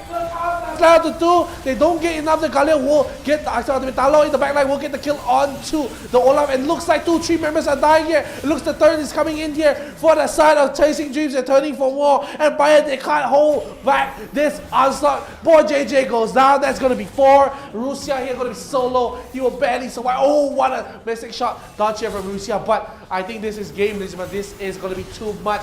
It looks like Chasing Dreams, they're pushing down the mid lane. They're going to take the game. And they're going to go once again to the grand finals. And I don't think I'm tired of ever saying it. Lucia, you're not going to stop this. And Chasing Dreams, they go into the grand finals.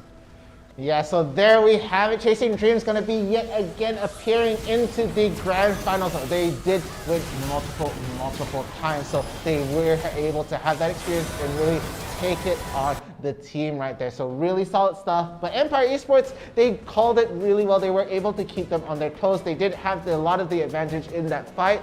But at the end, when they started and tried to get the head start onto that Elder Inferno, it just went all downhill. Oh.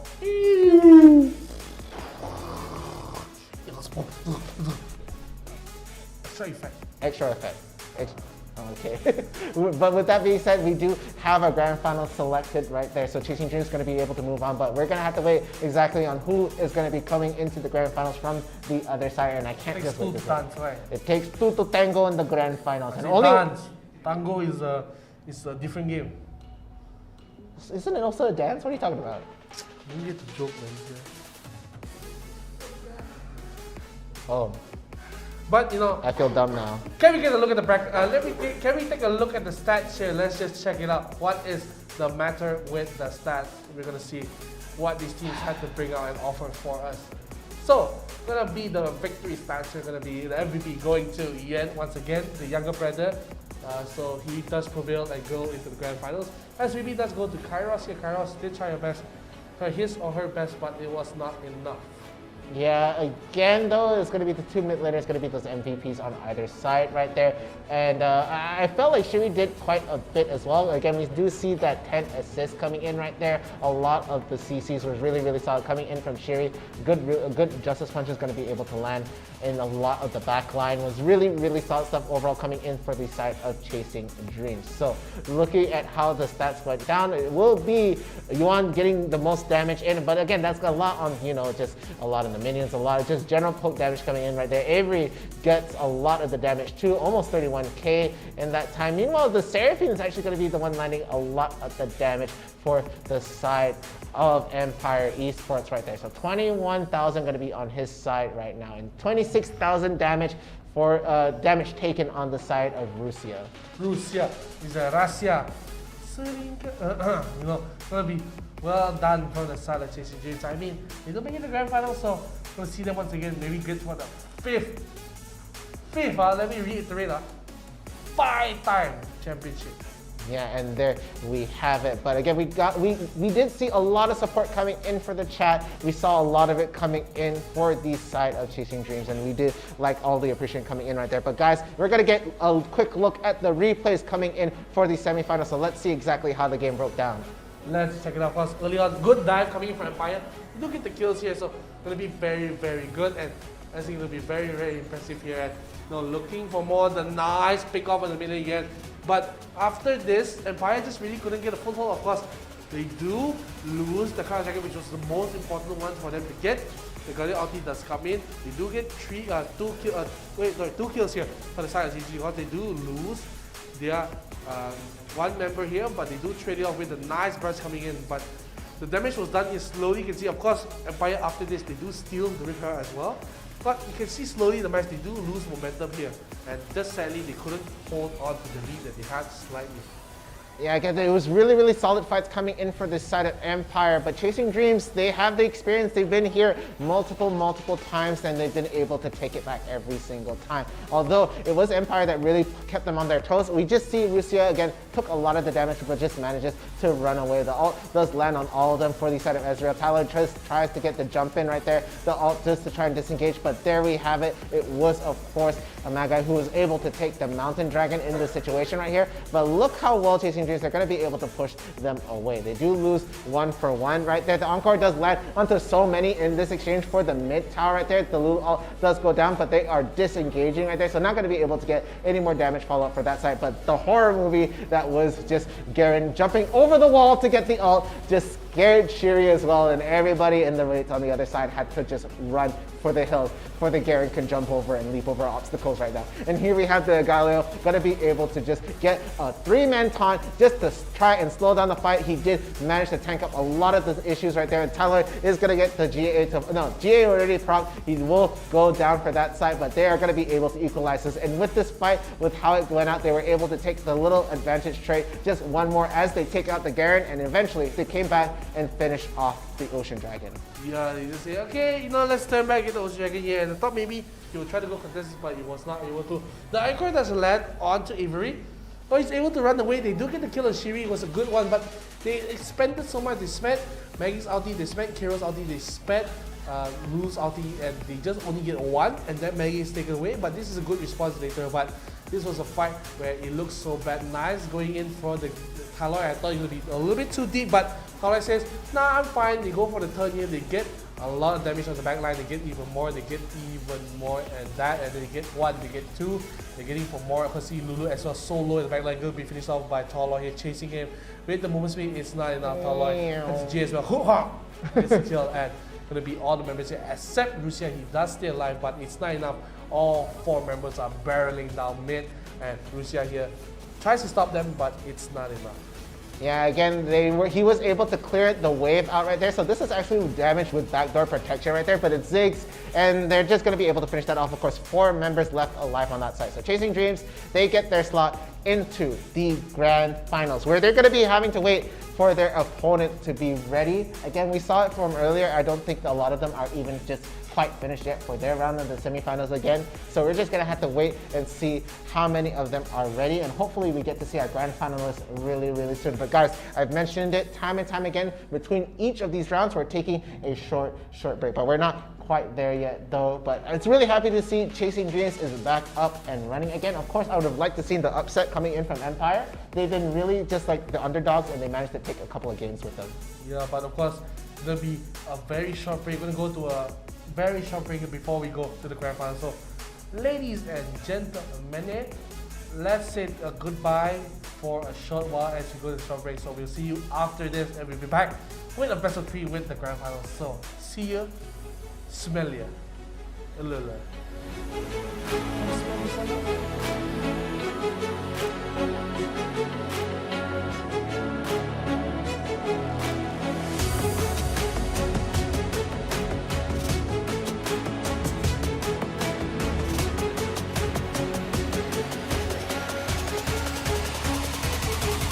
Sometimes look at the students and say, huh, I could do that, but sometimes they're just students that say, oh my god, and you have to go nuts. Hey guys, I'm NeonFaith, and right now I'm going to take a look at the top 5 steals in the Summoners Odyssey. Let's go. Here we see Ardent's Ryujin trying to steal the Cloud Dragon from NeonFaith's 4-man stack. Look at how he just charges in, smites him right in front of NeonFaith's face. From Ryujin, the ult in just to try to get... Now this is what I like to call a balls to the wall play. Look at how Nova Orange charges in with Olaf to steal the dragon with ease. Walking in with the Gaga so they're going to be so taken. Now Unstoppable coming for Olaf a little bit too early, so you'll be taken out. But in the meanwhile, he will steal the Ocean Dragon. They didn't stop the damage on him, and Brom will be very low. They will kill him away in the Ezreal. Noah's Aron is back yet again with another iconic Olaf steal. This time, he charges in to steal the Rift Health away from Ardent Esports. Someone to go in. Rift Health is so low. Of course, no jungler yet. But now, it's here, and he's stalling her just a little too early. The smite and Unstoppable Force come. They get the kill on the Graves. The taunt all alone, Chico in the back. Here we have Mango's Vi landing a perfectly timed smite to steal the Mountain Dragon away from level up. But now they will get the charm onto the Galio, but they'll steal away the mountain as they were stolen away. Now the fight will break up. Of course, they don't have other ones, but Diana ulti will land. Thunderstorm will come out. No members are dead from either side yet. But finally, Seraphine does go down. The Vi flies in, but will be taken away by Xayah. And finally, the #1 steal in Summoners Odyssey goes to Caballeros Gemguin with a rather unexpected Baron steal.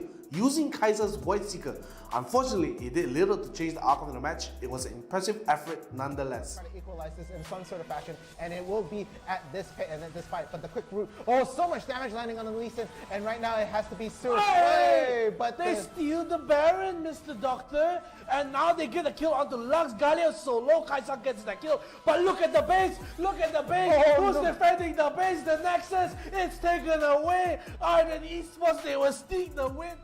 That's all we have today, ladies and gentlemen. Thank you so much for watching. If you want to see more content like this, hit us up on our Facebook page, IRL Asia. Comment down below what was your favorite steal. And as always, thank you so much for watching. I'll see you guys on the flip side.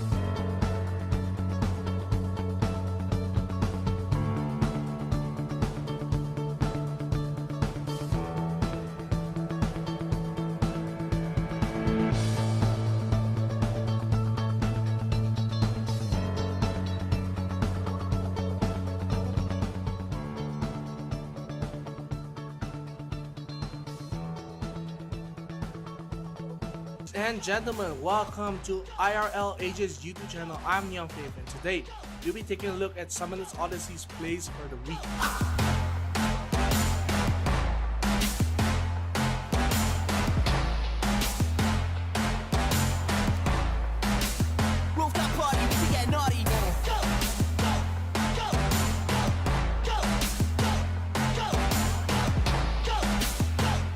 Here we can see Ziggs from the side of 𝐷1. He will steal the Baron here as Fiora tries to salvage the fight. She won't be able to as the Baron and the fight will slip away from their hands.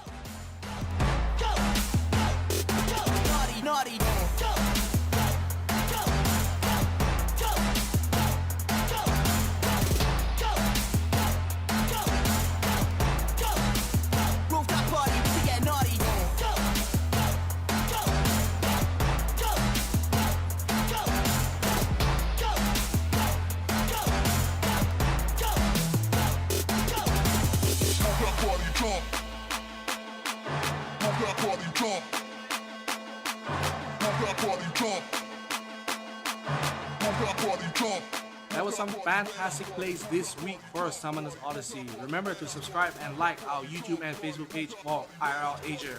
This is NeonFaith signing out, and I'll see you in the next video. Make it click.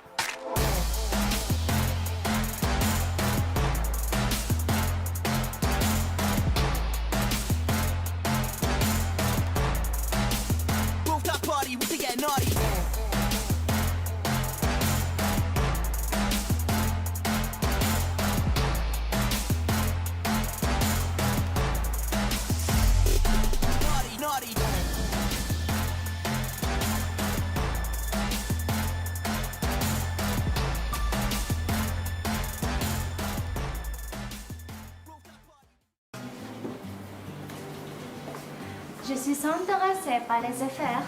J'ai choisi le programme de BA UTM pour poursuivre mes études. 我係一名 full-time diploma engineering 嘅學生，喺 Space 馬來西亞工藝大學。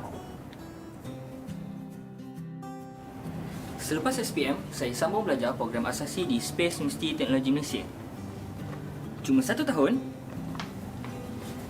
Lepas tu boleh sambung degree di UTM. நான் space university technology Malaysia என்ற bachelor of general study BGS பட்டப்படிப்பை மேற்கொள்ளும் மாணவி நான் விரும்பும் துறையை நானே தேர்வு செய்யலாம். Di hari biasa, saya bekerja di sebuah syarikat. Tapi, di hari Minggu, saya merupakan pelajar program separuh masa di Space University Teknologi Malaysia. مع الصف الكلي 𝐒𝐮𝐦𝐦𝐨𝐬𝐿 أنا أستطيع أن أواصل دراستي في برنامج UTM IDP وجابان IDP.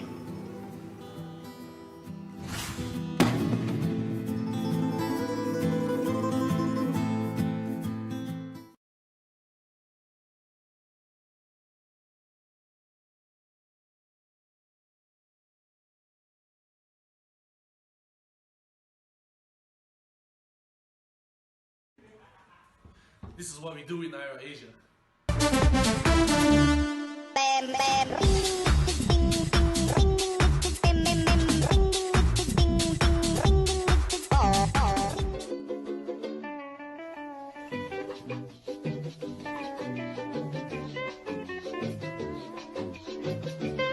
Put you on the planet.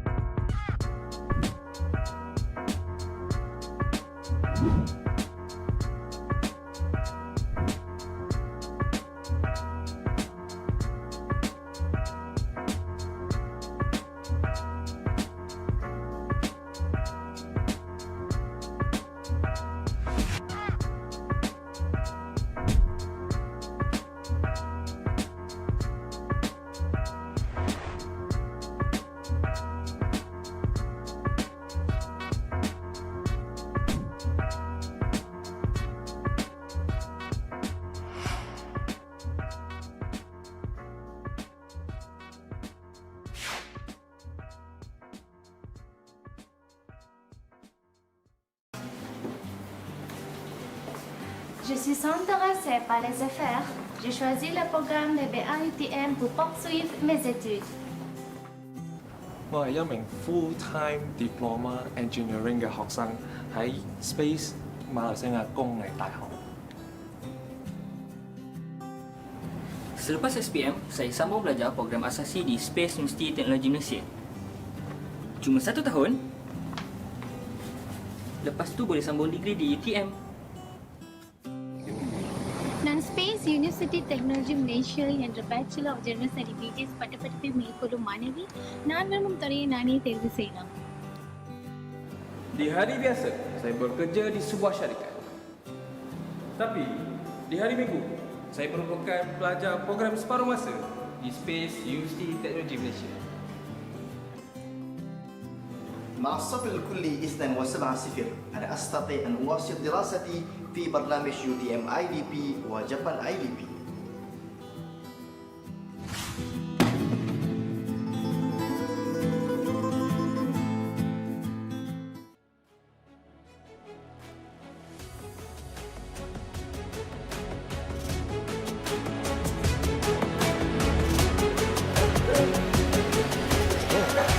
Okay, and we are back right now. Of course, this is the grand finals of the Summoners Odyssey, organized by IRL Asia, and partnered.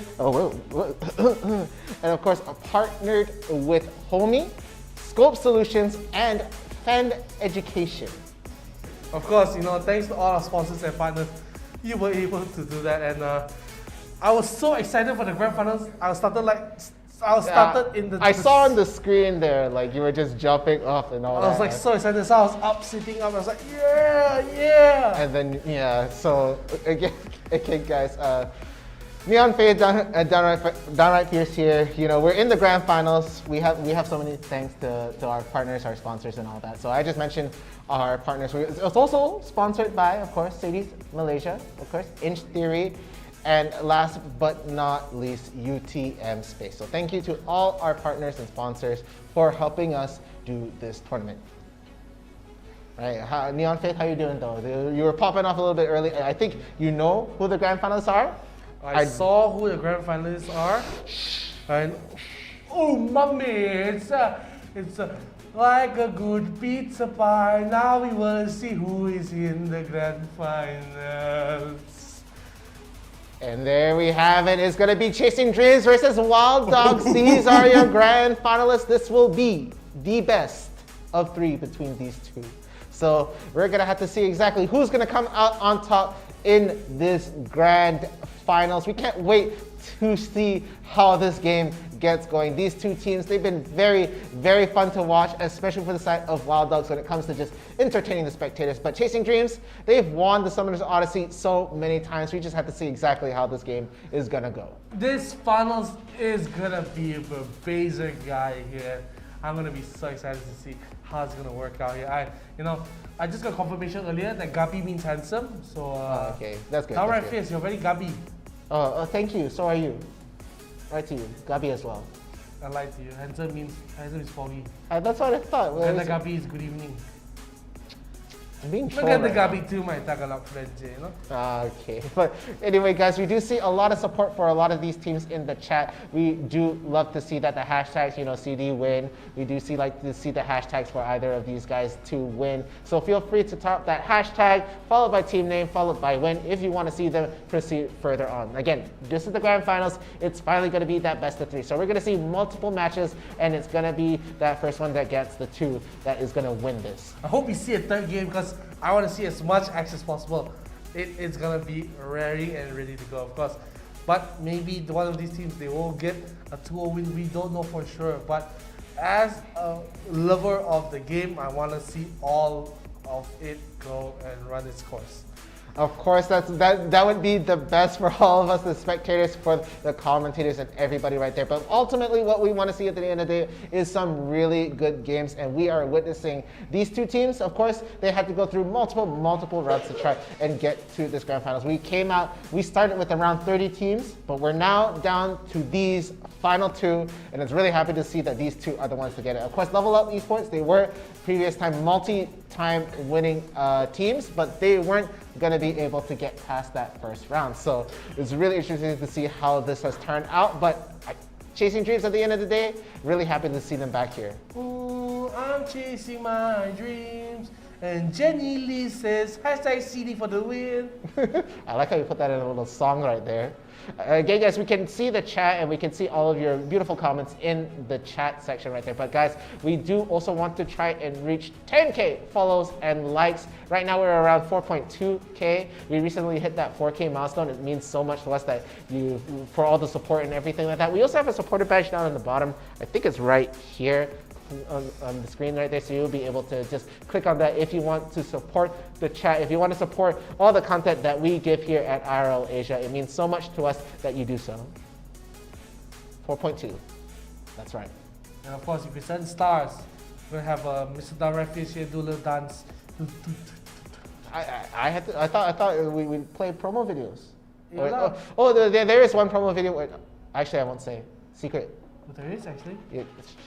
Wait, if you want to see a promo video, you have to send stars either way. You'll see the video unless you send stars. Oh, you see, I think we'll just see the promo video anyways, you know? No. Let's just be a basic guy by this. Let's just check it out. Free of charge. Let's take a look. Just show her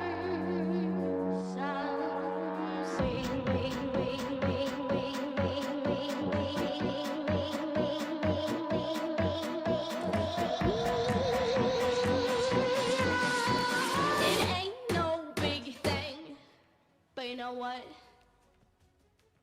Just show her a little swing.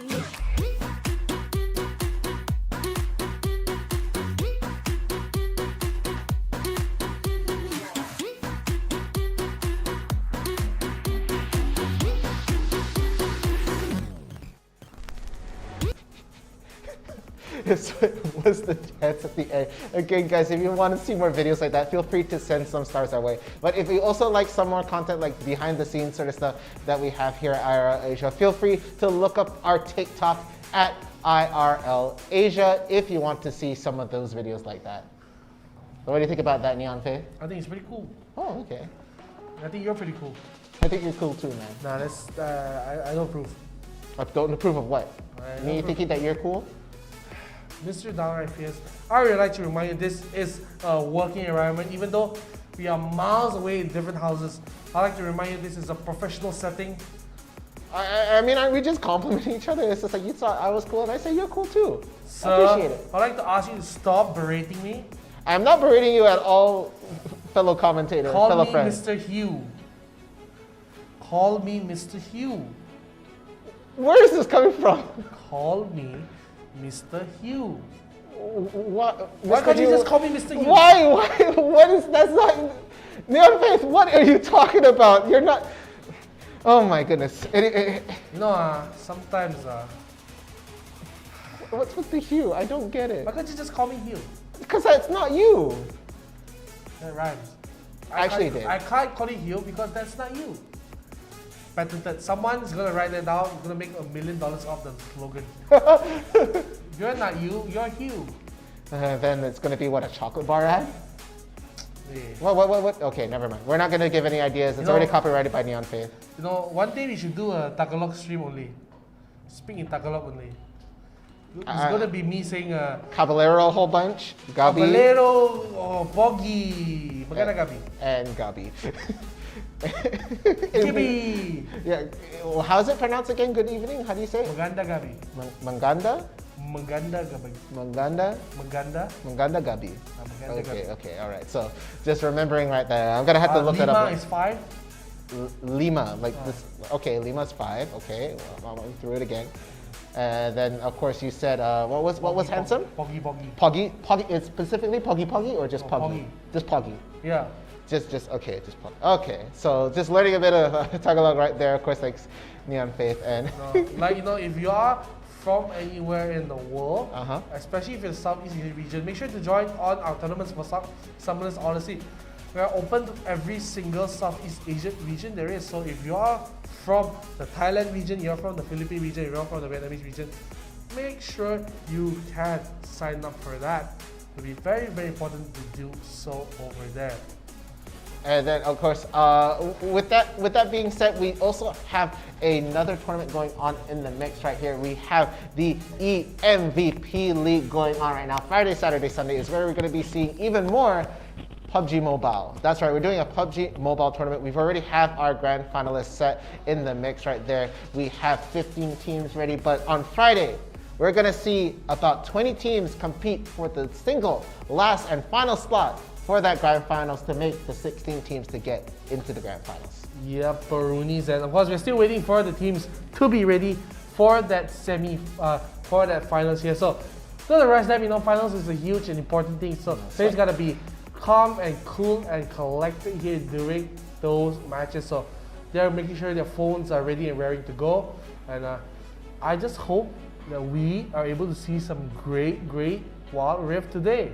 Yeah, I ultimately hope that we get to see a lot of the a lot of the pacing of the first couple of matches that we saw, where we just saw like really quick snap decisions lead into just like really good outplay at the end of the day. And of course we know, like, when it comes to just MOBAs in general, we do see like a lot of landslides because everybody just scales or anything like that, but comebacks were also prevalent today. Hopefully we get to see a little bit of that. But actually, enough of me talking, it looks like the bands are ready for the first round of the grand final, so let's take a look. Chasing Dreams is again on the blue side. They're gonna get that first ban and that first pick. And of course, they're better Dyna. They have always better that. Let's just see how Wild Dogs they do answer the bans. Of course, Wild Dogs over there. Let's see what they do ban here.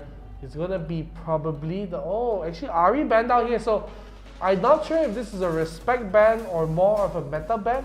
I would like to say it's a respect ban, but we don't see very often that Chasing Dreams goes for the Ari. Yuan does play more of this. Okay, there we go. There we go. Okay, so it looks like they're trying to ban Yuan right now. So 2 mid laners are going to be banned out for the side of Wild Dogs. So Chasing Dreams, they're going to have that final ban, and we've seen a lot of Rengar bans coming in from that side, but who will it be? It will be the 𝐿𝐼𝐥𝐝. So there is no 𝐿𝐼𝐥𝐝, no Diana in this pick coming in from either teams. Neither is there an Ahri or a Ziggs. So first pick, what will it be? It will be the Galio. Shiri likes the Galio, so it will be picked up here by Shiri. Let's just see what Wild Dogs do before Jay. What does Jay pick, or what does Jay want to do? I mean, Jay just has so much options here. I mean, of course, he has just so much to do. Even after this, he's just so much to do. So let's just see what he does pick up here. I think Gragas is a very good pick with the Braum as well. So I think it's going to be a very logical lock-in here for Wild Dogs. He still flex the Gragas top mid or a jungle, and Chasing Dreams, they still have to think about where he will go. Probably he's going to go top. Yeah, so it looks like it might be a top lane Gragas again. Going to be really flexible. Don't quite know exactly how it's going to go, but it looks like Chris2 and Avery are going to be picking 2 for that side. Of course, Avery is your ADC. He will be picking maybe the ADC right now. Kai'Sa's still in the mix, going to be picking that out. And of course, because the Akali's still in the pool, Chris2 is going to be picking that Akali right out. Of course, we saw Chris2 do really, really well with the Garen. I thought it might have been a Garen pick right there, but Akali too good to pass up. Does not want to give that away for the side of Wild Dogs. We'll take it up instead. So it looks like Wild Dogs are trying to lock in their jungler, and I don't know who else they might try to look at. Oh, Corki will be picked up probably by Wild Dogs. Yanagi is a mean Corki player, so leaving the Kai'Sa up so you can think either one is going to be very, very smart. And if they lock in Janna here, that means it's going to be a mid Galio top Akali, and they're getting a jungler here. So let's just see what they do go for. I like the Akali pick here from Chasing Dreams, because of course left open, let's get for it. Akali Kai'Sa, such a good combo coming in. And so it's just a lot of strong characters not banned out. Taloi goes for the Rengar here. Let's just see what's the final pick here for Wild Dogs. Whoa! Haven't seen the girl for a long time. It will be the Katarina down at the mid lane. So there we have it. Wild Dogs going to be playing mid. Katarina, Gragas top, Vi jungle, Braum and Corki off at the bottom. And meanwhile on the side of Chasing Dreams, we will have Akali top, Janna and Kai'Sa bot, Galio in the mid, and Rengar in the jungle. Let's just see how it works out. And I like Chasing Dreams composition. They have a lot of engage, a lot of backline sets, and a lot of kiting as well. So I think they have a better draft. It's easier to execute. But if Wild Dogs, they do get a good start here, it could be very difficult for Chasing Dreams to even continue fighting, because you're going to snowball so hard with all this team fight as well. So let's just see how they do perform. I do want to see both teams slug it out. But if I were to make a guess just from the heroes draft, I would think Chasing Dreams has a slight, very, very slight edge. And I'm looking for them to probably maybe take a very, very close game instead here. But it's going to be very difficult, as you know, ladies, it's the grand finals. Anything goes. A best of 3. And I mean, just things flying left and right. Just gonna be crazy here. So you already know it's going to be crazy. Yeah, so again, this is going to be the grand finals. It's going to be the first round. We're going to be seeing multiple rounds of this grand finals. And again, they're fighting for getting those 2 points. But let's see it as we go into the first round of the grand finals. Again, on the blue side, we do have Chasing Dreams. And on the red side, we have the Wild Dogs. Wild Dogs here, of course, going to be camping up in this bush, making sure that Chasing Dreams don't get a quick peek on into the jungle. Says, y'all yonder off somewhere else, you hear? But this is what Wild Dogs actually do quite a lot. They'll group up here, and then they'll run towards the red buff to try to contest it. So they just ignore watch here. They run in, and I do think Chasing Dreams, they do know of this, but I think they have to give this up because they are not strong enough to face Braum early on. Braum is one of the strongest mid lane characters, especially because of the passive here. So going to fight for the red buff. They don't get it, and look who is going to be very low Taloi. That's going to be flashing away, but he will be taken down already.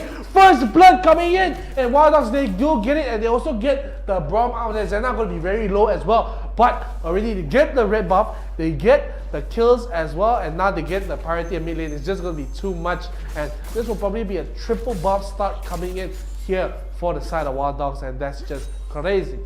Yeah, they're going to be starting off on the strong foot right now. Wild Dogs looking for that really strong play. They managed to steal, and look at them, they're going in for more. They're going to be double dipping as they touch onto the blue sentinel right here. Taloi must not be happy with this at all. Getting absolutely bullied in this lane. They're going to bring the Akali down from the top right here just to try to take it. The smite does go down. They're not going to be able to take it. Taloi, but they will get a return kill right now. The Janna does go down, and the rest of the members are so low on health, so they're coming back with a vengeance right now. Even though Taloi is so low on health, will pick off Yanagi, and just like like that, 4 kills in their favor. You take my Blue Sentinel, fine, I take all your lives.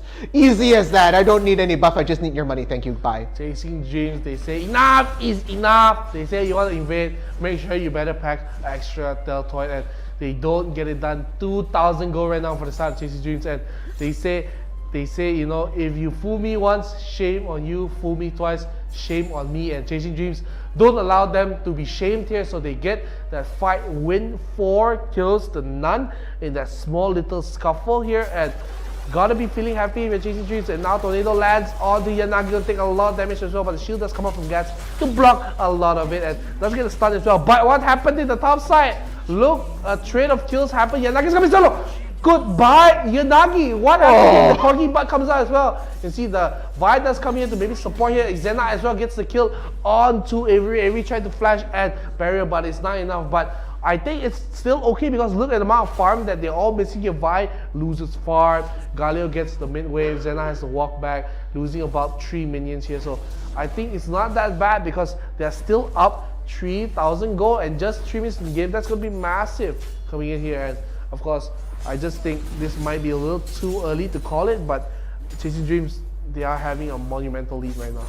Yeah, and even then, the level lead is impressive right now. Avery's going to be really, really close on that. Oh, meanwhile, they're almost 2 levels down for the side of the bot. And look how strong Yuan is going to be able to bully, but ultimately gets the return kill right there with the help of Vi right now. So really, just a really good play coming in right there. Just being able to help out Katarina at that point. Again, she does need to scale. She needs as much help as possible to try and get that early lead, but it is slowly slipping away. But Chasing Dreams, they're not going to give this up without a fight. Again, they still have quite the lead right now, even though it's only been less than 4 minutes into this game. Yeah, and you said it best, Mr. 𝐸𝐸𝐸𝐸. And now, of course, with the Cloud Dragon spawning in 25 seconds as well, they're probably with a big point protection here for both teams. And of course, Chris too, he's having a decent time in the top lane. He did trade kills with Jay here, so going to be very confident in the lane, at least here. Does not land much here, but does go for a little bit of fire. Jay does go in, but you got to forget Chris is pretty strong as the Akali, so will proc a lot of damage here. But Jay has a lot of sustain here on the side of the Gragas, so he'll be fine here. You can see Shiri once again just basically be a nuisance at the bottom side, just trying to stop any backs from Gats or 𝐸𝐸𝐸𝐸. 𝐸𝐸𝐸𝐸 just got back in time. He doesn't have enough money for the Trinity, but they know he's not here. He did pick up the package here, so if they want to start this dragon, they're going to do it fast. You know how low is the Rentala? I don't think the Gorgie will reach there in time. Vision that's coming, the ulti that's coming as well. They will steal the Cloud Dragon away. The Janna ulti will come for Shiri, will heal a lot of damage. Janna ulti is cancelled away. They can't fight here, but look how low. Janna goes down, Brown goes down. They're chasing on the Y as well. Y is going to be so low. Chris going to be so much damage in the front. Look at Jay trying to go for even more, and now Jay turning back, go at the end, but he's not able to. But at the same time, the fight will still break up. Chris is stuck in between a rock and hard place, but gets out. No issues here. I don't need to go back in. No, he doesn't. But Yan has eaten honey from flash in. Gets the taunt as well. Gets the kill on the Vi. Now looking for 𝐸𝐸𝐸𝐸. 𝐸𝐸𝐸𝐸 flashes, but the auto attack follows over the wall. When you get the animation started, it does not stop. And now, Chasing Dreams, they're up 4,000 moolah. Yeah, really solid stuff coming in from Chasing Dreams right there. I was actually shocked when that hit over the wall. I thought I already used the Q. There's no way to get any damage coming in right there. But Chasing Dreams, they're going to be able to steal off a lot of these kills. So right now, almost double the kills coming up on top of Wild Dogs right now, and looking at a 4K gold lead right here. So looking very, very solid. But it's not completely down and out for the side of Wild Dogs either, as they are trying to fight tooth and nail to try and take this game. Again, the Katarina does need a little help trying to scale, and it might slowly try to get there, does need to get as much farm as possible. Meanwhile, they are looking for these fights. They are bloodthirsty right now. Avery's taking a beating right here, and Gats is rotated up to the top to try and take some priority into this lane, as the Rift Herald is coming up in less than 15 seconds from now. You said less than 50 seconds, you can see already so much done here for the side of this map. And oh, what? Zena barely surviving here in the mid lane. Will get the kill, but okay. Taloy says, you try to escape here, nobody, but at the same time, bottom lane, they're looking for a fight. Chris too has to be a little careful here. He does evade off the Vi. Maybe I thought they could go for a little bit of fight here, but they don't decide to go against it. Oh, now maybe they're looking for a Chris too. We're a little bit trouble here. Does not have the shroud immediately available. Knock the casket back, and goodbye, Chris too. Shut down coming in. But at the same time, look at what Chasing Dreams are doing. They're taking the Rift Herald and the top turret as well. They will not get the top turret as quickly as Wild Dogs will, but they're going to get even more. But the thing is, if Chasing Dreams, they do continue to continue to just push, they probably will lose the bottom turret. A TP that's coming from 𝐋𝐿, and he outs immediately, just trying to buy the time. Got it, ulti comes in as well, and now landing on so many members. The ulti coming in, so much damage coming in, looking for the fight as well. Going to be solo, slowed up, flash coming in. Yanagi dodges out the stun, but at the same time, mid lane's re-pushed at the same time. Yuan chasing for Yanagi. Yanagi has no flash, but Jay, what are you doing, Jay? Jay, gonna be careful here, looking against Chris, but Chris gonna be one careful here. But Shiri here, gonna get a kill onto Yanagi. The Haloi once again on the Rengar gets it, and Jay has nowhere to go. Jay tries to run away, gets a little bit jump in, but the ulti coming in. Zena as well. They're all jumping as lambs to the slaughter here to the side of Chasing Dreams. They're getting one, they're getting two, and Zena gets a corner, but here a sign of defeat gets taken out as well. And Chasing Dreams, you're up so much, and once again, they're continuing to fight. The fight is not over. They get to kill the Toroid though, but they have to back out. The turret is going to be low, but Chasing Dreams is going to be content with that. They have now a 6,000 goal lead. 6,000 gold leads, double the amount of kill of Wild Dogs. They are bringing the fight to them. Really, really smart play coming in from the bot right there. You thought, it's going to just be an Akali. We can handle that. But really, really good coming in right there. Straight away jumped in with the Shuriken, was able to get the Twilight Shroud down, and immediately good follow-up coming in with the Galio ult. Got the 3-man knock-up and just picked them off one by one. So really strong play coming in from Chasing Dreams earlier just to save that bottom tower. Meanwhile, they've knocked over the mid tower and the top tower. All that stands is the bottom tower. They're going to try and get the push with that, just with Avery and Shiri in the background. But meanwhile, Jay, he looks like he's going to just try and solo push this top tower right now and just try to get a bit of wave priority. But it looks like the rest of the team, they are seeing that the fight could happen at the bottom as the Ocean Drake has just spawned. So just trying to get that bottom tower down and maybe get a priority into there before they start this dragon. Yeah, and now you see Chris is being countered off at Jay, but Jay is targeting Taloi, does get a lot of damage here. Does get empowered thing, the root there. It's gonna be land solo. Jay does get a nice come in here, but what a nice Shuriken comes in for Chris, but Yanagi cuts off the exit for the rest of the team. Chris will be barely able to survive. He has the ultimate to jump away if he wishes to do so, but maybe looking to go in. Oh, this is gonna be huge. Looking for Yanagi. He does not get it. It's outrage, but I just will hit onto 2. Yanagi will be solo. Look at the damage for Kaisa. Henry goes in. That's gonna be ace for them. So early in the game, 9 minutes in, and now we're going to get even more. Ocean Dragon is alive. They're moving towards that, and they're going to take more and more. Moto, that's what the Japanese say. A lot more into their hands. Once actually taking tower damage, again, Rust the Justice Punch right there. We do see the attempt coming in from the Gragas to try equal things out, but Jay is not going to be able to reach there in time. Meanwhile, the Ocean Dragon way too low on health for any contest right there. Don't need the help of any junglers to try and take that down. No smite needed, not here, not necessary. They're going to be able to take that Ocean Dragon and go back home. Meanwhile, it is Jay on the Mad Rush trying to get into the bot lane right now, trying to stop the recall, but I don't think he's going to be able to reach there in time. So overall, Chasing Dreams going to be more than doubling their lead right now, 21-10 in terms of kills, and 42,000 gold to 34,000 in that favor right there. Are you okay? I'm okay. Are you okay? Why are you laughing? I'm fine. I'm alright. It's okay. It's okay. Anyway, how you doing so far in this game? I'm doing fine. 8,000 gold lead, and if you're Chasing Dreams doing immobile fight, and another Rengar ulti just come in. Will spoil your Vi. Caught out here.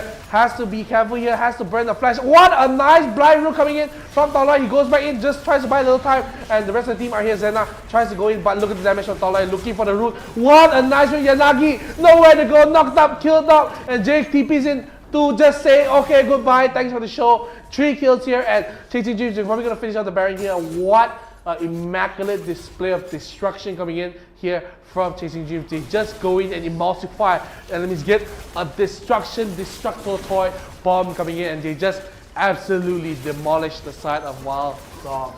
Yeah, so it looks really, really good coming in from the side of Chasing Dreams. They're going to be able to really shut the towers down with this Baron buff. It might be too early to call it right now, but it is only 11 minutes into this game, and it's just looking so difficult for Wild Dogs to get a foothold into this. Again, they have some pretty good initiation with the Vi. They have a really good fight potentially if they get Zena down in between everybody right here. But Yuan is so good landing these Galio ults. Such a big problem. In Chris too, he's going to be your backline assassin, doing in so much work to get these pickoffs right here. So let's just see. He's going to be able to spot 3 in the bush. He's going to throw the Q. He will not be able to stop the recall, but Zena is hiding. Doesn't want Chris to try to overextend. And he might go. He might be really bad. He doesn't land the shuriken. He's like, okay, I'm going to go away. So Zena misses the chance to try and get the jump. Meanwhile, Jay is going to be taking a little bit of damage. So with that Baron buff, they are able to just really shove the towers in right now. Meanwhile, we're going to see a split push coming in from the lone Kaisa down at about Shiri, slowly rotating down to her.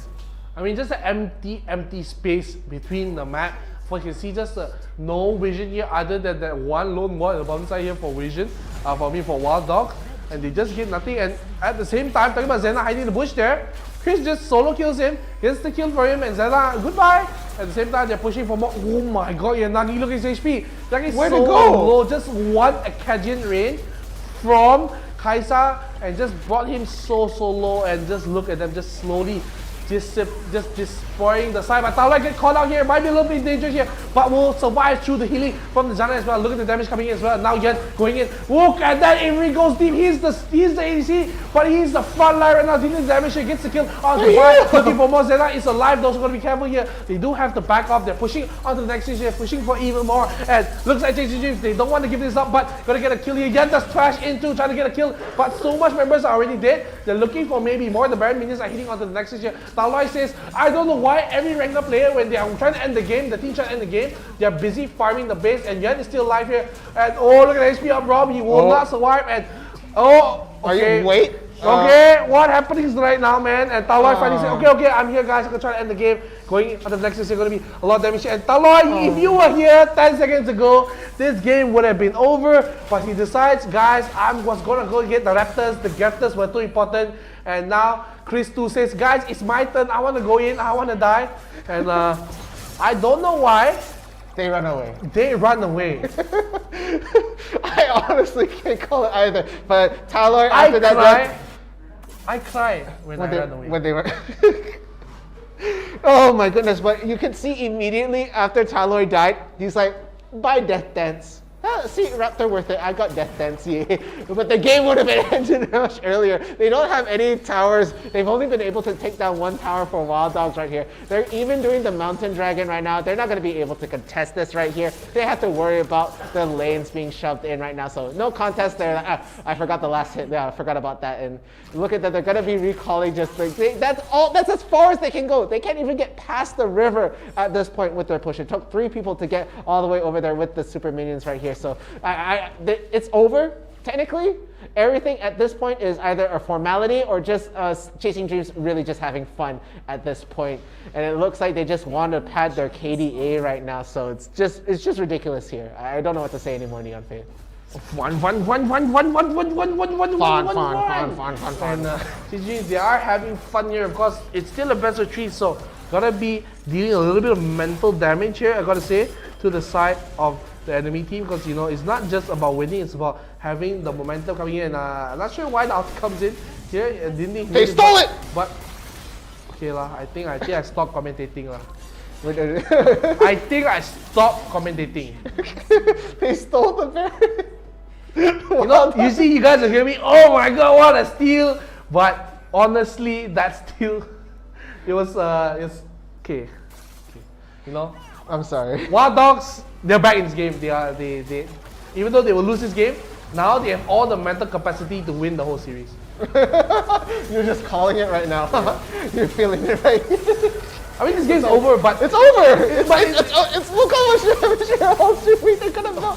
It's done. It's just done. Game's over. Game's over. But it's not about the steal. It doesn't change. It doesn't matter. It doesn't change the result of the match. It's just like. But Wild Dogs, this is literally their comms when they stole the Baron. Yeah! What do we do now? Yeah! We say more victory! Got it! Next game, we got this for sure. Next game. With that Baron buff carry over to the next game. We don't know, man. The Baron buff carry over. The Baron giveth the Baron, taketh away. You should, okay, hopefully we'll get to see that much later into the replays when that does eventually happen for this round. But we'll take a look at the stats right here and I'll talk about what I'm thinking about right here. Vi was standing in that Baron pit for so long. The rest of the team was focused on the fight. There was only 2 members in the pit. It's like, when is this full house Vi here? When did that happen? And then this still was like, cute. Too bad we're gonna win the game. So that was the Sagittarius Dreams. Okay, 𝐿𝐼 gonna be your MVP right there. 12 kills on the board, 3 deaths, 10 assists. Meanwhile, on the other side, 𝐿𝐼𝐺𝐻, he did his best, but he's not gonna get a single kill up on the board, but 11 assists for his side. And looking at the damage, 𝐿𝐼 does deal the most damage, followed closely by Avery and then Yuan in the back way. Meanwhile, Taloy, he did do a lot of damage on his own as well. Meanwhile, Zena couldn't quite get activated right there with the Katarina, didn't quite get to scale as hard as he needed to. 𝐿𝐼𝐺𝐻 ends up doing the most damage for the side of Wild Dogs. It was just destruction coming in. I mean, Avery just did a lot of damage. Even though Chris does top the damage shots, I really think Avery was up there with all the damage done. So big shouts to him. He did incredibly well. Yeah, so there we have it. That's the stats for the very first game. That's the stats. This is, of course, grand finals. We're going to be seeing another round at least. Okay, moral victory to Wild Dogs right there. They were able to say, we don't want to give away that Baron for free. Not on our watch. Take it away from them. Yeah, but doesn't matter anything else. Let's take a look at They won the game in their head. Let's take a look at this. I want to see that 7 steal one more time. And early on, this is the Wild Dog speciality. They walk into the jungle, they get the they get the red, they get the kill onto the side of Taloy. He goes down, and we thought, okay, this looks great for Wild Dogs. Then now, a little bit too aggressive here, Wild Dogs. They are going to be punished really, really badly. 1, 2, 3, 4. Members dead for the side of Wild Dogs here, and they are down 2,000 gold in the 2-minute mark, and another kill goes at the bottom line. There will be a trade though at the top, so I can see a kill that's coming for side of Chris, but it was just the overall damage coming. It was just a little too much, and just nice timing here for Korean name to come in, the Vi to come in and save Zena here, but just a nice steal, but the fight, it's not in their favor. They try to go in, but look at the damage coming in from Chris at the back. When he does not have Garen, the only reason why he plays Garen is because Akali is banned 99% of the time. And when Akali is open, he says, I'm back, baby.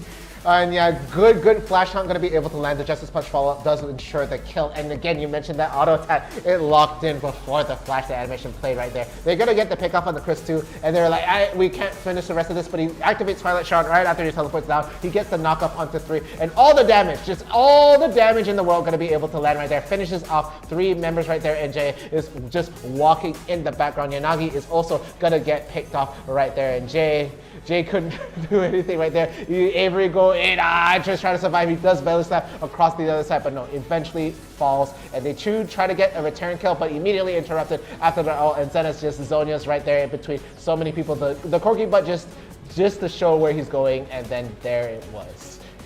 I mean, there it was, like you said. And now Jay, I mean, he was really bullied out by Chris this whole game. There's nothing much he could do. This Galio ulti coming in, lands onto 3 people. The thought comes in as well, but Avery just has too much damage at this point. Just 1, 2, 3, shoots them all down, gets the stacks as well. There's gonna be another shot, and this is a blind bola strike here in the back line, and just hits all of them and just dumping in. Just the TP coming from Jay didn't do much because he just had nothing to do. He comes in and says, okay, thanks guys, I appreciate it. I just want to remember, you guys just remember me, just in case. And yeah, this is where all was just like really, really funny right here, because they could have ended the game, but right here, of course, you see Taloy, he's like, the Raptors, they look delicious. Let me get that right there, and then eventually they do lose that out. So it looks like, yeah, right there, they are going to just try and chase it down. Taloy does eventually fall in the sequence, and there it was. It was just heartbreaking right there, but immediately rounds it out, he buys the Death Dance. It's like, I just wanted that for the Death Dance, and there was the steal. He was sitting down there in front of 2 people right there, and that was it. The GA does go up, they go like, I want to kill this guy who took away the Baron, but with this, there's no way they could take this out at all. There's no way. Look at how quick they do this. Taloy's attacking the Nexus, they force them away, and then all the damage just pops in at the front, at the back. They wrap things up. The Kitty and Ring gonna finish things off, and there was it. Round 1. So Sorry, you do it better. That's exactly what happened. Round 1? You know, we also had the replay for the bands, that's why just to remind how what the bands were. Yeah, just remember. Just Paying attention, this will be on the quiz later. It's a quiz, you know. Quiz is testing your memories. That's right, we'll come back again and we'll do a quiz on this. Like, do you remember the bands for round 1? Do you? But again, that was only the first round. We are going to be going into yet another. And guys, we're just taking a quick look at our stats. Of course, we see a lot of confirmation. Poggy is in fact handsome right there. Getting a lot I see it. Yeah. I mean, you Googled it, I didn't Google Since we had a pop quiz or what, we had a pop announcement of what was the first bands for the first game. Let's see what the bands are for the second game. Is it going to be the same?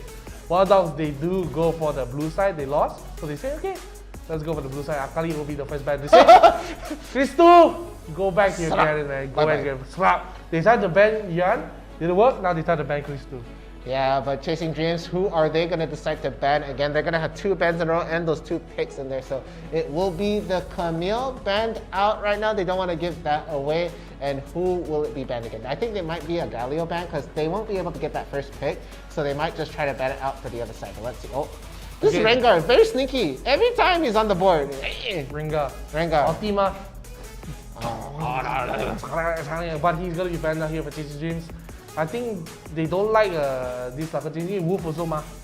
True. So they don't want other people to play the Wolf. Okay, so no more Rengar right there, and let's see what the last ban is for the side of Wild Dogs. They're going to be getting the Gragas banned out. I thought they played the Gragas. Yeah, but maybe they say their Gragas not so good. They think the Gragas good? Or what do you think? Maybe it's just a bit difficult to say. The bands need basic guy. I still feel like it's close to the meta right there. So here we are. We're going to go into the pick right there. And 𝐿𝐲𝐿 immediately picked up for the side of Wild Dogs. They don't want that. They don't want to fight that ever again. But Yuan, well, I do love the Diana that he plays. Yuan is going to be hovering over that. But Ziggs is also in the picture right there. But opting to go more for the Diana right there. And of course, locking in the 𝐿𝐲𝐿 right there. Wants to make sure they have that good ADC in their hands. You know, I got the tag Chasing Dreams for banning Rengar. So we cannot see Gats Rengar top. I thank them very much. It's just something with you and Rengar and top. Just cannot mix. No, I mean Gats. You know, I love him as a support player. I just don't think his Rengar top is polished. But don't worry, we're gonna see probably a 𝐿𝐲𝐿 support here, Jarvan, jungle here. But let's just see what Chasing Dreams will become. The thing about Jarvan is people like to go Darius against him. Because you jump on the Darius, he just gets his fast attacks on you. Yeah, easily done because you're in a Cataclysm, you're locked in here with me, yada yada. Now eat this axe, Guillotine goes down. But yeah, it looks like it is going to be Talloy on the Vi yet again. And meanwhile, Avery is going to be locking in that Braum. So Braum 𝐿𝐲𝐿 at the bottom, that's actually quite annoying to deal with overall. But Renekton actually being hovered over right now, and Ziggs going to be possibly picked up by Zenna. Of course, we saw the Katarina was not the way to go for earlier, was not enough of a factor, did not scale hard enough to really do a lot of things. So there we have it. Renekton and Ziggs for this. So wait a second though. No, I mean okay. That's it. Renekton is yes. Renekton is allowed, is it? I think so, right? I think 𝐵𝐵𝐍𝐿𝐲𝐿. Renekton, 𝐵𝐵𝐍𝐿𝐲𝐿. But these are the picks right now. Of course, I really like the side of Chasing Dreams. Again, we see a lot of comfort picks coming in from that side. Chris2 not going to go for the Garen. Will opt for the Darius right there because just wants to pick against the Jarvan. So that sort of makes sense right there. But that's just how I feel about Chasing Dreams. So I'm going to assume that Renekton is allowed. Is he allowed?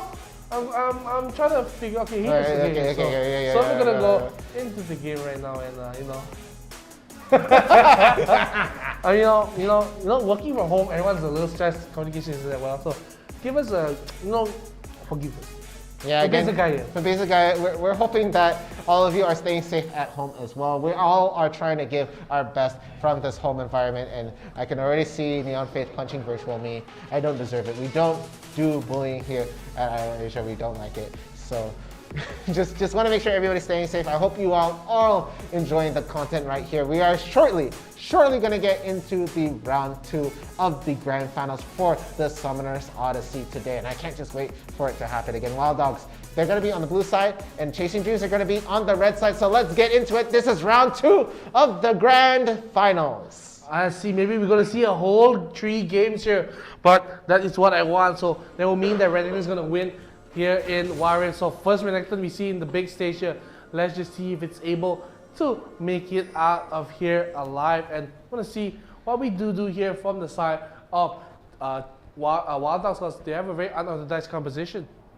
Yeah, it seems to be that way, but honestly, I feel like they might get the head start here if they do this properly right now, if they play this out really well. So it looks like they are just trying to hide it in right now, and it looks like, oh, okay, they are going to get the jump. Yanagi is going to get stunned right away, half health right now, but they are going to get quite a bit of damage. The barrier does go up. Gats is doing as much damage on Avery as much as possible, to the stun does land the other way. They are both really low on health, and Shiri and Gats have to just run away now. So really close exchange. Of course, they're going to be prioritizing a little bit onto Avery right there just to try and get the health back up. So all is good. That was really close exchange coming in from the bot side with that early hide in the brush right here. Meanwhile, Jay, he's just doing his work, just trying to clear up the lane right now, but he does have to lane against a Darius. Yeah, Darius is a very hard character to lane against. One of the stronger lane bullies here, and you're going to be just fine because I think Renekton does scale pretty decently in the late game, but the thing is you'll not have a lot of lane priority since he does rely on getting near, and if you do get near Darius, he's going to punish you really badly. At the same time, bottom lane, oh, talking about punishing you, Chris, he is taken out here. Jay and 𝐻𝐻𝐿 combined, they get the kill onto him, and good night, sweet prince. Darius goes down, and we were just talking about how good Darius is, but he dies there in the top lane. So a small lead does occur now for Jay. Yeah, but this could be a replay of what happened before. Again, we've seen lead slip to and fro here. And there we do. Okay, it looks like Talor is not going to be able to commit to that. As we saw, they are going to be just trying to get out of the way for that engage right there. Does not want to force it. And I feel with the first dragon being the Inferno right now, it feels like they might just try and prioritize this bot lane and just try to get it pushed in as far as possible. Might even try to look for a pick off right now. But look at this. Chris 2 is not catching a break as he gets jumped on yet again. Really low on health on the top lane. And there we have it yet again. They're just bullying Chris 2. They don't want him to scale. They don't want him in the picture at all. They don't want him in this game. If they are, they're just trying to delete him off right there. So just trying to get that Renekton activated right now and just trying to stop him. Meanwhile, Yuan is going to have the ult and is going to just maybe get a fast recall right here just to get a few more items just to help later on in the game. But there is going to be a chainmail going to be on the Jarvan already, even though it is not even 3 minutes into the game right now. So looking at things, they might just try and shove this bot lane and get more priority here as Avery and Shiri are playing a little bit more aggressive into their lane. Yeah, they're a little bit more aggressive here, and no, I just want to say it's going to be just fine here at the same time. But Talor looking for the jump on the Gats. He has the splash on cooldown, so no way to escape. Will get the last hit, but they will trade it away. And Yanagi does get the kill on the bomb, and look who is here. Oh no, he misses the flag and drag. But Yanagi, oh no, Yanagi barely escapes the Mega Death Form, has to flash away. And look who's in the back. Yan does go in, the flash away. Talor escapes as well. And my goodness, is he able to get the kill here? The slow does come in. Yan has to run away. And it was just such a big events, the turn of events that happened that they don't get a kill onto Yanagi. Avery flashes into Zenna, dies, and I don't even know, man. There was just so much going on that I just got confused.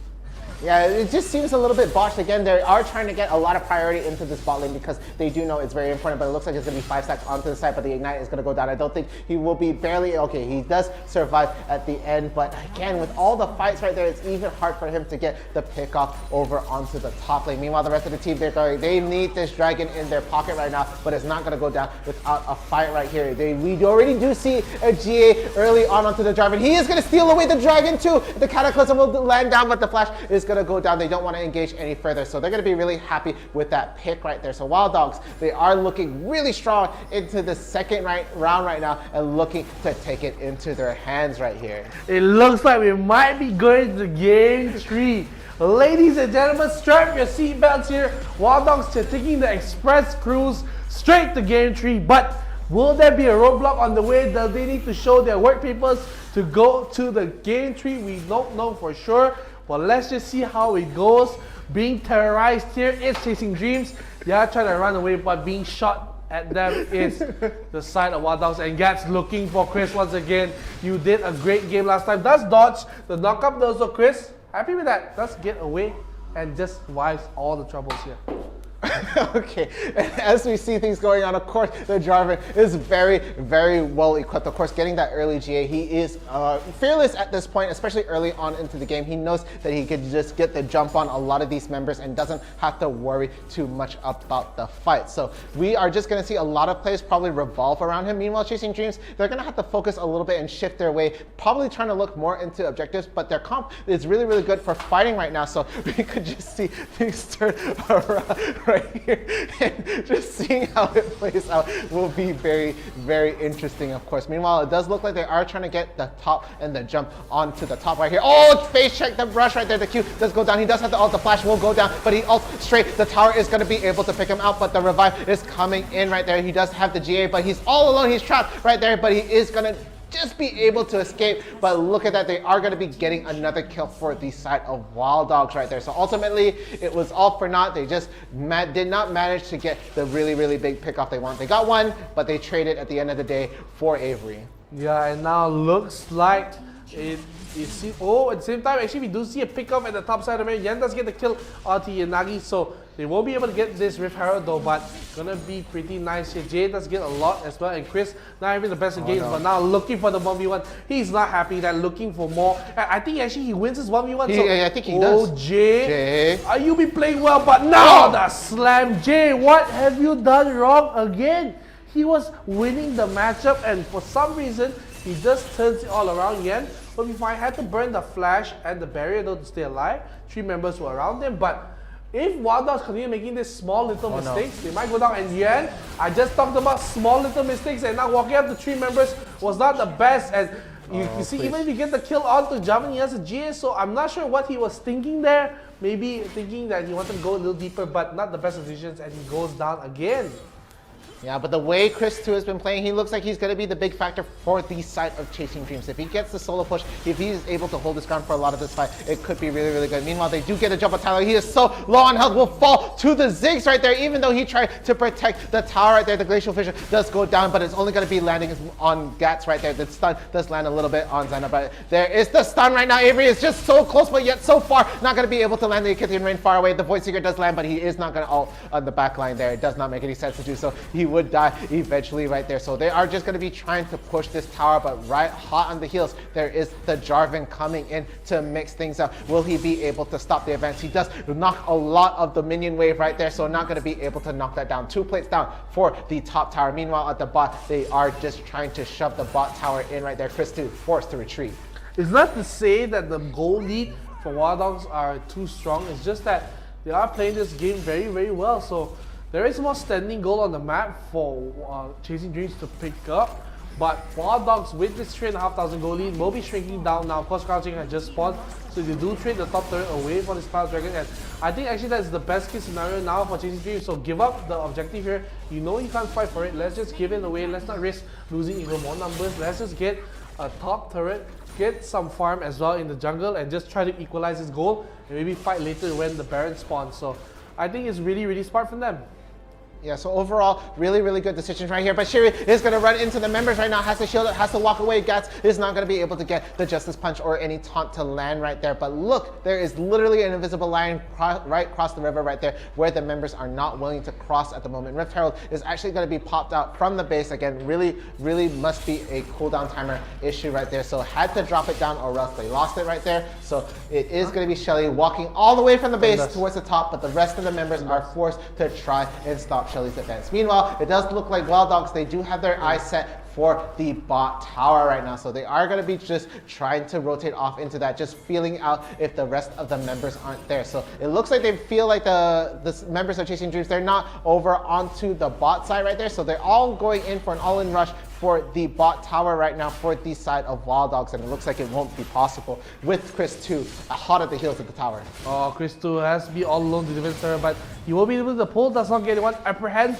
no one lands, and they have to back off here, and Baron is spawning in 20 seconds here, so will be very, very important to get that. And now you see if he does back off, he has to get little items here, and the thing is, if they are managed to stall this game for maybe around 5-6 minutes, this 3000 goalie will mean not a lot in the long term, the grand scale of things. So, because Baron does spawn here on the map, you can see the side, they don't really want to fight for this. They know that either team, if they do start this out, it could be a very huge risk. You want to start this out only when you killed enemy jungler, you only kill when you get like 2-3 kills. So, a little bit extra careful here. Yet, of course, just gonna get the farm at top. And I just think this is what they need to do for Chasing Dreams. Don't force fights. Just farm. Just go for the objectives, get the farm out, get your items here, and eventually you should be able to match the power spikes of Wild Dogs, because at some point, 𝐼𝐼 will not be able to match up 𝐿𝐼, 𝐿𝐼 will not be able to match up 𝐲𝐻, 𝐬𝐧𝐞 will be about even, I would say, with Diana, and just everyone else, and especially Renekton, he doesn't scale great in the game, so just hold out if you are Chasing Dreams. Yeah, they're really slowing down the pace of the game here right now for the side of Chasing Dreams. They are getting vision and everything into the Baron pit right now, but it's just basically as a preventative measure. They don't want to try and run that 50-50. If they do get some really good picks, they might try to go for it, but I don't think Chasing Dreams are going to be playing that aggressive right now, because they know if they go into a fight head on and they lose, they will be losing a lot more in eventually this game. Again, the gold lead, it does look big, but oh my goodness, just right on the edge right now. Jay almost got the pit, almost stopped the recall right there from 𝐿𝐼2. Yeah, it was very, very close for him to get that run away. Just barely by the skin of his teeth there. And you know, I just realized this, but teeth don't have skin, do they? No, they don't. But it's like the fleshy part right there. That's not skin. That's your teeth. That saying makes no sense, but yeah, now Wild Dogs, they are prepared to go a little aggressive. Avery has to be careful here. He does spot them out, so okay, they're around there, but this could be a countermeasure coming in from the side of Chasing Dreams. You're gonna bait. You see Avery. Oh, look at me! I'm so scared out here, and now I don't know what Tala is doing here. Oh, he spots Zenna here now, going for the Zenna. Nice move for Lex and backline. They do get the kill onto 𝐻𝐻. Eventually, he's so low. Oh no, not yet. Alright, looking for that. He does not get it. Now he will get the hero's entrance at least. So will he get the kill? Yes, he do. But Avery does go down. But look, oh, Chris going in double swap, gets 4 members dead, and for some reason, Chasing Dreams, they are making the comeback, ladies and gentlemen. My goodness gracious me. Yeah, and they're hot on the heels for the Jarvan right there. Of course, he did have the GA, he was able to get away. But it looks like priority set onto the Mountain Dragon right now. So the rest of the team, they're going to be looking at that Mountain Dragon, trying to get the head start on it. Going to finish that off before the members are going to be able to come back into the picture there. I don't think the 𝐬𝐧𝐞 bomb will come into play right there. He is not aware that it's happening right now. So they are going to just be able to just get that back. Meanwhile, we do see a lot more itemization coming in for the side of Chasing Dreams. We do see the 𝐿𝐼 slowly start to scale up, finish the Blade of the Rune King, has the Executioner's Culling, might try to work towards that Mortal Reminder, but it looks like they are getting a jump. Jay is at the back right now. It looks really, really tough, but they are trying to get the jump on the rest of the members right here. 𝐿𝐼2 could try to reactivate it right again, try to get a lot more, but the Pro Belt does go down, but no apprehend to stop the advance, so it looks like they're just going to be retreating right now. Yeah, and the thing is now looking for a fight again for the side of Wild Dogs. They want to continue going in and in, but the thing is, this top tier 1 turret is MVP right now for Chasing Dreams. It's basically like an outpost for the run back and just have a little bit of safety. So this turret is going to be so impactful when it's taken down. So no tier 1 at the top means that there is no outpost for Chasing Dreams to just jump to when they're near the Baron pit. So if that tier 1 wasn't there, this is going to be a different fight, and Chasing Dreams will not come back. Mashiri chasing in, but he is going to be so tanky on the bomb now, looking for 𝐻𝐻 here that spins onto the thing. And now, oh my goodness, the Jarvan gets a big thing, but he gets the moon fall! The moon fall! Oh my god, yeah! He gets 4! He gets 4 members dead, and Jay all the way back says, what's happening right now? Why my team wants this, man? And he goes for a 1v1. Yan going in for that fight, and I don't think he wins this, but it doesn't matter. The Zhonya's comes out as well. He will try to go for it. Yan so cool! Yan! What? What? Oh my goodness gracious. The Zhonyas call the shield, everything coming into play. Sheer madness. Yuan is a genius on this Diana. Someone give that man the medal. He was just trying to buy enough time for the rest of the team to get the Baron. But with that, he was able to help his team get the Baron without any contest. And he took the kill. So goodness gracious. I don't know, Chasing Dreams, they're taking this game to lead off right from underneath. They pulled the rug out from under the Wild Dogs right there, putting them in the doghouse.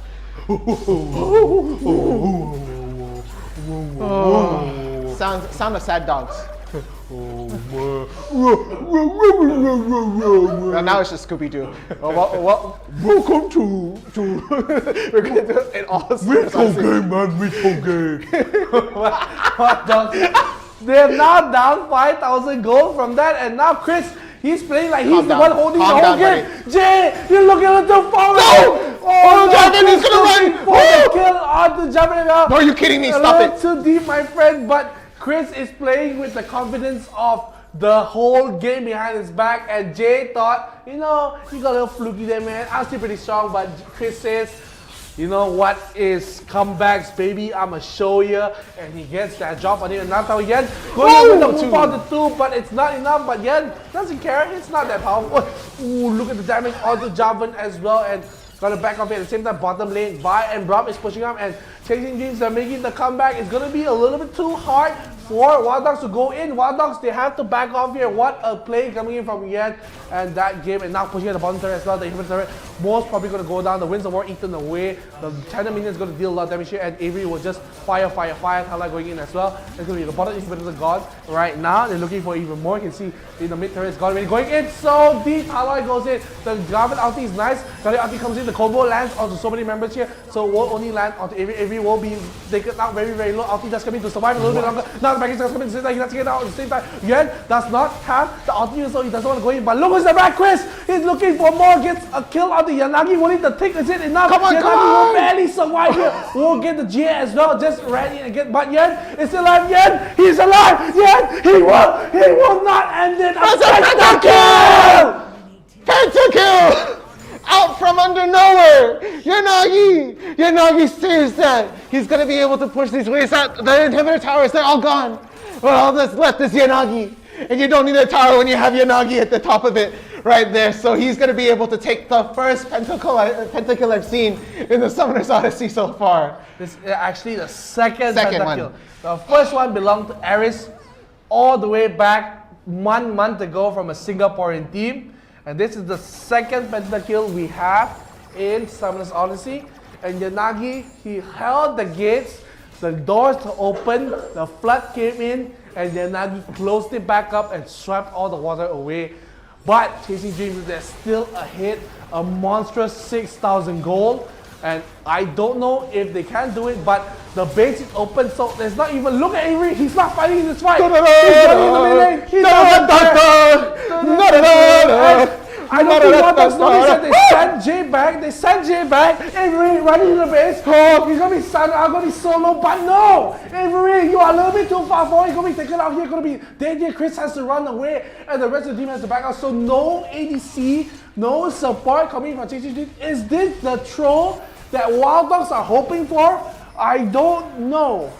It's so neck and neck, every little thing matters, but it looks like they are hot on the heels. They want to try to go for the steal. Yuan is going to be able to land the Moonlight Strike, but not going to be able to get the ult to try and get anything going on right now. The Zigzag does not hit the Moonfall, does go down on one. They're going to get a pick off onto the Galio right there. They're going to be able to take one, but Yuan is so low on health. Talo is on the background, just trying to get a lot of damage right there. The GA is going to pop up. Meanwhile, over at the Nexus, they're taking it down. Chris 2 is at the heart of the heels, just trying to get anything going on, but no, he is not going to be a big factor right there, and now is going to be back onto the Elder Dragon. It is a back and forth and neck and neck, and it looks like they are trying to get this dragon done, but Jay, oh no, Chris 2 might catch him off guard. Chris 2! Oh, he's just trying to jump onto Jarvan right now, but he is going to be able to just get a little bit of health. The Proto Belt does go down, the Flash does go down, the ult will land on him! He does get the he's going to be able to know, but then it's going to be the GA that doesn't get the bleed slash right there, so down goes one, and all that's left is Shiri. Avery is back in line, but he's not going to be able to land enough damage. Jay is so low on health, he's going to be able to run away, and looking at things, Shiri is going to be able to just slow him down. The stun goes down, the old Yanagi go down, but no, he does not go in, he just backs away. Everybody else He just walks away, and I cry. I cry. Why? Why? Why, Siri? You were like, eh? You're not this time. I'll let you off with a warning, kid. He just turns away. And he lets Yanagi walk away. Avery could have come in and swooped in for the fight, but this is a ping pong animation if I've ever seen one in my life. This game is now back down to an even footing. Just 1,000 separating, but you gotta realize now the Baron's be starting. If this Baron goes to Chasing Dreams, I don't care if Wild Dogs have the dragon. The super minions would just be too much for them to defend. There's all 3 inhibitors gone. And with the Baron gone, they trade the Elder. It's not enough because now this is going to run it down mid. Oh, look at the bottom mid. Look how many minions are there. They're not going to be able to defend this. I think Chasing Dreams did the better trade here. They got the minions and look how low the base is. Number 4 lives. They get Jay. Jay, goodbye. And then the Baron. They get again. Chasing Dreams says, we want to go. Well, we don't want to get you. We just want to end it here. Chasing Dreams will be a 5-time Warrior Summons Odyssey champion.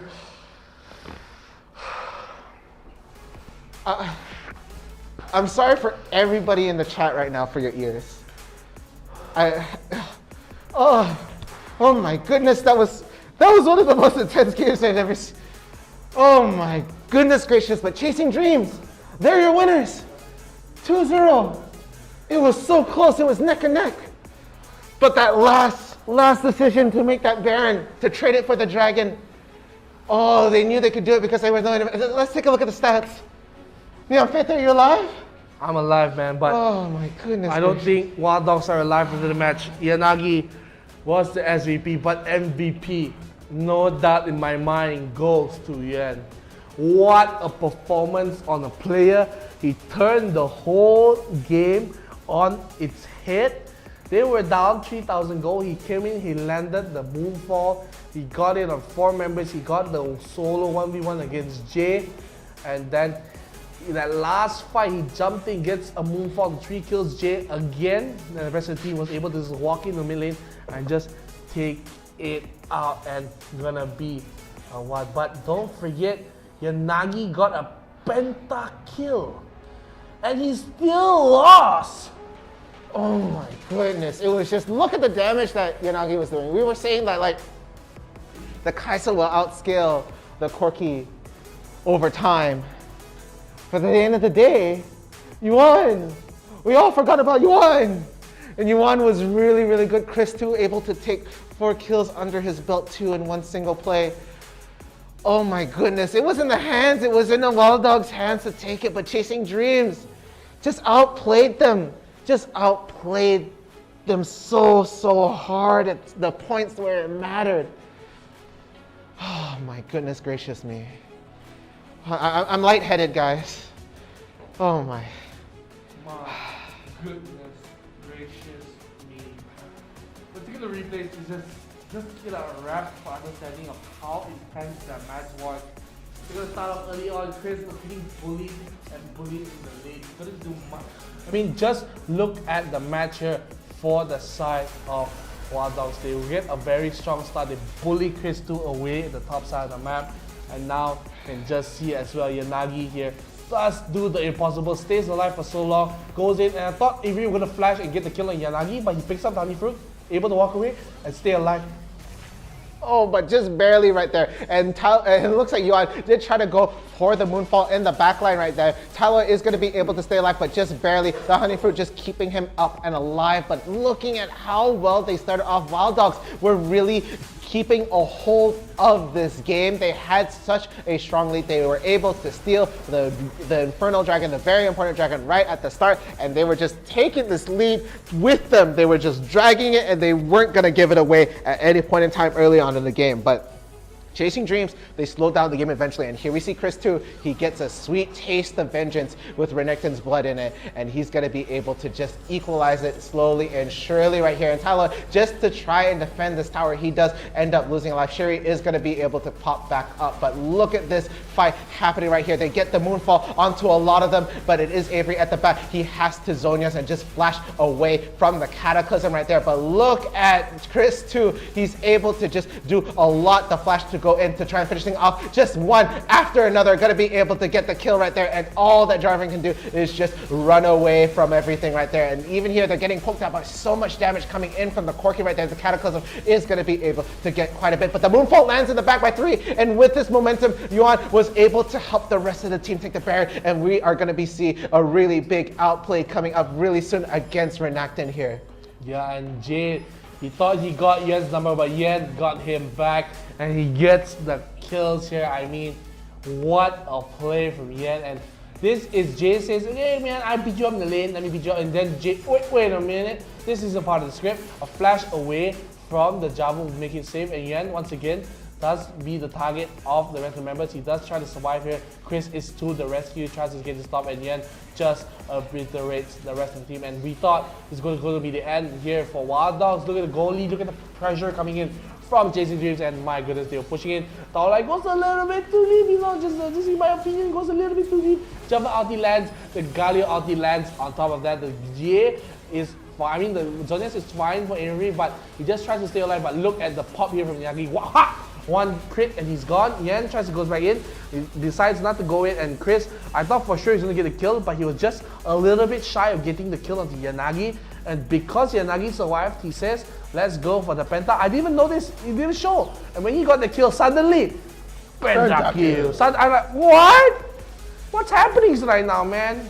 Yeah, and this Elder Dragon was out and alive for so long, and they were baiting it for a lot of the fight right here, just pulling the team in and out, and they caused it to reset so much. And see, we see the Moonfall only lands on one. They get the pick off onto the 𝐿𝐼 right there, but 𝐸𝐿 is forced to retreat. Yanagi is hot on the heels. The bomb does go through, but it's not going to be able to land, but he does go all the way. He does use the Valkyrie drive to try to get over, and Tala is eventually picked off. So with that, they thought, it's over and done with, but they get the Baron. They're going to just run it in. They don't care too much about the fight, but the Moonfall lands on 2. They get the kill anyway right there, and 𝐸𝐿 flashes to the Nexus and just smacks it twice, and down it goes.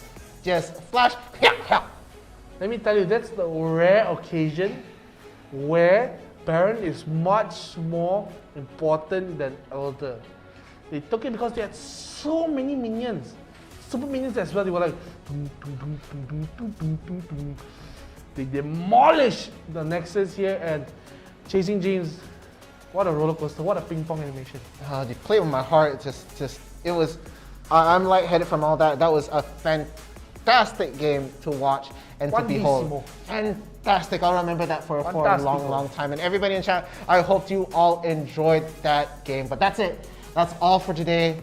There are no more matches left in this round, and that's all we got for today. It's finished. So thank you so much for coming this way. We're gonna go to a very short, very long break. We got you there. So make sure you come back tomorrow for more Warriors Summoners Odyssey action. So see you guys next time. Love you.